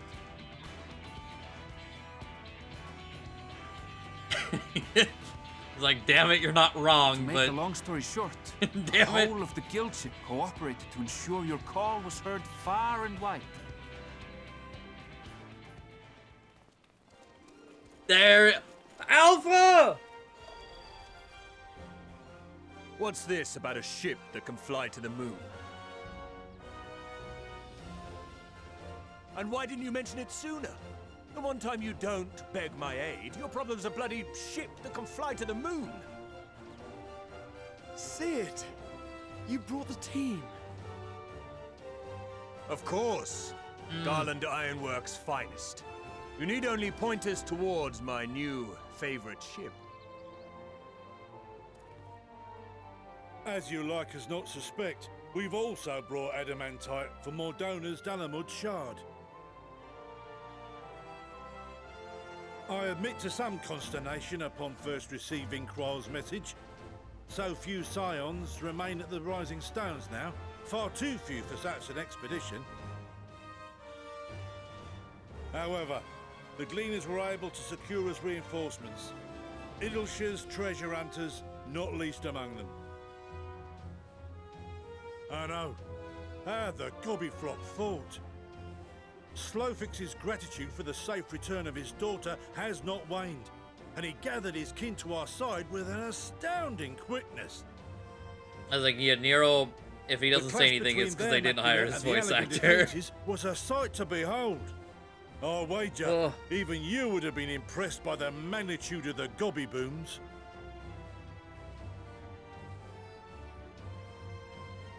Fascinating as all this is, I fail to see how it explains your presence here. Does Razat-Han not have more pressing concerns?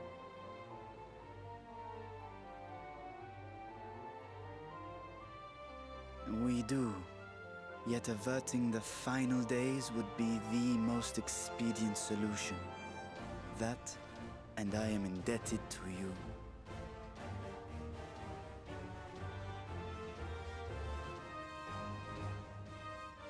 Though they chose to take their leave of Thavnair, those you saved in Galimund remain my people. My gratitude is beyond words. 'Tis appropriate that I aid you in kind. If in the doing we bring salvation to others of this star, so much the better. You will recall that I spoke of my father, Midgard Summer, and his journey across the great expanse. As he traveled betwixt the stars, his resplendent scales drank of the ether in those nigh empty surrounds, and imparted to him the strength to persevere. Thinking they might further your cause, I called out to my kin for consent. Ajdaya's answer was silence, as ever. Tiamat and Chris-Velgre, however, responded favorably to the suggestion. My sire, too, stirred from his slumber long enough to speak and say, Very well. Oh. Thus have I brought you his own worm scales. Fit them to your purpose, and seek a worthier fate for us all.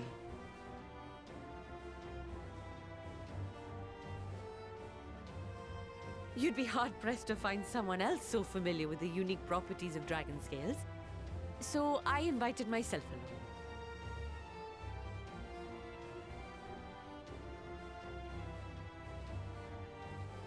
Bugger me, this is so unbelievable. I've gone right back round to believing it again. Forget a 6% gain in efficiency. With all these goodies, we could get 7, no, 10, no, 14 bleeding percent.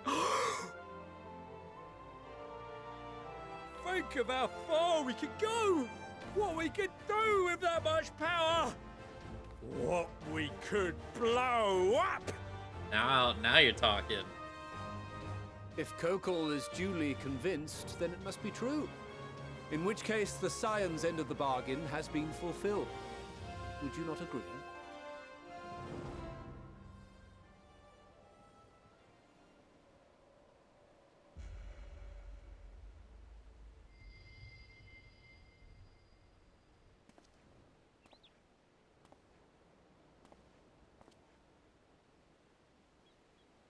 Yes, Father?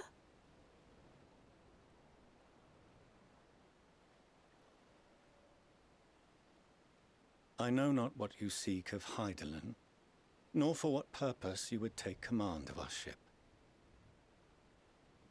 Yet this much is certain.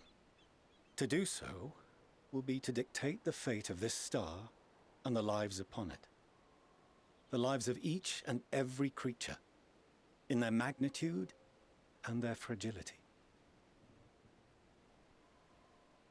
Do you understand? And are you prepared? Oh, yes. We have seen and we have felt how much each life shapes this world. And so we are determined to abandon none. We understand what is at stake, and we are prepared to bear this burden.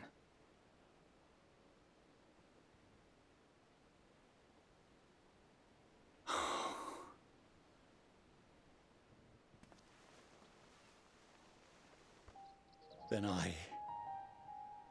I will bear it with you. I beg you, share your struggles with me. As family.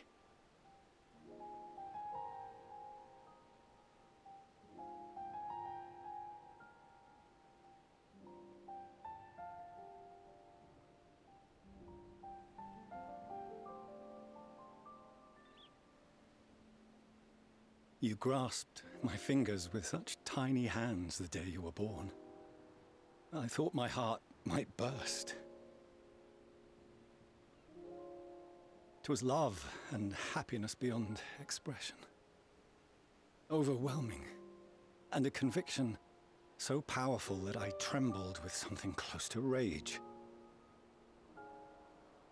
I had heard the final days foretold. I swore to myself then and there that I would not let them steal your futures.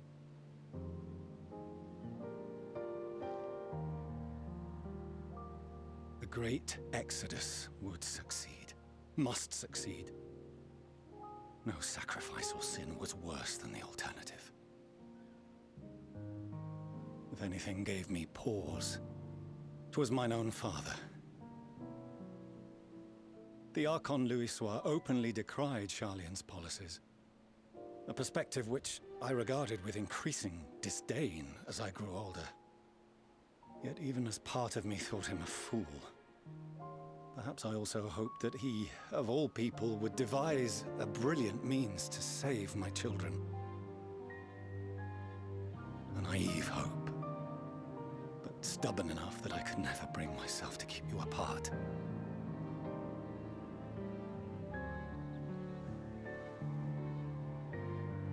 No, that was his doing, when he perished at Carteneau. As we pulled that twisted slab of Dalamud from the sea, I remembered the warmth of your newborn touch. chastened, I vowed never again to suffer any interference in my mission to protect you. No matter that you yourselves wished otherwise.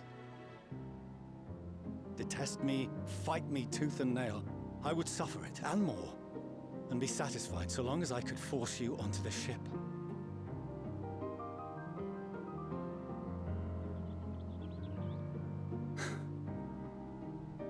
I was wrong. You two have grown so much stronger and so much wiser than I dared dream. You have earned the right to walk your own path, and already begun to do so. Good. Because there are things we care about, and people we love, and none of them is replaceable. Not a one. It cannot have been an easy journey for you to have come so far. We shall be glad to acquaint you with the finer details someday, once this danger has passed.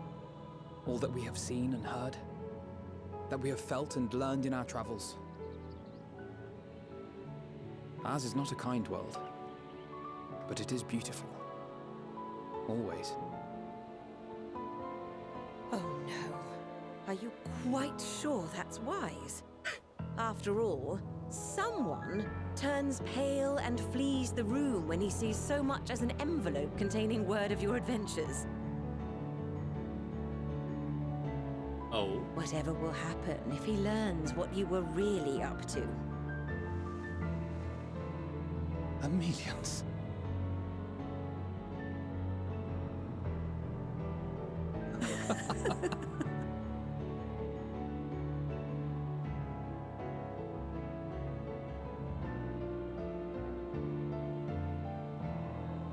Though I have wronged my children most gravely, I owe you an apology as well. I assumed that it was the Scion's influence that made them so keen to charge headlong into danger.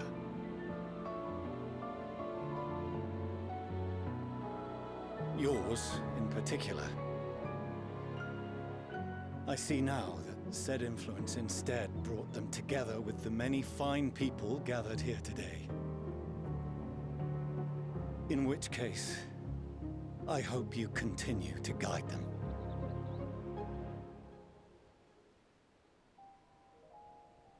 If we've finished loitering about the harbor, might I suggest we put our plans into motion? People are beginning to look confused. Perhaps you can spare a few words ere they resume the tedious lugging of cargo. You have no small number of friends and admirers here after all.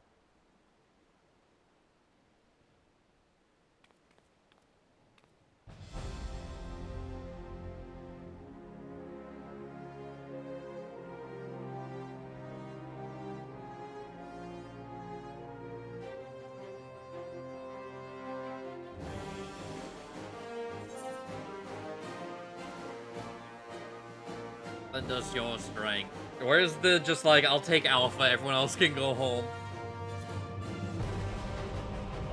That's all that matters.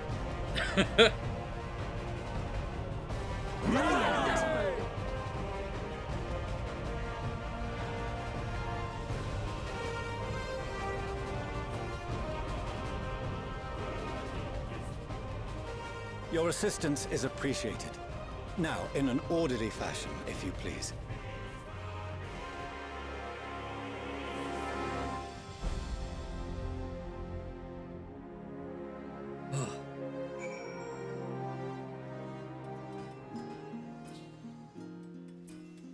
Jesus. I had a feeling, like, from the beginning, like, that Dad was, you know, it was for the greater good. And it was, like, more apparent as time went on. But to see him say it, you know, is nice.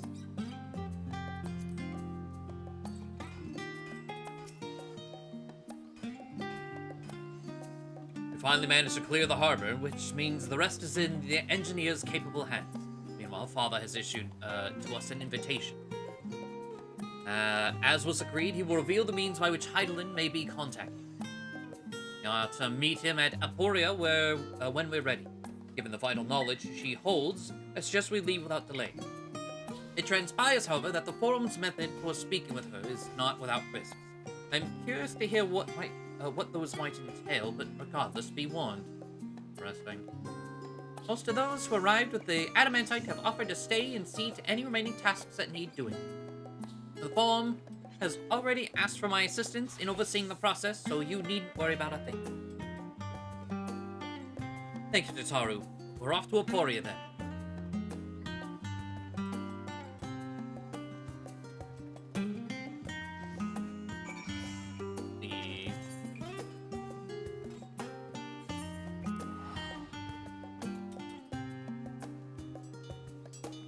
Like, yeah, seeing all of them just disappear from here was like, oh, okay. Oh my god. Look at this guy. Actually, I feel like I've screenshotted this guy before.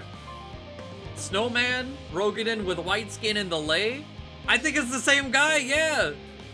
I don't know how long ago that was, but I remember putting him in Discord. Because I found him chilling in Yulmore.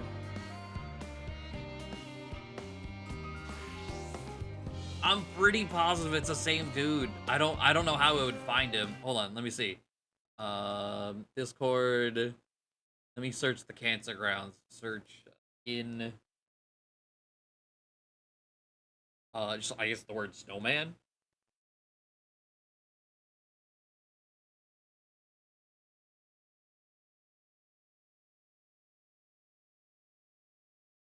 Oh my god, it is. Yep. Hold on. When was this? This was December 4th. So like earlier this month. I found this man. And he had the little snowman minion too.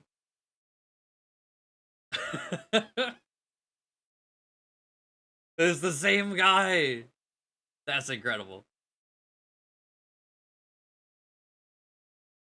That's like the other day, when I started, like, this leg of my 14 journey. So, like, I think it's been since, like, June or July now. There was someone who was, like, who had also started. We were kind of, like, we never interacted, but we were going through, like, MSQ at the same pace. And I found them, like, 2 nights ago.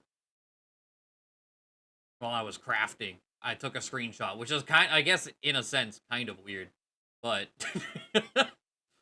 I was just doing my leatherworking, crafting bullshit with macros, and this person, Cinnabon, this is a bunny girl, that we've been doing things, like, at the same pace, at the same time, and I just walk up, I was like, oh shit, it's you, I have to take a picture of you. Like 6 months, 7 months in the making. We're still both going at it. Again, never interacted. We just were constantly in the same place at the same time.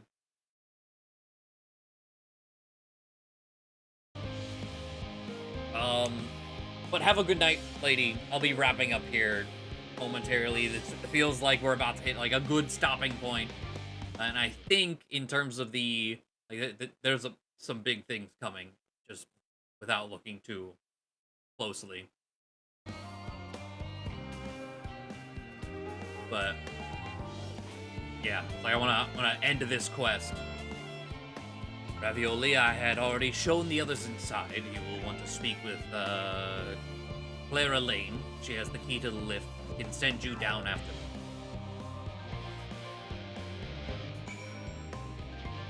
Oh my god, look how many names are inside. Holy shit. There are a lot of people in here. Oh my god.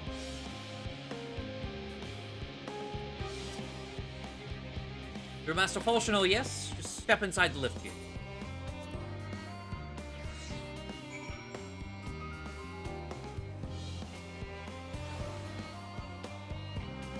Oh, we're... Ah, okay.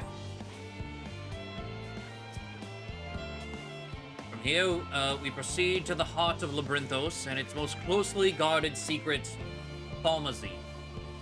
marks the beginning and end of our efforts, whence we delve to seek audience with the star, and whence we will embark on our journey to see the heaven, or to the heaven. This way, if you please.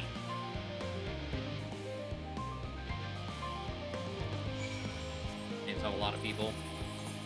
This one, in particular, has so many people you can't buy the game anymore. They have suspended sales because of too many. Oh, we got a glimpse of the ship. We Star Fox? And yeah, that's not even a huge crowd.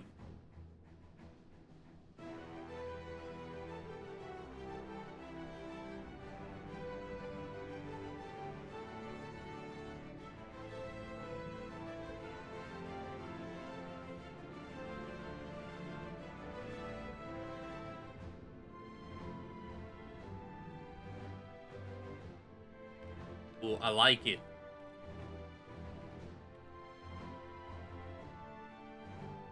Even your Limsa isn't that crowded as it could be. True. Very true. Oh, Thaumazeem is the name of the ship. Oh, okay. I didn't cue into that when he said that. Direct your attention toward its center. Behold the arc over which we have long labored. Oh, maybe... Hold on. No, maybe Thaumazeem is the facility? Now I'm confused. As you can see, it was designed as a medium-sized craft, the better to reduce fuel consumption. Miniaturizing magics have been applied to its interior to ensure that the thrust-to-weight ratio does not place too great a limitation on its freight capacity.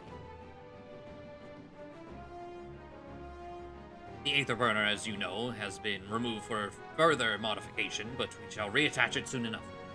I have received word that Kokol has several of your allies are working on it with an intense fervor.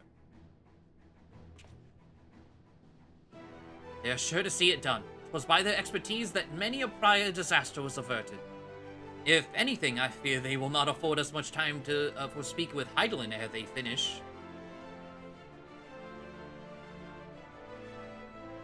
Point taken. Let us move on. I must warn you, however, that even with the benefit of our device, to treat with her is not a simple feat.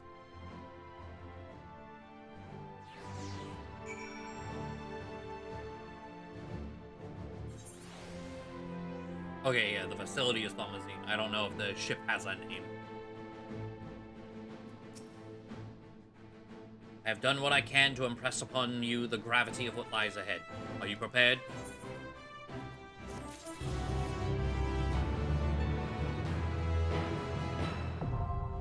Nice. And that is all 88. The next quest is, because it's red, is 89. The dancer is not kind of level. A teeny tiny toy boat. True. Can I fly in here? No.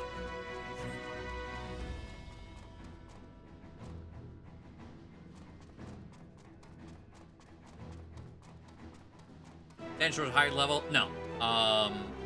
Wait. Do I have 89? No, I don't know anymore. Oh, yeah, okay. I actually surpassed how much experience Reaper has. So Dancer and Reaper are both 88. So I actually couldn't progress. Like, if it wasn't already time to end stream, I couldn't progress even if I wanted to. I have to level. Which, if I do my Wondrous Tales, that's a guaranteed level. Because you get half of a full level, regardless of what level you are, for completing this. So, of course, the higher level you turn in, the better. The more you get out of it. And I'll probably give it to Reaper. Dancer being at, I don't know, like 65-ish% the way through, where Reaper is more at that 50-50.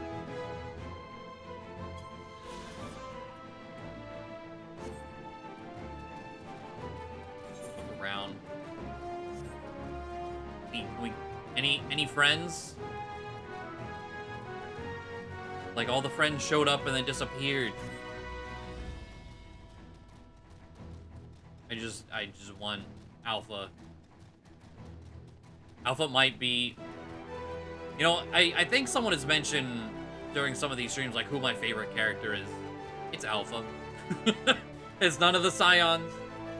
No one is... Alpha is my favorite character in this entire game. It went obvious by, like, the strong attempt at not immediately ugly crying as soon as he showed up. God, I love him so much.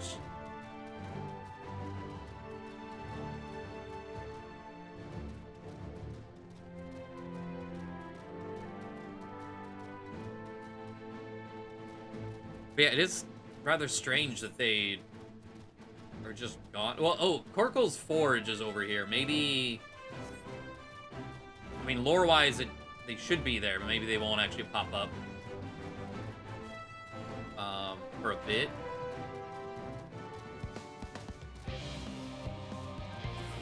Oh, I can fly here. Let's see. Let's go to his forge and see if they're sitting out there. God, it's so nice to be able to fly here, though. Is there a lookout point in the center of this fancy spiral? No. Maybe I can't land on it. Oh, I can. And you didn't put a lookout point here? I'm shocked, honestly. Just like prime sightseeing log real estate.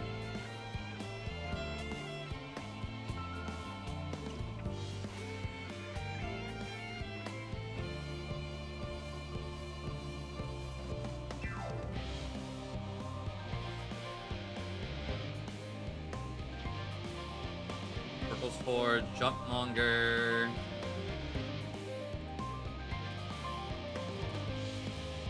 Alpha. Okay, not a real building. There's Korkol himself. Yeah, maybe it's like a just story thing. Maybe they'll pop up after we start the next or something. I don't know.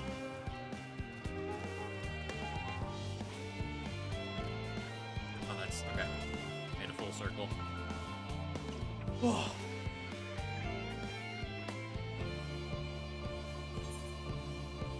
Alright. There's still one more map to explore, too. Like, that's 5 whole areas that we've been to so far. Still a 6th.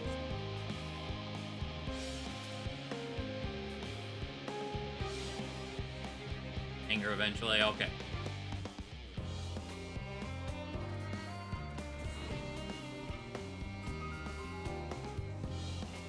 But I understand now. You know, along the ride, I have said out loud, at least twice, I wonder if Alpha has made it to the moon, or like Endwalker in general. Yes. But there was no response anytime I said that.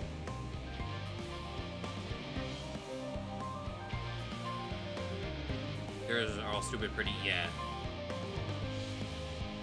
Giant pillars also feel like places. There's so many of them. Put a lookout point in just one of them.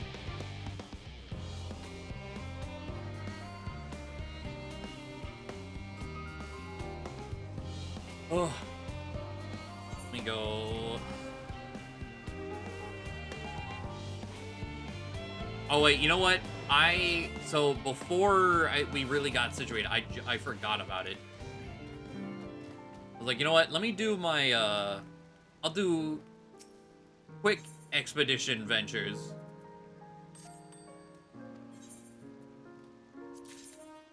Might as well. And I never returned, so I mean, what?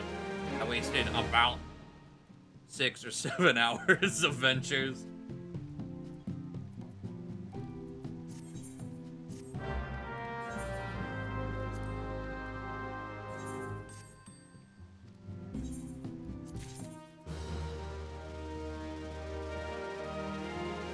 Spear. And decent that. How was talk about sales thing? Let's see how if I was undercut. God, one of the most infuriating thing. Okay, no, Just no one's buying that.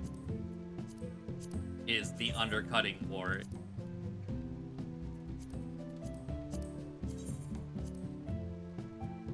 I put this up like right before I started stream.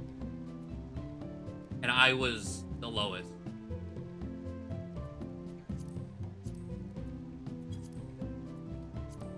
I think what pisses me off more than just like the 340 versus 340 is the one. The like 349. Those people. They are significantly worse than anyone else. And the worst, like, I'm gonna drop this. I'm gonna drop it to 300. I just want it gone.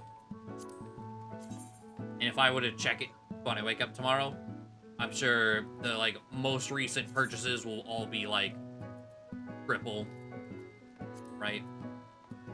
Let's see. I have this at 700. It's been undercut way down. 500 it is.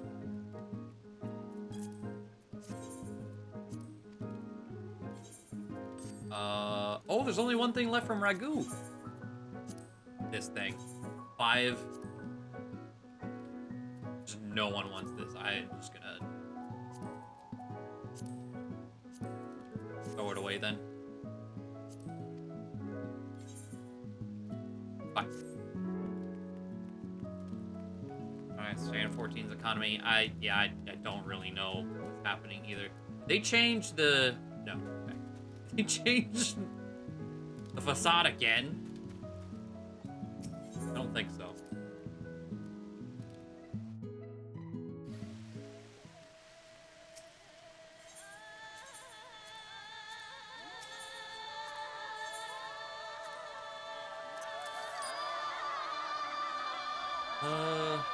This is an interesting music choice.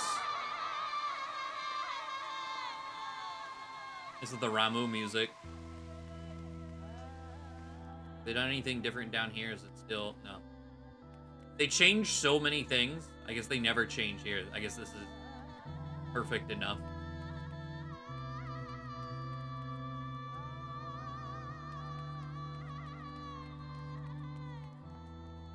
The staple of the house. It must be.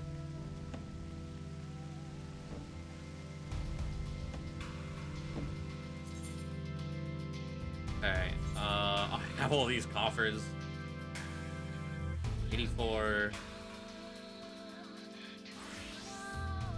86, 86. Okay, so I probably give it to Dancer. If my Reaper's 86s, my Dancer's still at 84, I should give it to Dancer 88s.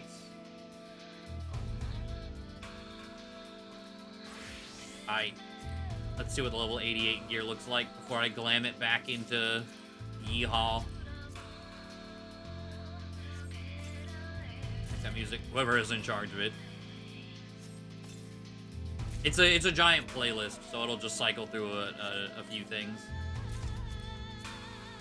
Most of them sound like club themes or like club music, so like this is honestly rather weird for being in here.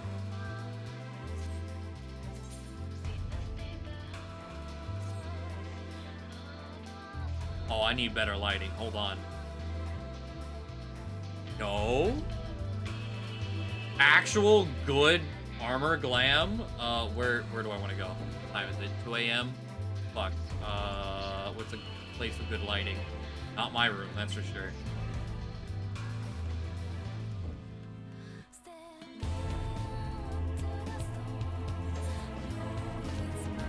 The Gold Saucer? Casinos are always lively, surely. Being 2 a.m. means like there's no sunlight anyway. Over here.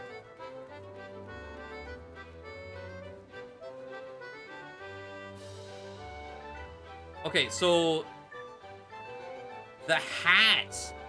This is okay. So this hat, I think, was only for 2 different classes before. This is the hat I wear, like, if I swap to my Reaper. Switches the eye patch, which is funny.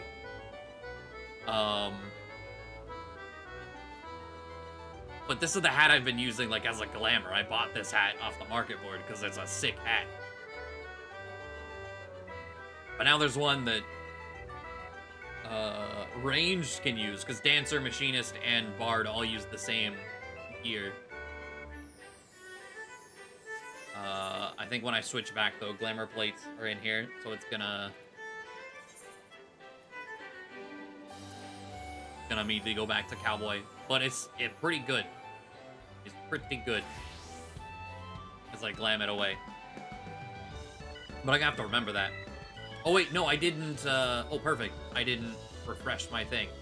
Never mind. Normally, you can remove the eye patch if you want it. It is dyeable, too. God damn. Normally I just throw gear out afterwards, or, like, desynth. Lately, I've been desynthing, but because of, like, the little cape and everything, too. How does it dye? Just the under part, huh? But it's black. So the under part, like any color, pretty much work well.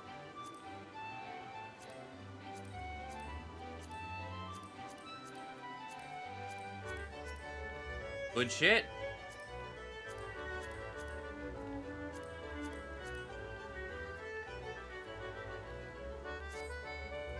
Boots. Oh my god, because I already struggled with the 400 slot glamour dresser, and I just added a whole new armor set. That's not a unique armor set. I could buy this at any time, but it's so good. All these pieces, holy shit. Like, these are some sick boots.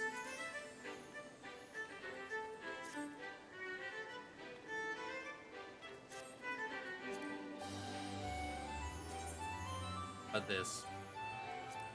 Okay, the cape stays.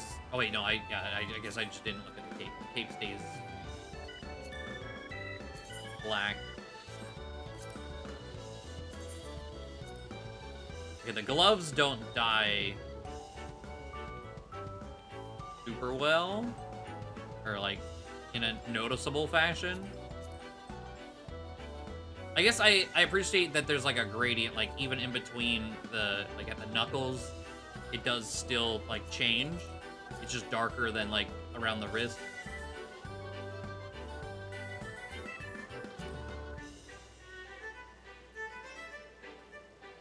Cleaning that glam dresser, it's so hard because like a lot of it's unique stuff.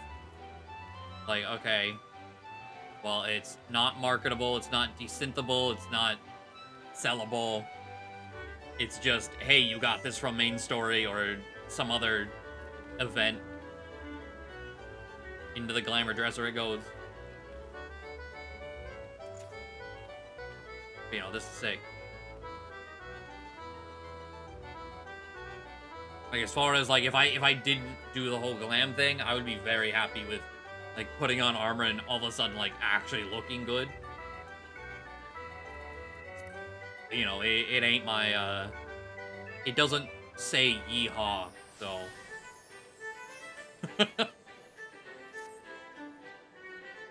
It ain't for Dancer. But it do be nice. Oh, can I get a jackpot? No.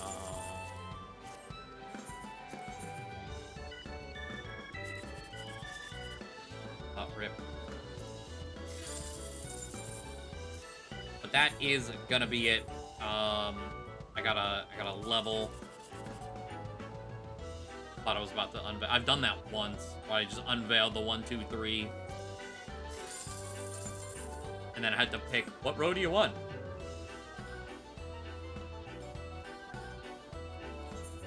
But we will return to this probably tomorrow. We are so close. I mean, we're close to the end, but also, if it's anything like other expansion finales, there are going to be some quests and cutscenes that take like an hour on their own. So we're at 89, and you know, MSQ 90 is where it ends.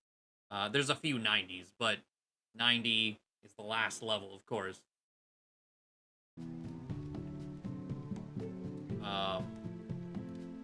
We're getting there.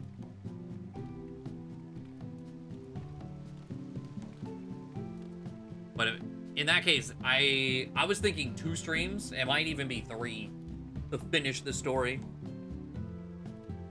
I don't think next stream. Yeah. Yeah,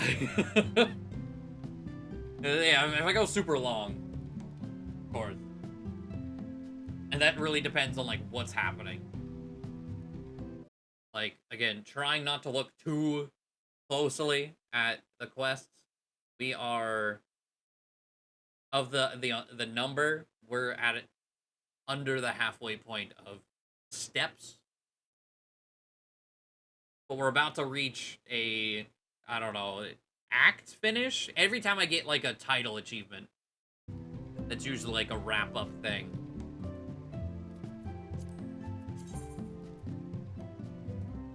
The last ones I've gotten weren't any of those. And the next one gives one of those, and then we don't get another one until the end.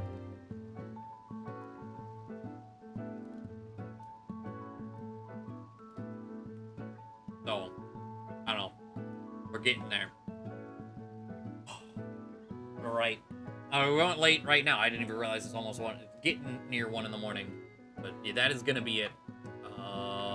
I will see you guys. It is Tuesday, right? Yeah. So I will see you guys again tomorrow for more Endwalking. Get my people to 89. We'll be good to go. To pick up MSQ. Jiving. Yeah, there's usually someone dancing around somewhere.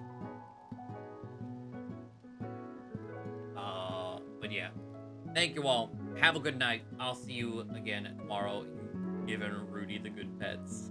I don't even know who this dude is. He isn't even part of, like, my FC. He's just walking around. Love it. Yeah, have a good night, everyone. Don't leave me. Don't leave me! Father!